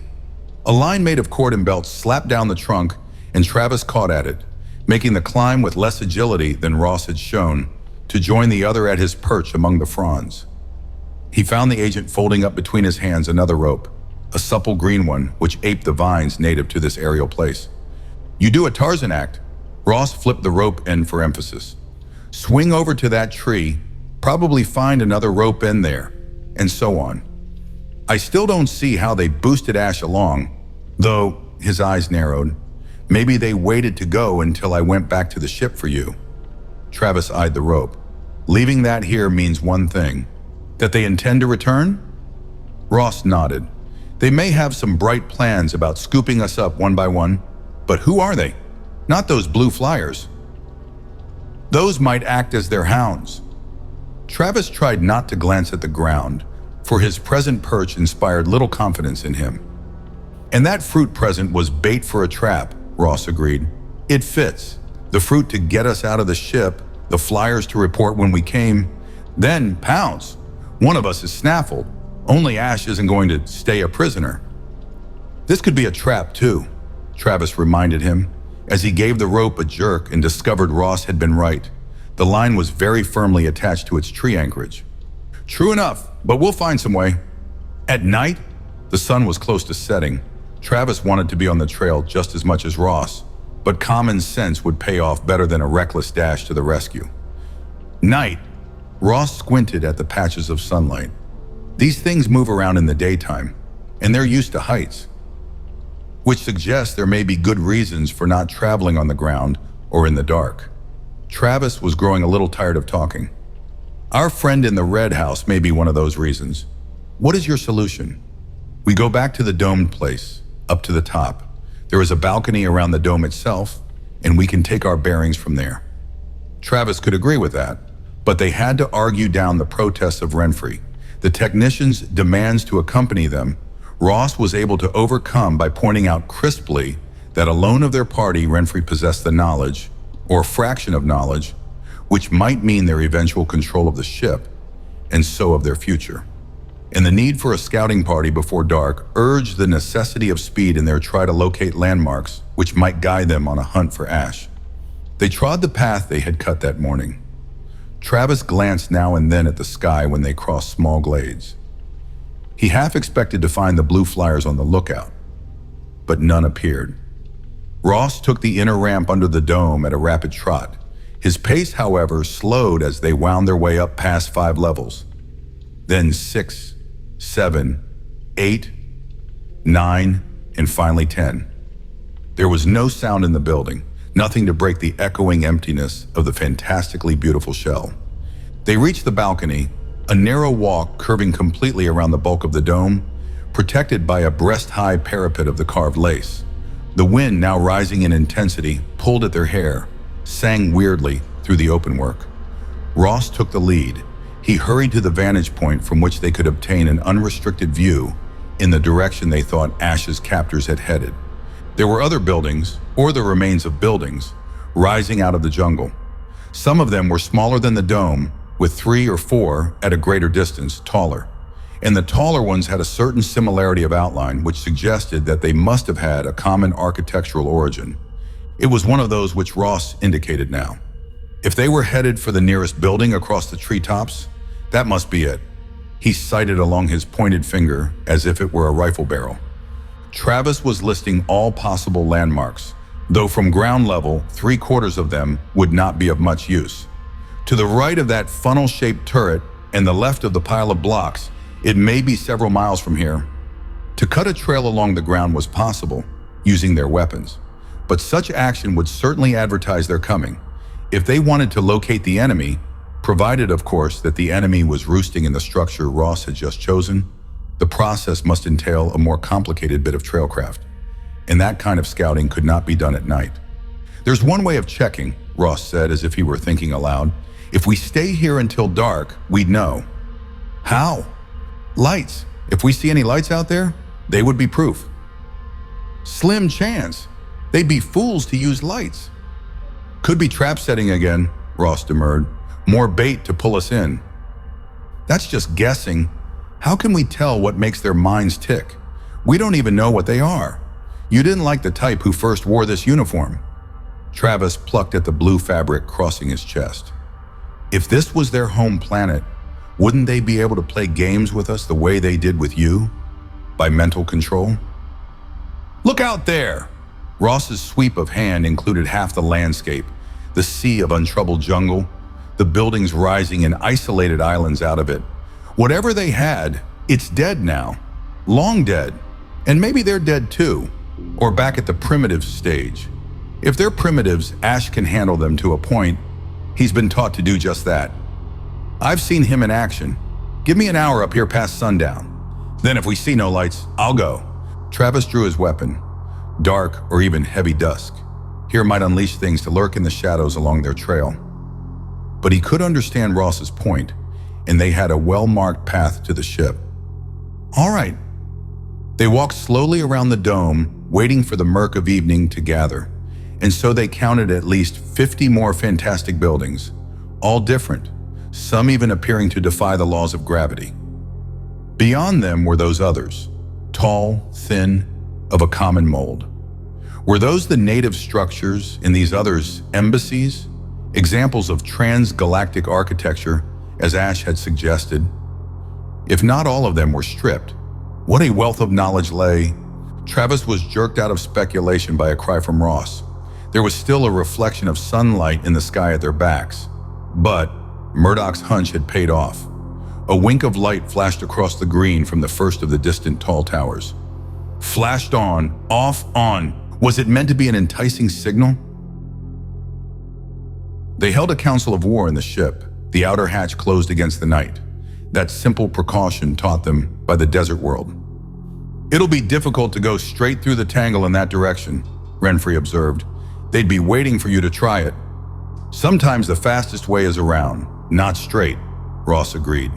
He had a map drawn on a sheet of material from the alien stores, the crosses and squares on it, marking the various buildings they had sighted. See here, they bunch those tall towers, but here and here and here are other buildings. Suppose we head for this one, which looks like an outsized oil can. Then beyond that, there's a pile of blocks. The one we want is between them. So, move to the funnel top, then start beyond to the block pile and cut back. If we can make them believe we're just searching everything in that direction, it'll buy us time. Reach a point about here. His forefinger dug into the surface of the improvised map. and then do a right-about face and go at top speed. He looked up challengingly. Anybody got a better idea? Renfrey shrugged. This is your party. You've had the training for this type of thing. But I'll go along. And let some joker take the ship behind our backs? Ross wanted to know. They've a line on us. They must have, or they wouldn't have scooped up the chief so neatly. He's no recruit at this type of fun and games, remember? I've seen him in action. Through the treetops, Travis mused. If that's their regular mode of travel, then maybe we have another point in our favor. Once we're really into the jungle, there's a lot of cover which will give us protection. They can't watch us from above all the time. You're both set on this then? Renfrey still studied the map. Ross stood up. I don't propose to let them snatch the chief and get away with it. And the quicker we are on the move, the better. But even Ross had to admit that they must wait until dawn to put their plan to the test. They rummaged the ship for supplies and assembled a small pack apiece. Each wore a belt supporting alien weapons. In addition, a coil of the supple cord was wound from shoulder to hip about their bodies, and they had retained the flint knives from their hunter disguise. Brittle though the flint might be, the finely chipped blades could be deadly in close combat. They slung pack sacks with food in the froth containers. Renfrey disputed his staying with the ship, but he was forced to admit that there was no way to lock the port behind them, and so a guard must remain. However, he insisted upon triggering the armament of the spacer. So when they descended the ladder to the ground in the first dull rose of the early morning, the black mouths of those sinister tubes were thrust from the shell of the globe. They took turns cutting a path, and where they could, they pushed through the underbrush, saving the power of the weapons. It was Travis who led when they thrust completely through a fern wall into a green tunnel. The ground here had been worn into a shallow trough and beaten hard. Travis needed only one look to know that slot for what it was. A game trail, leading either to water or to some favorite grazing ground.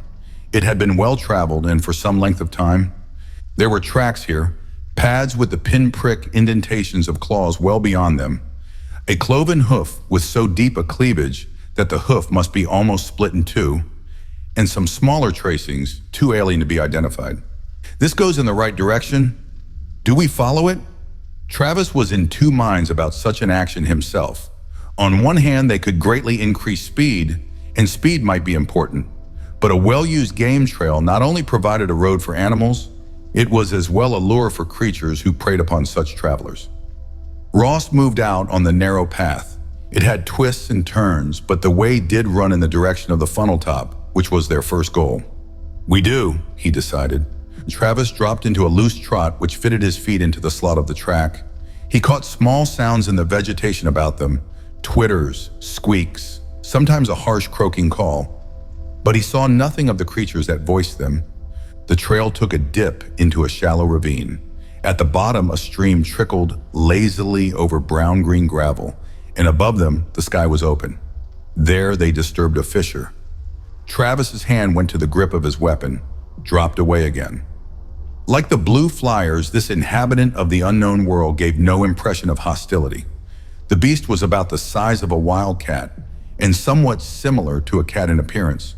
At least, it possessed a round head with eyes set slightly aslant. But the ears were very long and sharply pointed with heavy tufts of feathers at their tips. Feathers.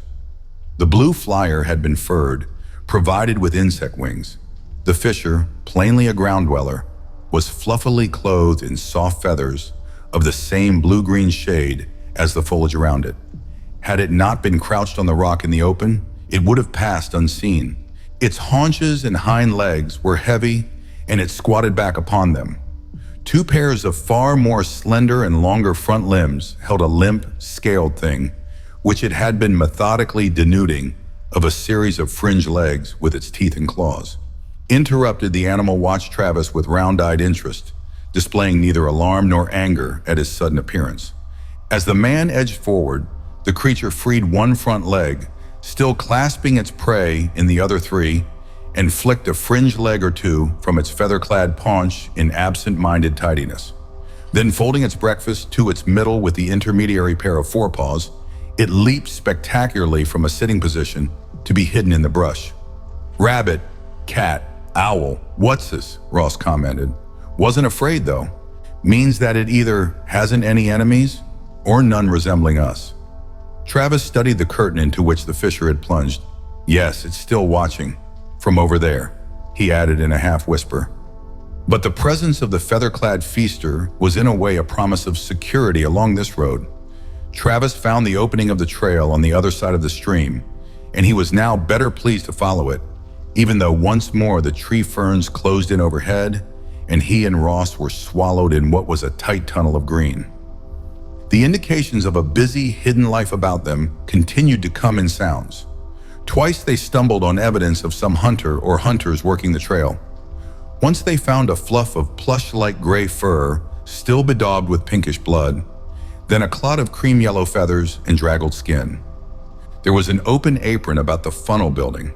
A fan of stone dappled with red moss but not yet claimed in entirety by the jungle and the game trail, skirted this, running on past the building. If they were to continue to follow Ross's plan, they must strike back now into the jungle again and bull their way through its resilient mass. But first, for the benefit of any watchers, they crossed that moss-spattered apron to the building as if about to search its interior. Only there was no easy entrance here. A grill of the same imperishable material as that which formed the fan area before the door forbade their entry. Through its bars, they could see parts of the inside. Plainly, this particular structure had been left furnished after a fashion, for objects muffled in disintegrated coverings crowded the floor. Ross, his face pressed close to the bars, whistled. I'd say they were getting ready for movers. Only the vans never arrived. The chief will want to break in here. Might be some of his kind of pickings about. Better collect him first. Travis stood at the top of those 4 wide steps leading to the barred door. He could sight the tower, which was their ultimate goal, though the fern trees shielded it for about 3 stories up. He saw no signs of life about it. Nothing moved at any of the window holes. Yet there had been that light at yesterday's dusk. All right, we'll get to it. Ross came away from the grill. He swung his arm wide in an extravagant gesture to mark not the goal of their choice, but the block building beyond it. They had to cut their way now, using weapons in their hands to pull and break a path between the small, isolated glades where the fall of some giant tree in the past had cleared a passable strip for them. Panting and floundering, they came to the 5th such clearing. This is it, Ross said. We'll turn back from here. Luckily, the summit of the tower showed now and then as a guide. They were approaching it from the back, and by a freakish whim of nature, there was less underbrush here. So they had to choose cover, watching the heights for any indication that some scout or spy might lurk aloft. Not that they could be certain of spotting an army under the circumstances, Travis decided gloomily, moving with the wariness of one expecting an ambush at any moment. They had covered perhaps half of the distance which would bring them to the base of the tower when both of them were startled into immobility by a squall. The battle cry of the thing which had laired in the Red Hall. And the sound was so distorted by the jungle about them that Travis could not tell whether its source lay before or behind. That first wail of battle was only the starting signal of a racket loud enough to split human eardrums. A bird thing boomed out of the brush, flew in blind panic straight for the two, blundered past them in safety. A graceful, slender creature with a dappled coat and a single curving horn flashed away before Travis was truly sure he had seen it. But those howls of rage and blood hunger chorused on. There must be more than one of the beasts, perhaps a pack of them. And from the noise, they were engaged in combat. Travis could only think of Ash cornered in the tower to face such an enemy. He began to run. Ross drew level with him before they plunged together into a hedge of brush, fighting their way in the straightest line to the base of the tower. Travis tripped, staggered forward, fighting to regain his balance, and plowed on his hands and knees into the open. He was facing the entrance to the tower, a long, narrow slit of opening. From within came the sounds. Ross, weapon in hand, leaped past him, a blue streak of concentrated action. The Apache scrambled up, was only a step or two behind the time agent as they entered, finding themselves directly on the foot of an upward-leading ramp. One of those squalling roars, sounding above, ended in a cough. A mass of dull red fur and flashing legs rolled down. Its flat weasel's head snapped its jaws in convulsive death agony. Ross leaped aside. "Blast beam got that one!" he shouted. "Chief! Ash! You up there!" If there was any answer to that hail, the words were drowned in the screech of the animals. The light was dusky here, but there was enough for the humans to spot the barrier across the ramp. It must have been there for some time, but now it showed a gap, choked by two of the red beasts struggling against each other in their eagerness to force the doorway. Behind them snarled a third. Travis steadied the barrel of his weapon across his forearm and nicked a darting weasel head with a sniper's expert aim. The thing did not even cry out, but reared and somersaulted backward down the ramp as the men jumped apart to give it room. One of the creatures at the gap caught sight of the two below and pulled back, allowing its fellow through the barrier while it whirled to spring at Ross. His blast beam raked across its shoulders, and it screamed hideously, collapsed and scratched frantically with its hind feet to gain footing. Ross fired again, and the animal was still, but the rage of the fight beyond the barrier continued. "Ash!" Ross shouted, and Travis, catching his breath, echoed that call. To go through the gap in the barrier before them and perhaps be met by a blast from a friend was certainly not to be desired. "Hello!" The cry was weirdly echoed. It might be coming from ahead of them or above, but both of them had heard it. They pushed past the barrier into a wide hallway. There was light here, coming from the white flames of smoking brands that lay on the floor at the far end, as if tossed from a higher level. One of the red beasts lay dead. The men hurtled the body. Another, dragging useless hindquarters, crept with deadly purpose toward them, and Travis picked it off. But the beam in his weapon died before he lifted finger from firing button. Another try proved his fears correct. The charge in the weapon was exhausted. Something scrambled on the second ramp at the far end of the hall. Ross stood at the foot, his weapon up. Travis stooped to scoop up one of the torches. He whirled the brand in the air, bringing the smoldering end to life. Ross aimed at a charging weasel head, missed, flung himself to the side of the ramp and down to the floor to escape the rush. But the beast plunged insanely after him. Travis whirled the torch a second time, swinging its flaming end down against the snaky, darting head of the attacker. One of those powerful forepaws aimed a vicious swipe that tore the torch from the Apache's hold. But Ross was up to his knees again, weapon ready. And the red animal died. Travis retreated, a little unsteadily, to pick up a second torch. "Hello!" Again that shout from overhead. Ross answered it. "Ash, down here!" There were no more squalls from the ramp, but Travis wondered if more of the beasts lay in wait. With a useless weapon, he had no desire to climb into the unknown. A flint knife was nothing against the weasel heads. They waited, listening, at the foot of the ramp. But when there came no other attack, Ross pattered ahead and Travis followed, nursing his new torch. His hands shot out, closed on Ross's arm as he caught up with the other. Something was waiting for them up there. Travis thrust the torch into that pocket of gloom at the head of the ramp, saw Ross's weapon at ready. "Come on in!" The words were ordinary enough, but Ash's voice sounded a little breathless and in higher pitch than usual. But it was Ash, unharmed and seeming his usual self, who stepped into the pool of light and waited for them to join him.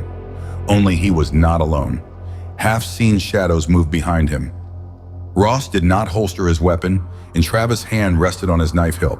"You all right, Chief?" Ash laughed in answer to Ross's demand. "Now that the space patrol has landed, yes. You boys introduced the right play at the proper moment. Come on and meet the gang." The torch sputtered as those shadows moved in closer to Ash. Then a new light blazed up well above the floor level, and Travis blinked at the company that fire revealed. Ash was 6 feet tall, giving Travis himself an inch or so. But in this company, he towered, for the tallest of his companions came only a little above his shoulder. "They have wings!" Yes, with a sudden twitch, a flap of wing, not feathered, but ribbed skin, had unfurled, pointing up above its owner's shoulder. Where had he seen a wing such as that? On the statue from the domed building. However, the faces now all turned toward the humans were not as grotesque as the one of the image. The ears were not so large, the features were more humanoid, though the noses remained vertical slits. Either the statue had been a caricature, or it represented a far more primitive type. The natives hung back, and from their narrow, pointed jaws came a low murmur, rising and falling, which Travis could not separate into distinct sounds or words. Local inhabitants? Ross still held his weapon. They the ones who kidnapped you, Chief? In a manner of speaking. I take it you accounted for the wildlife below? All we saw, Travis returned, still watching the winged people, for they were people. Of that he was sure. Then we can get out of here. Ash turned to the waiting shadows and holstered his own weapon with an emphatic slam. Two of the winged men beckoned, and the rest stood back, allowing Ash, Ross, and Travis to pass them to climb a third ramp. At the top, the humans saw open sunlight and came out into a wide hall with archways, not doors, down its length. Travis's nostrils expanded as he caught a mixture of scents, some pleasant, some otherwise. There was activity here. There were indications of a permanent settlement.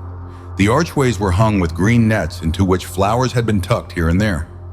Many were like the one he had found on his first day of exploration. Hollowed logs made into troughs stood about the walls. From these grew a mixture of plants, all reaching toward the sun which came through windows, forming a curtain of green from floor to ceiling. The people were no longer just shadows, and in this brighter light, their humanoid resemblance was marked. The furled wings covering their backs might have been folded cloaks. They wore no clothing save ornaments of belt, collar, or armlets. Their weapons, which all within sight carried, were small spears, little enough protection against the red killers who had assailed them from below. They watched the humans closely, keeping up their murmur of speech, but making no threatening gestures. And since it was impossible for the humans to read any expression on their faces, Travis did not know whether the three from the ship were considered prisoners, allies, or merely strange objects of general interest. Here, Ash stopped before one of the curtained archways and pursed his lips to give a gentle hoot.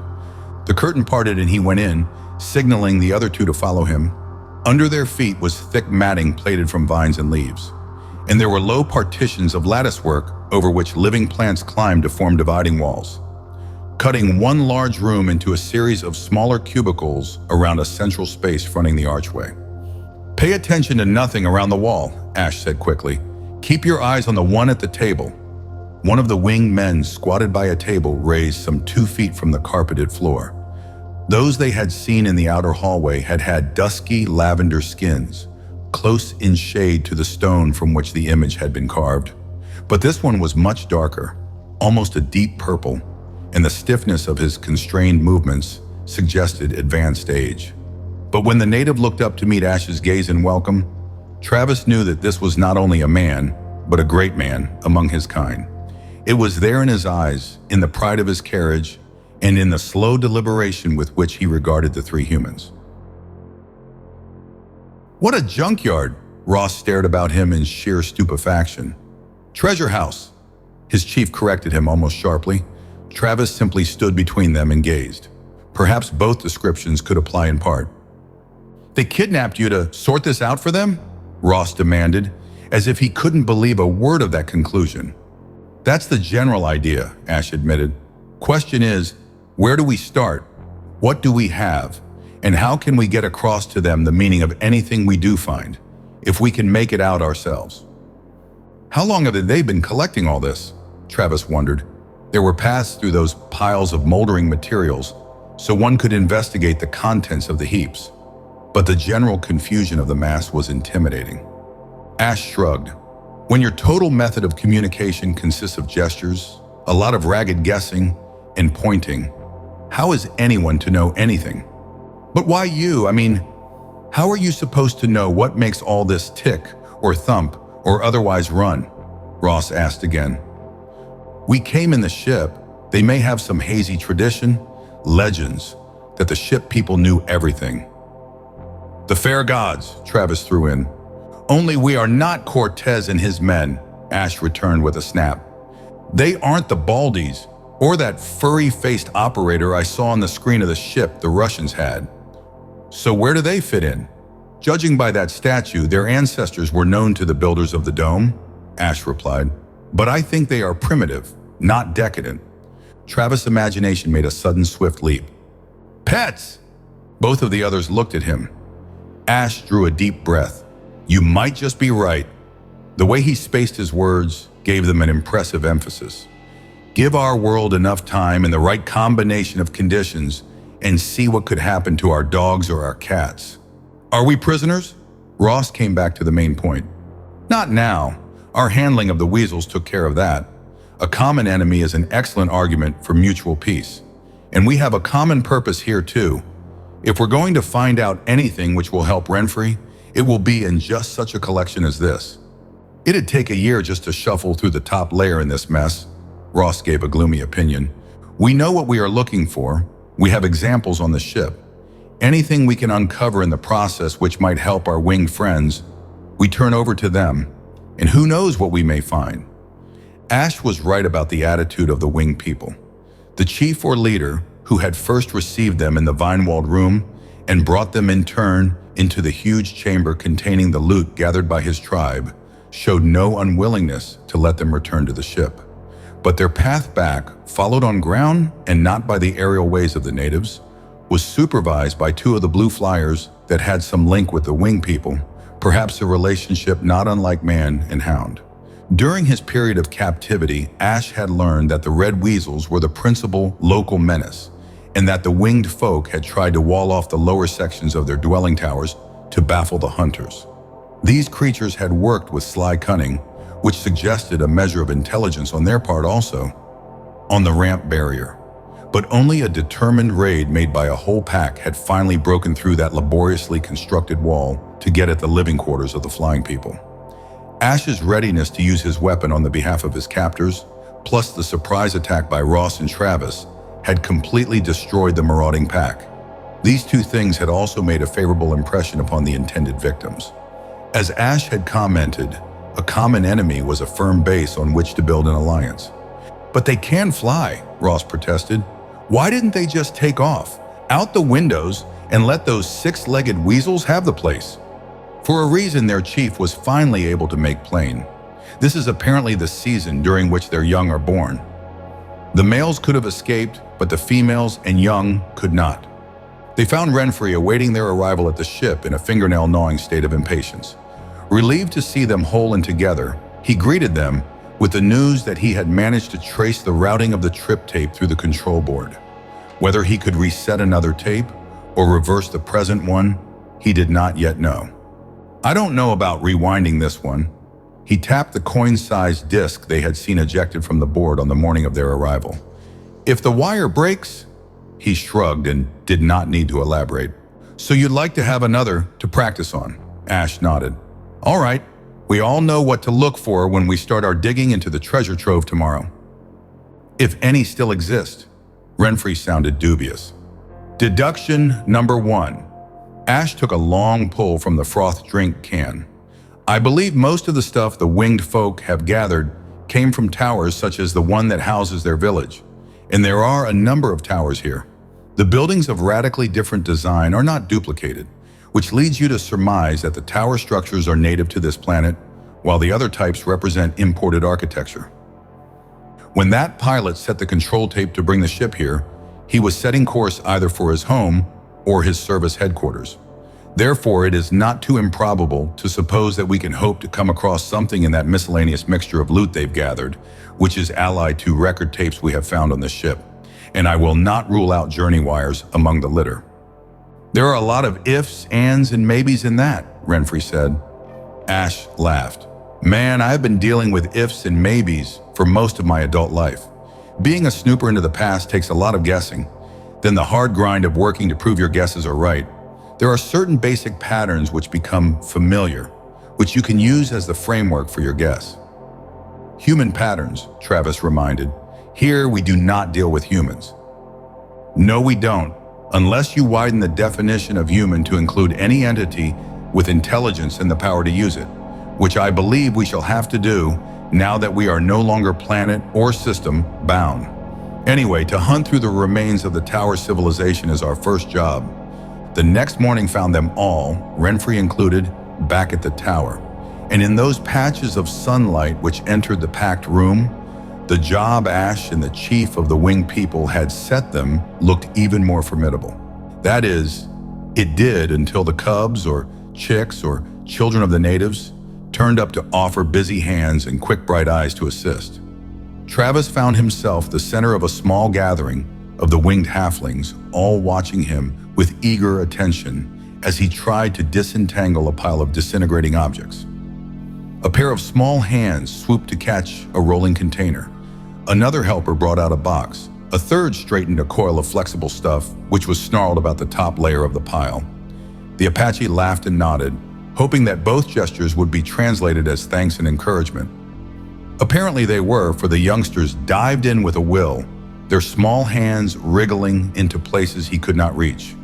Twice, though, he had to hurriedly jerk some too ambitious delver back from a threatened avalanche of heavy goods. So much of what they uncovered, examined, and put to one side was either too badly damaged by time to be of any use, or else had no meaning for the humans. Travis struggled with the covers of crumbling containers and boxes. Sometimes he would see them go to dust with their contents under his prying hands. Other times he would find their interiors filled only with powder that might have once been fabric. Lengths of an alloy fashioned into sections of pipe he laid to one side. These seemed still intact and might be of use to the winged people, either as material for weapons more effective than their spears or for tools. Once he came upon an oval box which flaked to bits in his hands, but it left mingled with the powder on his palm a glittering stone set in a scroll of metal, as untarnished and perfect as the day the jewel had been stored. His volunteer assistants hummed with wonder, so he gave it to the nearest to see it pass from hand to hand, and at last gravely returned to his keeping. By noon, none of the 4 humans working in opposite corners of the big room had found anything useful to their own purposes. They met under a window to share food supplies free of dust from the rubbish heap. "I knew it was a year's job," Ross complained. "And what have we found so far? Some metal which hasn't rusted completely away, a few jewels, and this." Ash held out a round spool. "If I'm not mistaken, this is a record tape, and it may be intact. Looks something like those we found aboard the ship." "Here comes the big boss," Ross said, glancing up. "Are you going to ask him for that?" The chief who had brought them to the storeroom entered the far doorway with his escort. He moved slowly about the perimeter of the room to inspect the piles where the explorers had made such a small beginning. When he reached the humans, they stood up, towering over both chief and escort.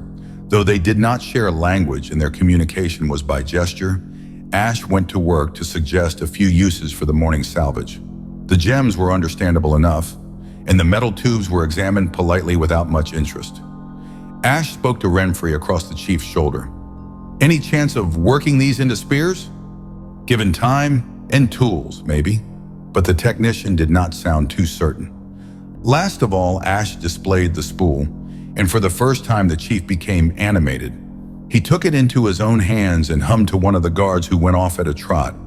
He tapped one finger on the red tape and then spread out all the digits several times, ending with a wide, inclusive sweep of one arm. "What's he trying to tell us, Ash?" Renfrey had been watching the performance closely.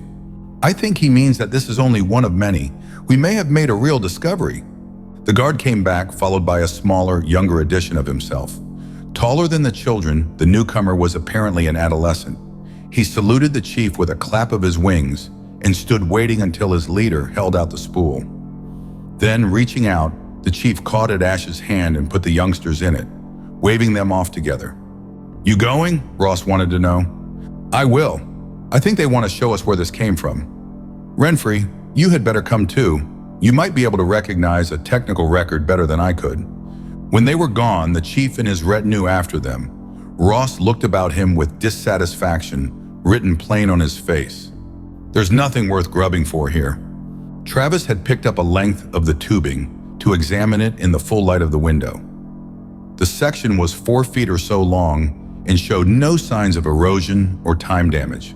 The alloy was light and smooth, and what its original use had been he did not know. But as he ran it back and forth through his hands, an idea was born. The winged men needed better weapons than the spears, and to make such weapons from the odds and ends of metals they had found in this litter required forging methods. Perhaps none of the visitors, not even Renfrey, had the skill to teach. But there was one arm which could be made, and perhaps even the ammunition for it might also exist in the unclassified masses on the floor. It was not a weapon his own people had used, but to the south, others of his race had developed it into a deadly and accurate arm. "What's so special about that tube?" Ross asked. "It might be special for these people." Travis held it up, put one end experimentally to his lips. Yes, it was light enough to be used as he planned. "In what way? Didn't you ever hear of blowguns?" "What?" "The main part is a tube such as this. They're used mostly by South American Indians. A small splinter arrow is blown through, and they are supposed to be accurate and deadly. Sometimes poisoned arrows are used, but the ordinary kind would do if you hit a vital point, say one of those weasel's eyes or its throat." "You begin to make sense, fella." Ross hunted for a section of pipe to match Travis's. "You plan to give these purple people a better way to kill red weasels. Can you make one to really work?" "We can always try." Travis turned to the clustering children and gestured, getting across the idea that such sections of pipe were now of importance. The junior assistants scattered with excited hums, as if he had loosed a swarm of busy bees in the room. As Travis had hoped, he was also able to discover the necessary material for arrows there. Again, their original use was unknown, but at the end of a half-hour's search, he had a handful of needle-slim slivers of the same light alloy as the pipes themselves.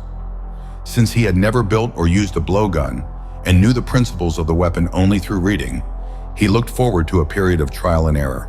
But at last they gleaned from the room a wealth of raw materials for experiment, and they had not yet done when the youngster who had guided Ash came back to pull at Ross's sleeve and beckon the men to follow.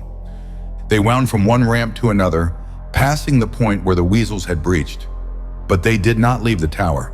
Instead, their guide went to the back of the entrance hall, putting both hands to a seemingly blank wall and pushing. Travis and Ross, watching his effort, joined their strength to his, and a panel slipped back into the wall. Before them was not a room, but a more sharply inclined ramp descending into a well of shadow which increased in darkness until its foot could not be seen from their present stand. The winged boy took the downward path at a run. His wings expanded until they balanced his body, and he skimmed at a speed neither of the humans was reckless enough to try to match. Once they reached the foot of the descent, they saw in the distance the smoky gleam of a native torch, and guided by that, they ran along a narrow corridor where dust rose in puffs under their pounding feet. The room of plunder in the tower above had housed unsorted heaps of bits and pieces. The place they now entered, where Ash awaited them, was a monument to the precision and efficiency of the same race, or a kindred people, who had flown the ship. Here were machines, banks of controls, dim, dark screens, and as the humans slowly advanced, the torch displayed racks and racks of containers, not only of record tapes, but of journey discs. Hundreds, thousands of those button spools which had brought them across space were racked in cylinders with transparent tops and unknown symbols of the other people on their labels. Port Control Center, we think. Ash may have temporized by adding those last two words, but there was a certainty in his tone which suggested he was sure. Renfrey was filling the front of his suit with samples taken from both record containers and tape racks. "Library," Travis added an identification of his own. Ash nodded. "If we only knew what to take. Lord, maybe everything we want, we need, not only for now but for the whole future, is right here." Ross went to the nearest rack, began to follow Renfrey's example. "We can try to run these on the reader in the ship, and if we take enough of them, the odds are at least one or two should be helpful." His logical approach to the problem was the sensible one. They went about the selection as methodically as they could, lifting samples from each rack of holders. "A whole galaxy of knowledge must be stored here," Ash marveled, as his fingers flicked one coil after another free. They left at last, the fronts of their flexible suits bulging, their hands full. But before they left the tower, Travis also gathered up the lengths of pipe in the needle slivers. And when they were back in the ship, the reader set up, their plundered record rolls ready to feed, the Apache went to work on fashioning the weapon he hoped to offer to the winged people in return for their sharing of the stored wisdom. Renfrey, an array of small tools from the crew lockers aligned before him, was operating on one of the root discs. He pried off its cover and carefully unwound the thin wire spiral curled within. Twice he was doomed to disappointment. That fragile thread upon which a ship could cruise to the stars snapped brittly under his most careful handling. The second time that happened, he looked up, his face drawn, his eyes red with strain. "I don't think it can be done." "There's this." Ash reached for one of the waiting disc tapes. "Those you are working with are old. The one in the ship is new." There it was again, the jog in time which might return them to their own world, or might not. But that reminder appeared to encourage Renfrey. He checked the outside of his discs, pushing aside any which showed the pitting of years. His next choice did not look too different from the one which held their future locked into its spiral. For the third time, he pried delicately to force off the case. But it was not to be that night that they learned anything which was of value to them. The record tapes in the reader gave only a series of pictures, fascinating in themselves, but of no value now. And in addition, there were others which merely flashed symbols, perhaps formulas, perhaps written accounts. At last, Ash snapped off the machine. "We can't expect to be lucky all the time." "There are thousands of those things stored in that place," Ross pointed out. "If we do find anything useful, it will have to be by luck." "Well, luck is what we have to count on in our game." Ash's voice was tired, drained.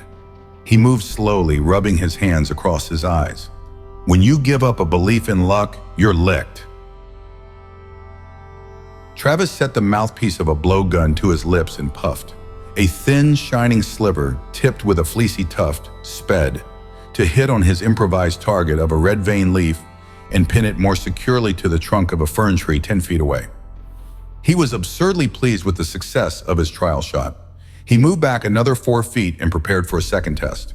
All the while, the low humming of his enthralled native audience buzzed bee-fashion across the clearing. When he was able to place a second dart almost beside the first, his satisfaction was close to complete.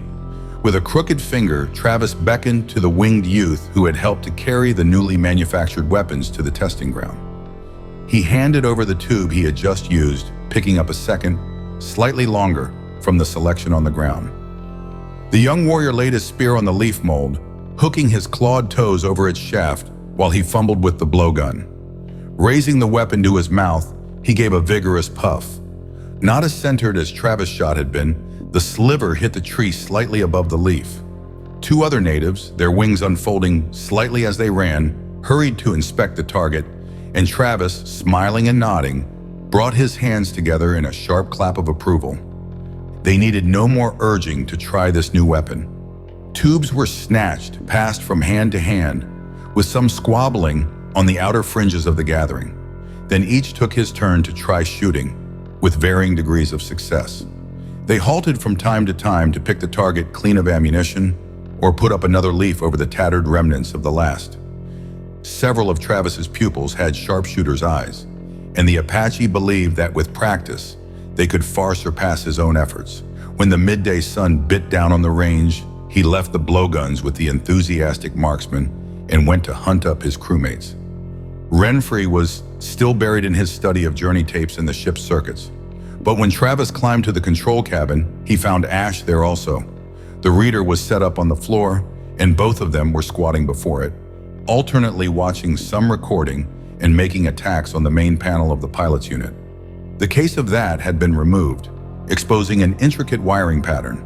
And from time to time, Renfrey traced one of those threads up or down and either beamed or frowned at the results of his investigation. "What's going on?" Ash answered Travis. "We may have had our break. This record is a manual of sorts. It provides some wiring blueprints Renfrey has been able to identify with that cat's cradle of cords up there." "Some wiring." Renfrey's enthusiasm did not match Ash's at that moment. "About 1 line in 10. This is like trying to put together a missile head when all your working instructions are written in Chinese code. Yeah, the red cord hits the plate there, but does it say anything about these white loop-de-loops to the left?" Ash squinted at the loops in question and consulted the record reader again. "Yes!" Renfrey was down on his knees in an instant to see for himself the diagram on the picture screen. "Anybody home?" Ross's voice floated up the well of the interior ladder, and Travis could feel the vibration of his footfalls on the rungs as he climbed. His head and shoulders emerged from the stairwell. His dust-streaked face testified to his occupation of the morning, as the investigator on duty in the crazy treasure house at the Wing People's Tower.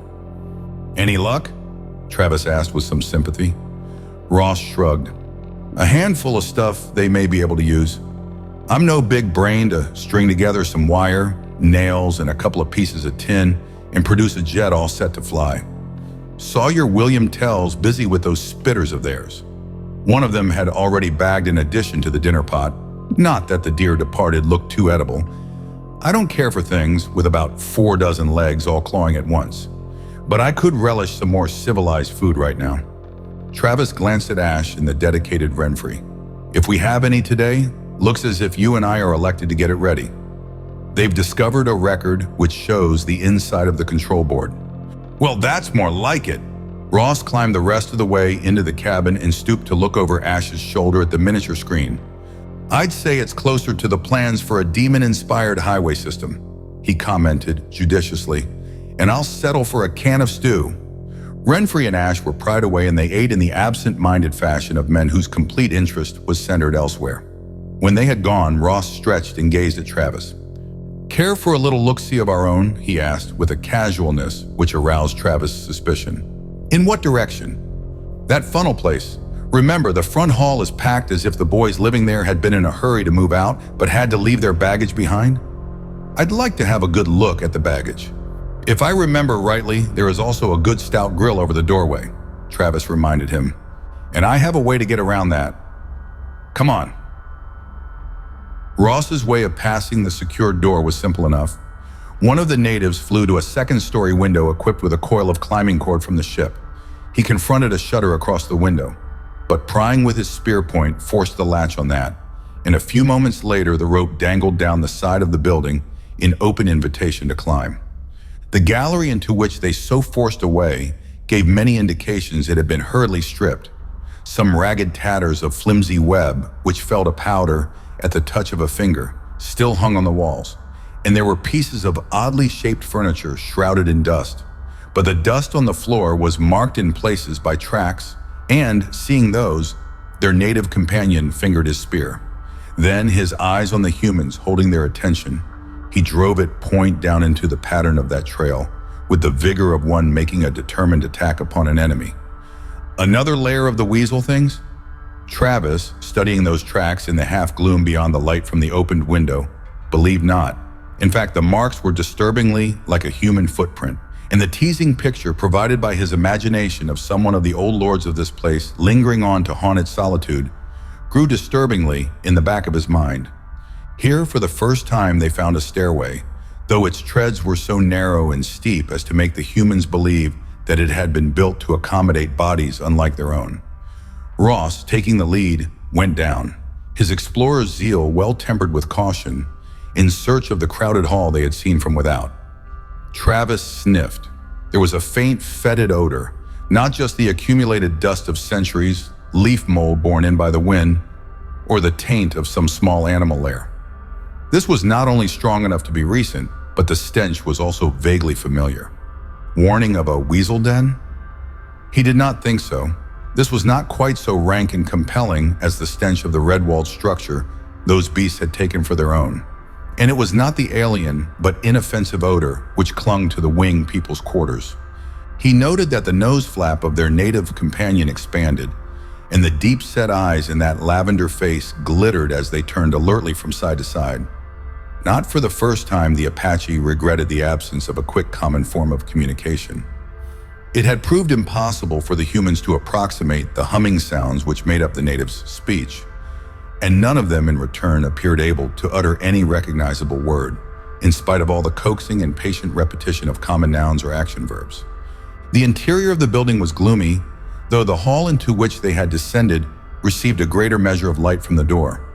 Ross stepped out, skirting a pile of boxes. He laid his hand on the top one, his other hovering over the grip of his weapon. Travis remained where he was. That smell, it tugged at his memory. They stood still, the winged youth freezing with them.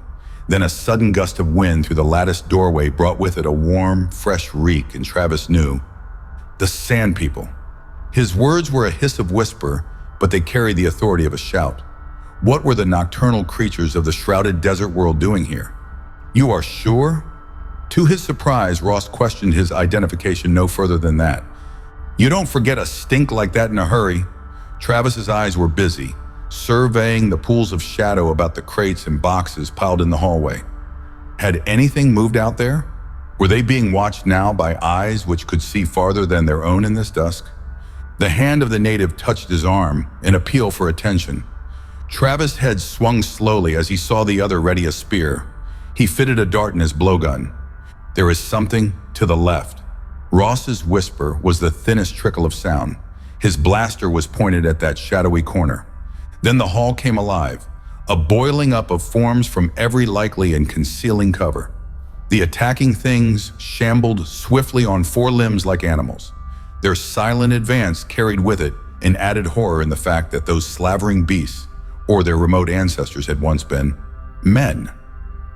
A blast from Ross's weapon brought down three of the clumsy runners. A tentacle licked out, and then a fourth attacker went down, a dart dancing in its hairy throat. Behind Travis, the native ran back a few steps upstairs, launched out into the air with a beat of his wings. Wheeling over the enemy, he stabbed at the boneless middle limbs raised to drag him down with a concentration which hinted at a long enmity between the two species. Ross cried out. A tentacle flicked from the shadows, coiled about his ankle, and pulled as he fought to keep his balance. He turned his weapon beam on that rope of living flesh. He was answered by a roar as the loop fell away. Then Travis' dart caught the thing, which arose to its hind legs, clawing for Ross's shoulders. The Apache shot as fast as he could, insert darts into the pipe. Backed against the stairs, he now flailed out with his weapon as a club, clearing a space to drag Ross with him. A tentacle had jerked the native's spear from his hold. Perching on one of the piles of boxes, he rocked back and forth on his refuge, beating his wings to hasten the tumble of the stack. He rose into the air just as the bulky containers crashed down across the foot of the stairway to provide the beginnings of a barricade. "Weapon charge! Exhausted!" Ross panted. Gripping the barrel of the gun, he smashed the butt down on the round skull of a creature scrambling over the wreckage. They retreated up the stairway. Travis kicked out, catching a hairy head under the chin, slamming its owner back and down to tangle with another eager attacker. The native sent a second pile of boxes crashing. Now he was flying back and forth over the ruck of the enemy's main body, bombing them with smaller packages snatched up from the heaps. For a moment, the humans were free. Taking advantage of that lull, they won back to the gallery where they had entered what might have proved a trap. The native shot up over their heads.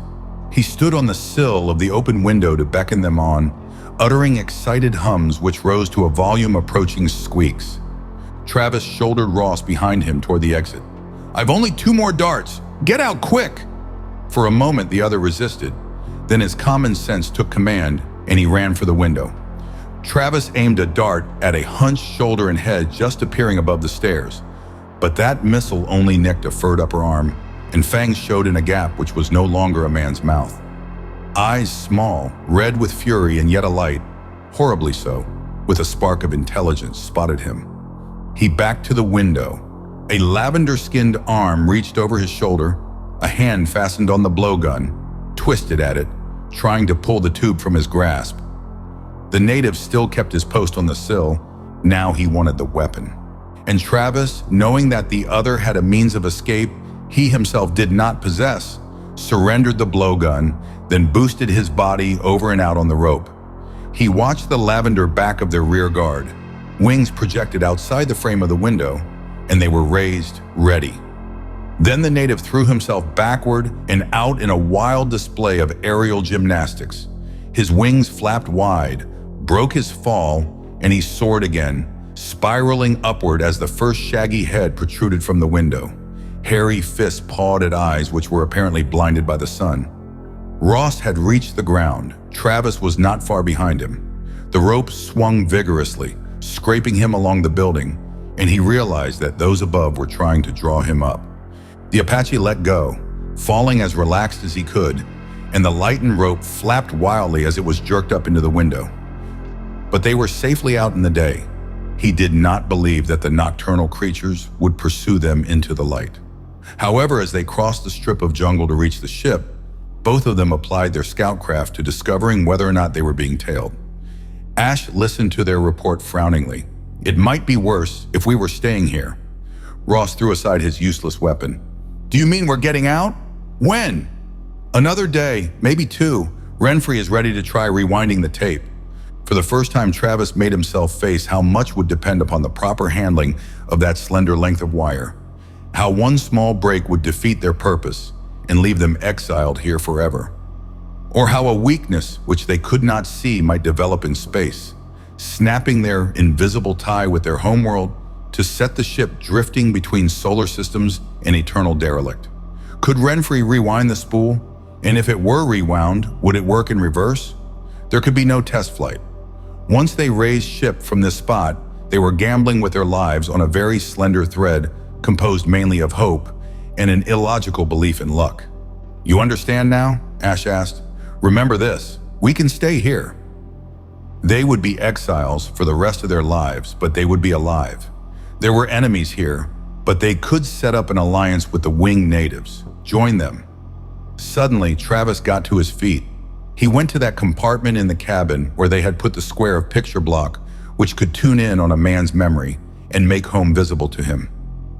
He had to know whether the past had enough strength to push him into this greatest gamble of his life. He held the slab between his hands, looked into its curdled depths. Soon he saw red cliffs rising from the fringe of smoky green marking pinyon, a blue sky, the hills of home. He could almost taste the bite of alkali dust in a rising wind, feel the swell of a horse's barrel between his legs, and he knew that he must take the chance. In the end, they all made the same choice. Ross summed up their feelings. Time travel, that is different. We're still on our own world. If something goes wrong and we're marooned back before history began, well, it'll give a guy a bad jolt, sure. Who wants to play around with mammoths when he's more used to jets? But still, he'd know pretty well what he was up against and that the people he'd meet would be his own species. But to stay here?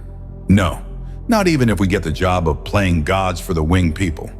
They aren't our kind. We're visitors, not immigrants, and I don't want to be a lifetime visitor anywhere. They made a last trip to the record library, transporting back to the ship and stowing away in every available storage place all the record tapes which appeared to be intact.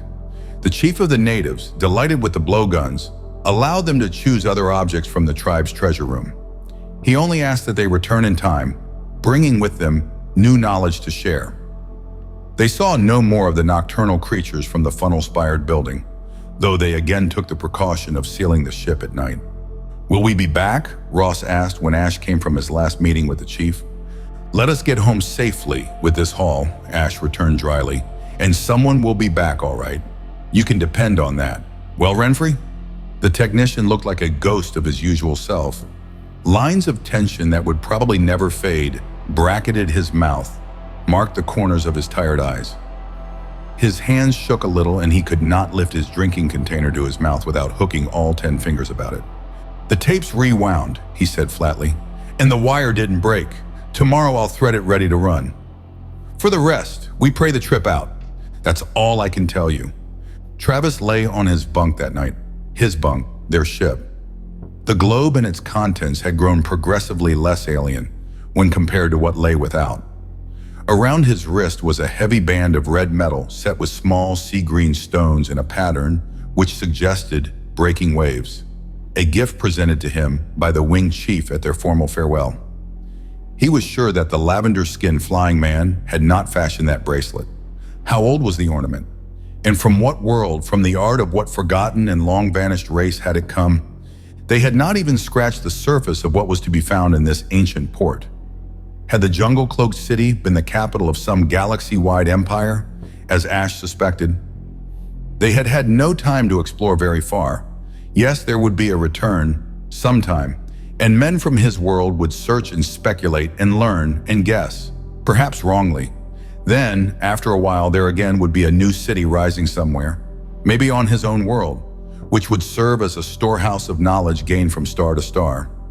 Time would pass and that city too would die, until some representative of a race yet unborn would come to search and speculate and guess. Travis slept. He awoke swiftly with a quick sense of urgency. Over his head, he heard the sigh of the speaker from the control cabin. "Already," came Renfrey's voice, thin, drained. Why, the technician must have worked through the night, eager to prove his handiwork. Already. They still had time to say no to this crazy venture, to choose known perils against the unknown. Travis felt a surge of panic, his hands levered against the bunk, pushing his body up. He had to stop Renfrey. They must not blast into space. Then he lay down once more, made his hands clasp the bunk straps across his body, his lips pressed tightly together. Let Renfrey push the proper button, soon. It was the waiting which always wore on a man. He felt the familiar vibration singing through the walls, through his body. There was no going back now. Travis closed his eyes and tried not to stiffen his whole body in protest against that waiting. "We're out, safely." "So far, so good." Another voice made answer to that over the comm system.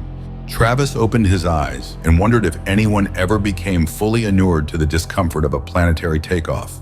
He had forgotten during the past days when they had been comfortably earthbound what it meant to be wrenched into the heights beyond the atmosphere and gravity. But at least the tape had worked to the extent that they had lifted safely off-world. And their flight continued until at length they all breathed easier and began to hold more confident feelings than just hope concerning their future. "If we simply repeat the pattern," Ash observed thoughtfully, on the evening of the 5th day, "we set down again on the desert world sometime tomorrow." "Be better if we could eliminate that stop," Travis remarked. There was something in the desolate waste and the night things which repulsed him as nothing else had during this fantastic voyage. "I've been thinking." Ross glanced across the swinging seat to the pilot's perch where Renfrey spent most of his waking hours. "We refueled on the trip out at the first port. Just suppose that we exhausted the supply there." Renfrey grinned, a death's head stretch of skin across bones. His thumb jerked downward in the immemorial gesture of sardonic defeat. "Then we've had it, fella. Let's hope that we can stretch our luck past that particular point along with all the rest of the elastic tricks." This time they downed on the desert port in the early morning, when the lavish display of flames along the horizon was paling into nothingness. They saw the blaze of the rising sun reflected too brightly from the endless drifts of sand. 2 days here roughly, if we do duplicate the pattern exactly, waiting 2 days, cooped up in the ship, not sure that they would take off again. At the thought of it, Travis shifted restlessly in his seat, and the specter Ross had evoked shared the narrow confines of the cabin with them all. Any walkabout? Ross must be feeling it too, that goading desire to be busy, to drown in action, ever-present fears. "Not much reason for that," Ash replied calmly enough. "We'll take a look outside in daytime. Not that I believe there is much to see." The sun-repelling helmets on, they opened the outer hatch. They surveyed the expanse where the winds might have whittled new patterns among the dunes, but where they could see no change since their last visit. The enigmatic sealed building still squatted beyond, with no sign of life about. What did they do here? Ross's hands moved restlessly along the frame of the exit port. There was some reason for this stop. There had to be. And why were those same things, people, animals, whatever they are, or were, on the other world, in the funnel-top building? "Which are the exiles?" Ash asked. "Is this their home world, while those others exist across the void and have for generations because they were not recalled in time? Or are these the exiles and the others are at home? We may never know the reason or answer to any questions about them." He studied the squat building among the creeping dunes. They must live underground, with the building covering the entrance. Perhaps they live underground on the other planet also.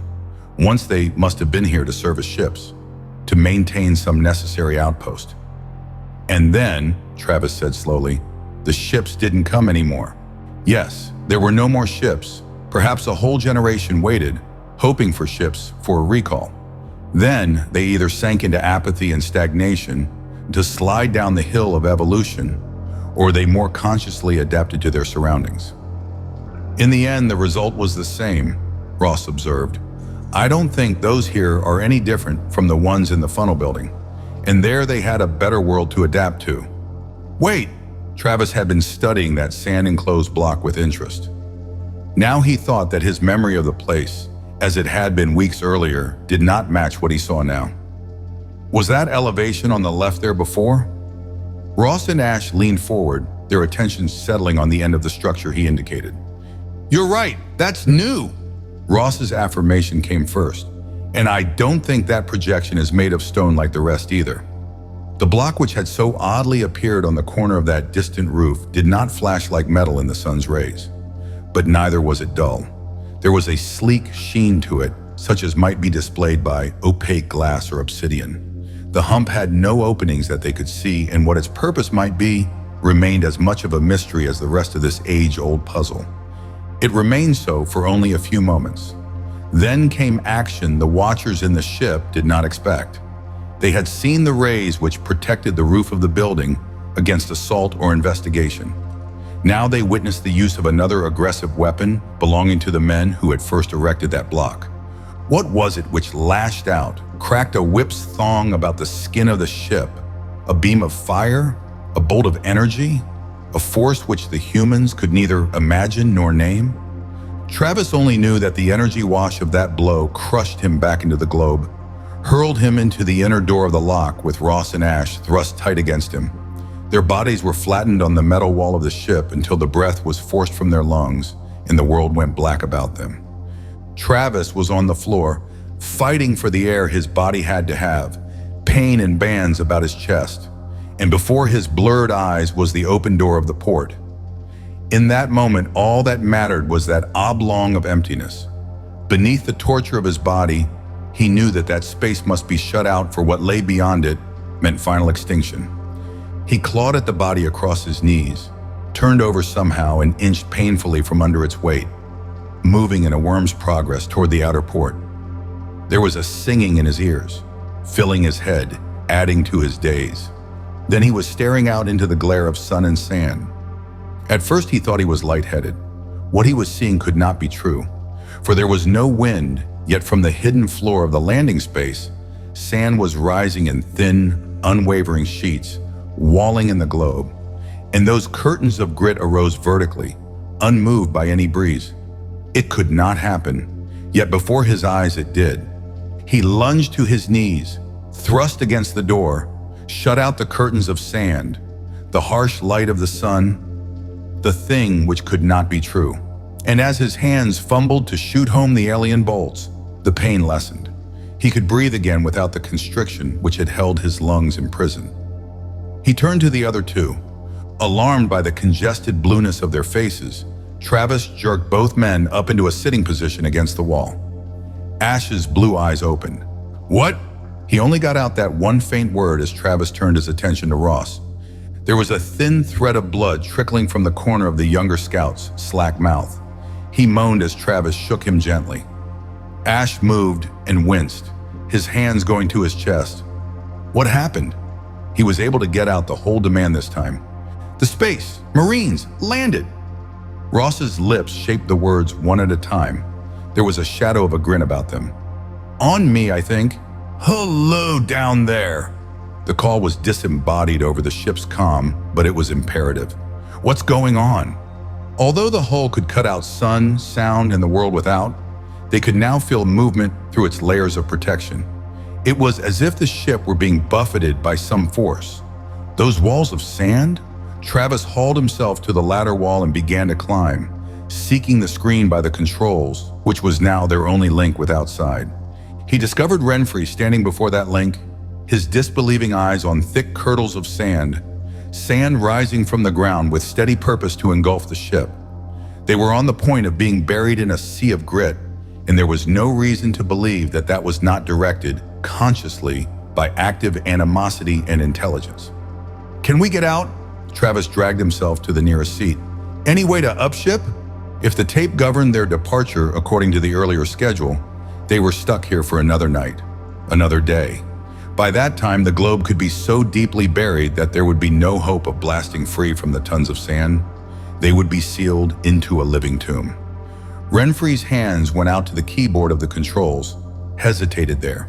His lips tightened. "It's a big risk, but I could try. It'll probably be a bigger risk to stay. Travis remembered the two he had left at the lock. They must be brought out of danger before the shock of blastoff. "Give me 5 minutes," he said. "Then blow, if you can." He found Ash on his feet, dragging Ross out into the corridor. Travis hurried to help. "Renfrey is going to try to blast off," he reported. "We're being buried in sand." They got Ross to a bunk. Ash flopped into the adjoining one, and Travis barely made it to the next cabin and the waiting cushion there when the warning shrilled through the comm. There was the vibration of laboring engines, but it went on far longer than before. Travis lay tense, willing the wrench of blast free to come, counting off seconds. The vibration was building up, higher than he had ever known it to go before, and the ship rocked on its base, movement and sound becoming one, a sickening mixture which churned the stomach. Deadened thought, but not fear. The break came in an instant of prolonged red agony. Afterward came blackness. Nothing at all. Vibration was gone, sound was gone, but sensation remained, and the clean, aromatic scent of the healing jelly which filled the bunks on occasion of need. Travis opened his eyes. Had they pulled free from the desert planet? He sat up, brushing the jelly from him. It slid easily from his skin, from the suit, leaving the usual well-being of mind and body. The confidence which had been jolted out of him had already flooded back. He got to his feet, went to peer into the neighboring cabin. Ash and Ross still lay inert under the quivering mounds of that substance on which the aliens had based their first aid. He climbed to the control cabin. Renfrey was strapped into the pilot's chair, but his head lolled limply on his shoulders, his white face alarming Travis. His questing fingers found a slow pulse. He unfastened the technician and somehow managed, with the aid of weightlessness, to get him to his bunk below. The screen presented only that swirl of dead black, which was the sign of hyperspace. They had not only broken loose from the sand trap, they were also embarked on the next leg of the long journey, which might or might not take them home. How long had that portion of the journey lasted before? 9 days by Renfrey's watch. 9 days between the sand and the fueling port. 9 days until they could be sure that Renfrey's blastoff had not thrown the tape off course. As they recovered from that shock, Ash took command, using the loot they had gathered from the storehouse of records to focus their interest outside themselves. On the plea of hunting another ship's operation manual, he set them to work in shifts at the record reader, processing every tape which could still be run through that machine. More than one promising coil broke, whipped into a tangle they did not dare try to unravel. But even those must be kept for the experts at home to study. For Ash never admitted after their break from the desert world that they were not going to get home. He pointed out that the odds they had already licked totaled a formidable sum and that there was no reason to. Believe that their luck would not continue to hold. But even Ash, Travis thought to himself, must have doubts, be as nervous as the rest, though he did not show it. When Renfrey's watch marked the 9th day's flight, and they had no warning of arrival at the fueling port, they made only a pretense of a midday meal. Travis had calculated rations just that morning. By going on very slim supplies, they would have enough of the food they dared use to see them home, if the voyage was not prolonged. He reported that fact to Ash and received only an absent-minded grunt in reply. Then, as if to prove all their worst forebodings untrue, the warning came. Travis strapped down, sharing quarters with Ross this time. The other grinned at him. The Chiefs called it right again. Here we go for a shot of gas from the service station, then home. Even the discomfort of landing could be forgotten when they did see about them the ruined towers marking off landing spaces, the metallic turquoise sky of their first galactic port. Why, they were almost home! They clattered down to the space lock and opened it eagerly to watch for the creeping snake of the fuel line and its attendant robot. But long moments went by, and there was no movement in the shadow of the nearest tower. Travis studied the immediate terrain. Had they set down in the same square they had visited before? Might a change in so slight a matter provide the reason for the silence about them? Could be due to the time element. As Ash's voice sounded in his helmet comm, the old man might have been reading his thoughts. We left a second stop well ahead of our former schedule. They clung to that hope as an hour, and then 2 passed and there was no movement from the tower. Pooling their recollections of the place, they were fairly certain that they had landed in the same square, and they avoided putting into words the other dire possibility that the mechanism of the ancient port had at last been exhausted, perhaps by the very effort put upon it weeks before when the globe had been serviced there. Renfrey spoke at last. "I don't know how much fuel we have on board. I can't even tell you the nature of that fuel, and whether we can take off without more is also an open question. But if we can, I don't believe we'll be able to finish the trip. We may be working against time, but we'll have to discover if we can push those machines into one more job, and we'll have to do it quick." They swung out of the globe, and Renfrey crawled under its arching side to discover a new catastrophe. If there had been any fuel left in the ship's sealed storage compartments, it was gone now. There was an ominous damp patch spreading from an opening at ground level. Renfrey's voice came hollowly. "That's done it, fellas. She's empty. Unless you can get that pipeline on the job again, we're grounded for keeps." What made that open up? Ross wondered with the bafflement of one to whom machines were still mysterious, save for their most obvious functions. Might be some mechanism triggered by this. Ash stamped on the pavement. "Well, let's go and look for the robot in that animated pipeline." They walked toward the tower. From ground level, the structure looked even more pointed and needle-like. There was an opening at the foot, the doorway from which the robot had come. Ash reached that and stood for a moment peering in. The chunky robot which had clanked into duty at their first visit was still there, just within the doorway, and beyond, plain to be seen in a rusty yellowish light, were a corporal's guard of its fellows. All alike, they were backed against the far wall as if awaiting some long-past official inspection. From a well in the center of the floor, to be glimpsed around the bulk of the robot in the doorway, was a massive piece of metal which Travis recognized as the head of the snake pipeline. Ash reached out, almost reluctantly, to push the robot. To their surprise, the machine, which had appeared so massive and immobile, answered to that handling. It did not react the way a shaken alarm clock would. Instead, it toppled forward, oddly flaccid. One of the arms clattered loose and spun across the pavement to strike the snake's head. "It's moving! Look, it's moving!" Ross was right. In a jerky, sullen manner, the heavy end of the mobile pipeline raised, inched forward about a foot while the humans held, their breaths in hope until it fell supinely once more. "Hit it again," advised Ross. Ash edged around the prostrate robot to inspect more closely what they could see of the pipe. The small portion displayed no signs of deterioration. He stooped, took a good grip on the head, and tugged. Then he hurriedly jumped back while Ross and Travis kicked the robot out of the path of the creeping snake. 2 feet, 3, out in the open it went, and headed for the ship. Renfrey saw them coming and waved, crawling back under the bulge of the globe to make ready for the pipe's arrival. But they had exulted too soon. Some 4 feet away from the tower, the head sank to earth once more. Ash tried his former method of revival, without result. They took turns shaking it, together and separately. It was much heavier than the robot, and they could not urge it into any further effort. Renfrey came to join in a consultation. He went back to inspect the well from which the pipe emerged, only to return as baffled as before. "Can we pull it by hand?" Travis wanted to know. "That's what we'll have to try now." Renfrey was grim. Bringing the light, tough rope from the ship, they fastened lines about the head and set to work. At Ash's command, they gave a concentrated jerk. The stubborn pipe gave, started forward, but not under its own power. They gained another 4, 5 feet, but the effort required to move that dead weight was exhausting. Now their gains were shorter, and the strain they must exert to produce them grew greater and greater. Ross tripped, went down, levered himself up, his face set in a snarl.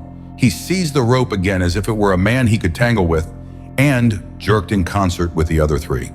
This time there was no yielding at all, and their feet slipped on the cracked and age-old stone. Travis sat back on his heels in the immemorial position of the dismounted range rider. The others sprawled beside the tow rope, their faces beet red from their efforts. Renfrey squirmed, braced himself on his hands, and began to fumble with the latch of his helmet. He threw the bubble back and breathed hard with the immediacy of a drowning man. "Put on your helmet, you fool!" Ash raised his head from his arms. His voice in the calm was broken by the laboring of his lungs. But Renfrey shook his head, his lips moving in words sealed away by the protection he no longer shared. Travis' fingers went to the fastenings of his own helmet. "I don't think we need these." He pulled off the bubble and lifted his head to meet the touch of a small, playful breeze. The air was crisp, like that of a Terran autumn, and it filled his lungs in an invigorating way. He reached for the rope, ready to try again. "There's no use in pulling ourselves blind." Ash's voice was no longer rendered metallic by the alien comm. "The trouble may lie back in the tower." Renfrey began to crawl on his hands and knees back the length of the pipe, inspecting its surface as he went. At last he staggered to his feet and lurched through the door, the others after him. They found the technician down by the mouth of the well from which the pipe extended. He was examining the covering there, trying to wriggle the flexible tube back and forth. "The thing must be caught! Below this!" He hammered his fist against the capping. "Can we get that lid off and see?" Ross wanted to know. "We can try." But such an operation required tools of a sort. Levers, wedges. There was the line of waiting robots. Could parts of their bodies be put to more practical purposes? Ross had picked up a loose arm shed by the one which had disintegrated, testing the rod's strength with all the force of his own arm and shoulder. Travis studied the well capping. There was no opening, no vestige of crack into which a wedging tool might be inserted. And now Renfrey ran his hands about the ring through which the pipe issued, striving to find by touch what none of them could see. He tapped with the rod, first lightly and then with increasing force, leaving some dents and scratches, but making no other impression on the fitting. "Does that unscrew?" Ross suggested. Renfrey scowled, spat out a couple of short and forceful words. He transferred his efforts from the pipe to the outer rim of the cover, and there he did make a promising discovery. They worked fast, one at each, to pick the accumulated dust of centuries out of 4 depressions in which were sunk knobs which might just be the heads of bolts. Then they turned to the broken robot, dismantled its remains until they were equipped with pieces of metal to force those heads. It was slow, disheartening work. Once Travis went back to the ship to gather up the containers of the jelly, which had poisoned him during the testing of the supplies. They smeared the stuff in and around the stubborn knobs, hoping it would lubricate and loosen, while they pounded and prodded. But their efforts were encouraged when the first bolt yielded, and Renfrey used blister fingers to work it free. And that small success gave a spurt to their labors. It was nightfall, and they were working mainly by touch when Ash's bolt came free, the second one. "This is it for now," he told them. "We can't rig any sort of light in here, and there's no use in trying to free the rest in the dark. I've hit my fingers more than this blasted thing for the past half hour." "Time may be running out on the journey tape," Ross answered tightly. He was putting into words one of the 2 fears which grinned over their shoulders during all those hours of punishing labor. "Well, we aren't going to lift without fuel." With a sharp exclamation and a hand to his back, Ash stood up. "And we can't work on in the dark without rest or food. Those things we know, the rest we're just guessing at." So they stumbled back to the ship, realizing only when they stopped the battle with the stubborn casing how deeply tired they were. Travis knew that Ash was right. They could not hope to lick the problem by driving their bodies past the point of human endurance. They ate more than the proper rations for the meal, wavered to their bunks, and collapsed, drunk with fatigue, and Travis was still stiff in the morning. No healing jelly had soothed him. He awakened to Ross's shaking and blinked foggily up at the other's thin face. "Back to the salt mines, brother." Ross put the blackened and torn nail of an abused finger to his mouth. "I could do with a blowtorch now. Climb out of your downy bed, butt fast, and join the slave gang." It was mid-morning before they worked the 4th and last bolt out of its bed, and for a long moment after Renfrey threw it from him with emphatic force, they just sat about the rim of the well, their torn and blistered hands hanging limply between their knees. "All right," Ash roused. "Now let's see if she'll come up." To get levers to raise the cover, they had to dismantle 2 more of the robots, and they carried out that destruction with savage satisfaction. Somehow, attacking the unresisting, semi-man-like forms gave them release from some of the frustration and fear. They got stout bars and went back to attack the well cover. They never knew afterward how long it took them to pry that plug out of its bed. But a last frantic heave on the part of all, together, suddenly snapped it apart in two halves, displaying the dark hole from which the pipe arose. Though it was day outside, as brilliantly clear a day as the one before had been, the interior of the tower was not too well lighted, and they had no torch to explore those depths. Renfrey lay down to thrust both arms into the well, running his hands along the surface of the pipe as far as he could reach. "Find anything?" Ash crouched beside him, peering over one shoulder. "No!" And then he changed that to an excited, "Yes! I can barely touch it. Feels as if the scaled coating on the pipe is caught."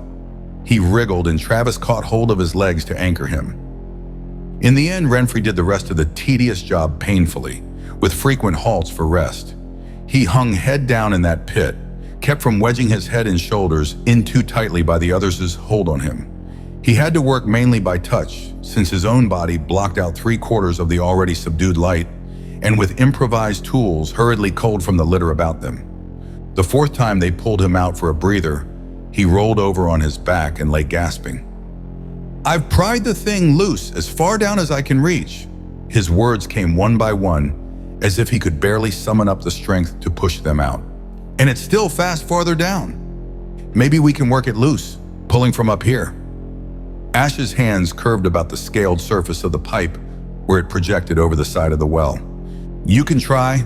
Renfrey rubbed his fists across his forehead as Travis, with a heave he tried to make gentle, moved the technician's dead weight away from the side of the opening to put his own hands overlapping Ash's. Together they strained to move the column of the pipe inside the tube of the well, but it appeared glued to the side where Renfrey had fought to free it. Beads of sweat gathered along the line of black hair above Travis's forehead, trickled down to sting across his lips, and in the half-light he saw Ash's jawline set, sharp under the thin brown skin, while the cords and muscles of his arms and shoulders stood out to be modeled under the fabric of the blue suit. Then Ross added his weight to the effort. "You pull," he told Ash. "Let us push in your direction. If it is ever gonna give, that ought to do it." For a long, long moment it seemed that the pipe was not going to give, that too much damage existed below. Then Ash flew back, the hose striking him hard in the chest as the obstruction below gave way, and Ross and Travis sprawled halfway across the opening. They scrambled up, and Ross hurried to pull Ash free of the hose. With Renfrey trailing, they went back to the outer air of the port. They took up the tow rope once again and began the labor of dragging the hose to meet the ship.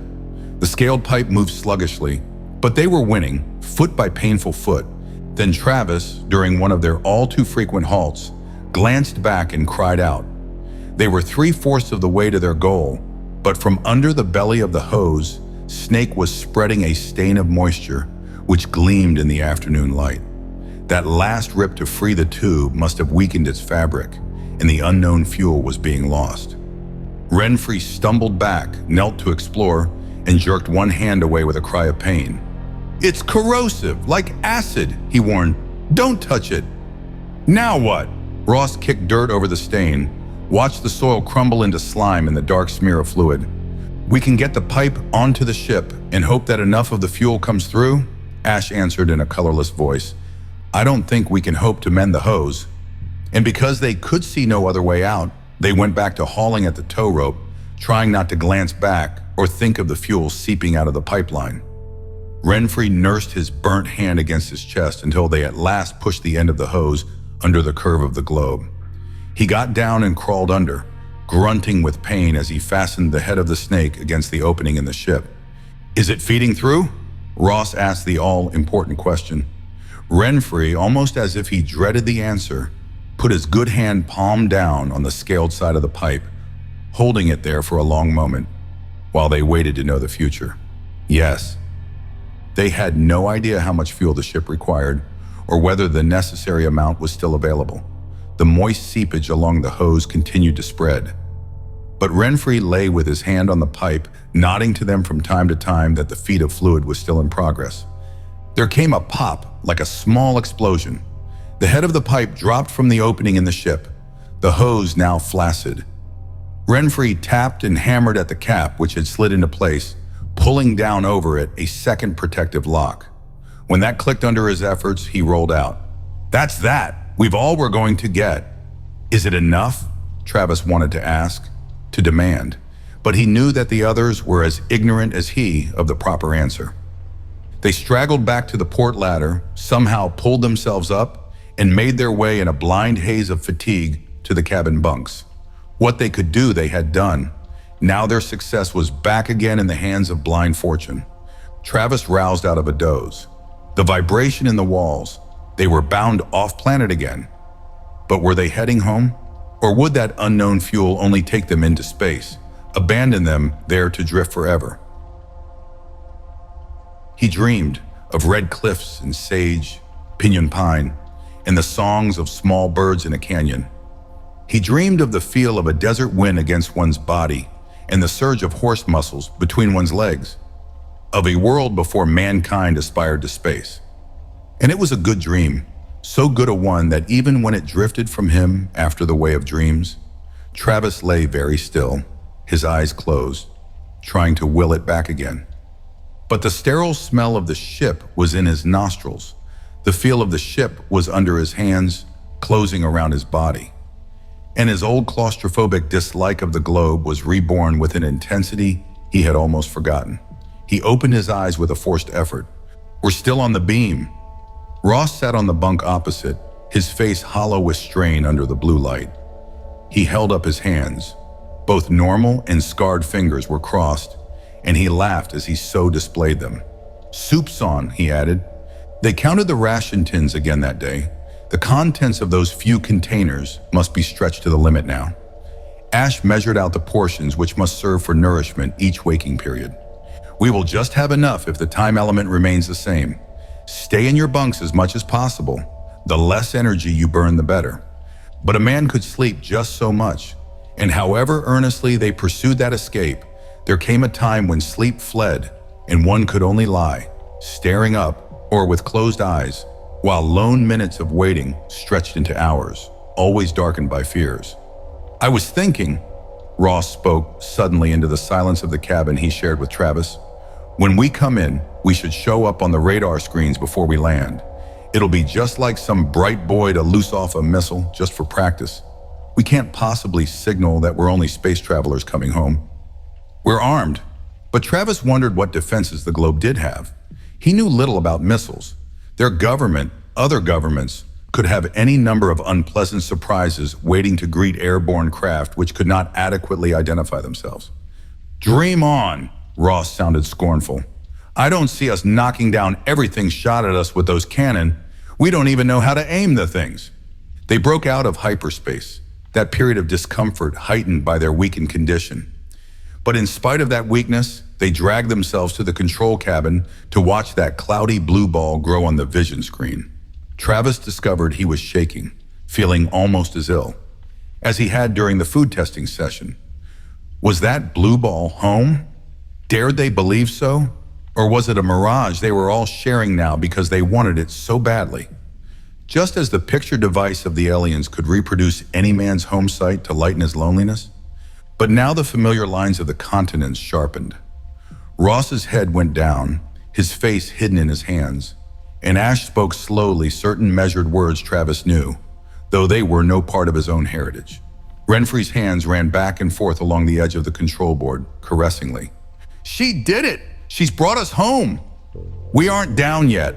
Ross didn't lift his head, and his words were sharp, as if perhaps he could ensure their eventual safe landing by his very doubt of it.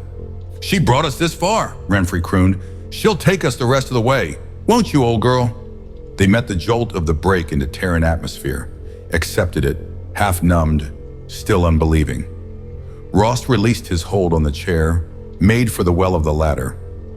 "I'm going down." He averted his eyes from the screen as if unable to watch any longer. And suddenly Travis shared the others' distrust of that window on space. He followed Ross, swinging down the ladder to their cabin, throwing himself prone in the bunk to await their landing, if there would be a safe landing. The thin vibration of a takeoff motor was nothing to the pressure of air against the globe's skin now. It raised a hum which sang in their ears, through every atom of their tense bodies. All the waiting they had managed to put behind them was nothing compared to this last stretch they could not measure by any clock. The feeling that something would happen to negate all their hard-won safety gnawed deep. Travis heard Ross mutter on the other side of the cabin, but could distinguish no words. What were they doing now? Racing, night or day, around the surface of their world, trying to home on the spot from which the alien journey tape had lifted them weeks ago? Seconds crawled, minutes, hours. One could measure this only by uneven breaths drawn with difficulty as the weight of gravity pulled once more. Were they now registering on radar screens, hostile and friendly alike, summoning a net of missiles to fence them off from the firmness of solid Earth? Travis could almost picture the rise of such a rocket, trailing a spear tail of fire, coming in. He cringed as he lay in the bunk, the soft padding rising about his gaunt body. Coming down. Had those words sounded through the ship's comm? Or were they only an echo of his own imagination? He felt the pressure against the padding, the squeeze of chest and lungs, harder to bear because of his weakness. But he did not black out.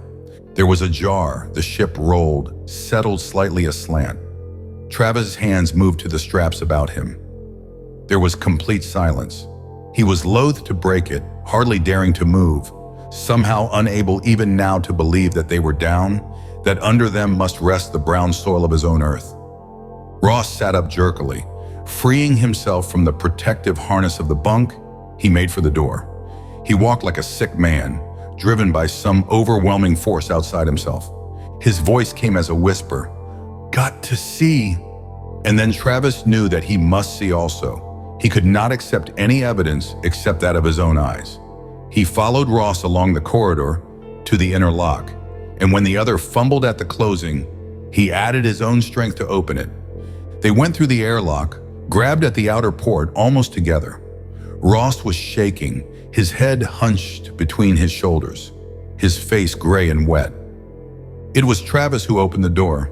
They were facing east and the time must be early dawn, for there was a belt of shadow beneath the curve of the ship, while on the horizon light banners spread pale gold. He dropped down, his eyes on that band. "Company coming!" Ross swept out an arm. There was a soaring rumble of sound. A quartet of planes in formation cut across the light patch of sky. There were spotlights flashing on around the ship, flooding away the shadows. Now Travis could pick out a buckled framework, signs of a disaster. And among the wreckage, men were moving, drawing into the starship. But beyond them, the sun was rising. His sun, rising to light his world. They had made it against all the stacked odds. Travis' hands smoothed the skin of the globe beyond the frame of the open port, as he might have smoothed the arched neck of the Pinto that had brought him through a grueling day's ride on the range. The sun was yellow on the distant hills, and they were the good brown earth of home. The end.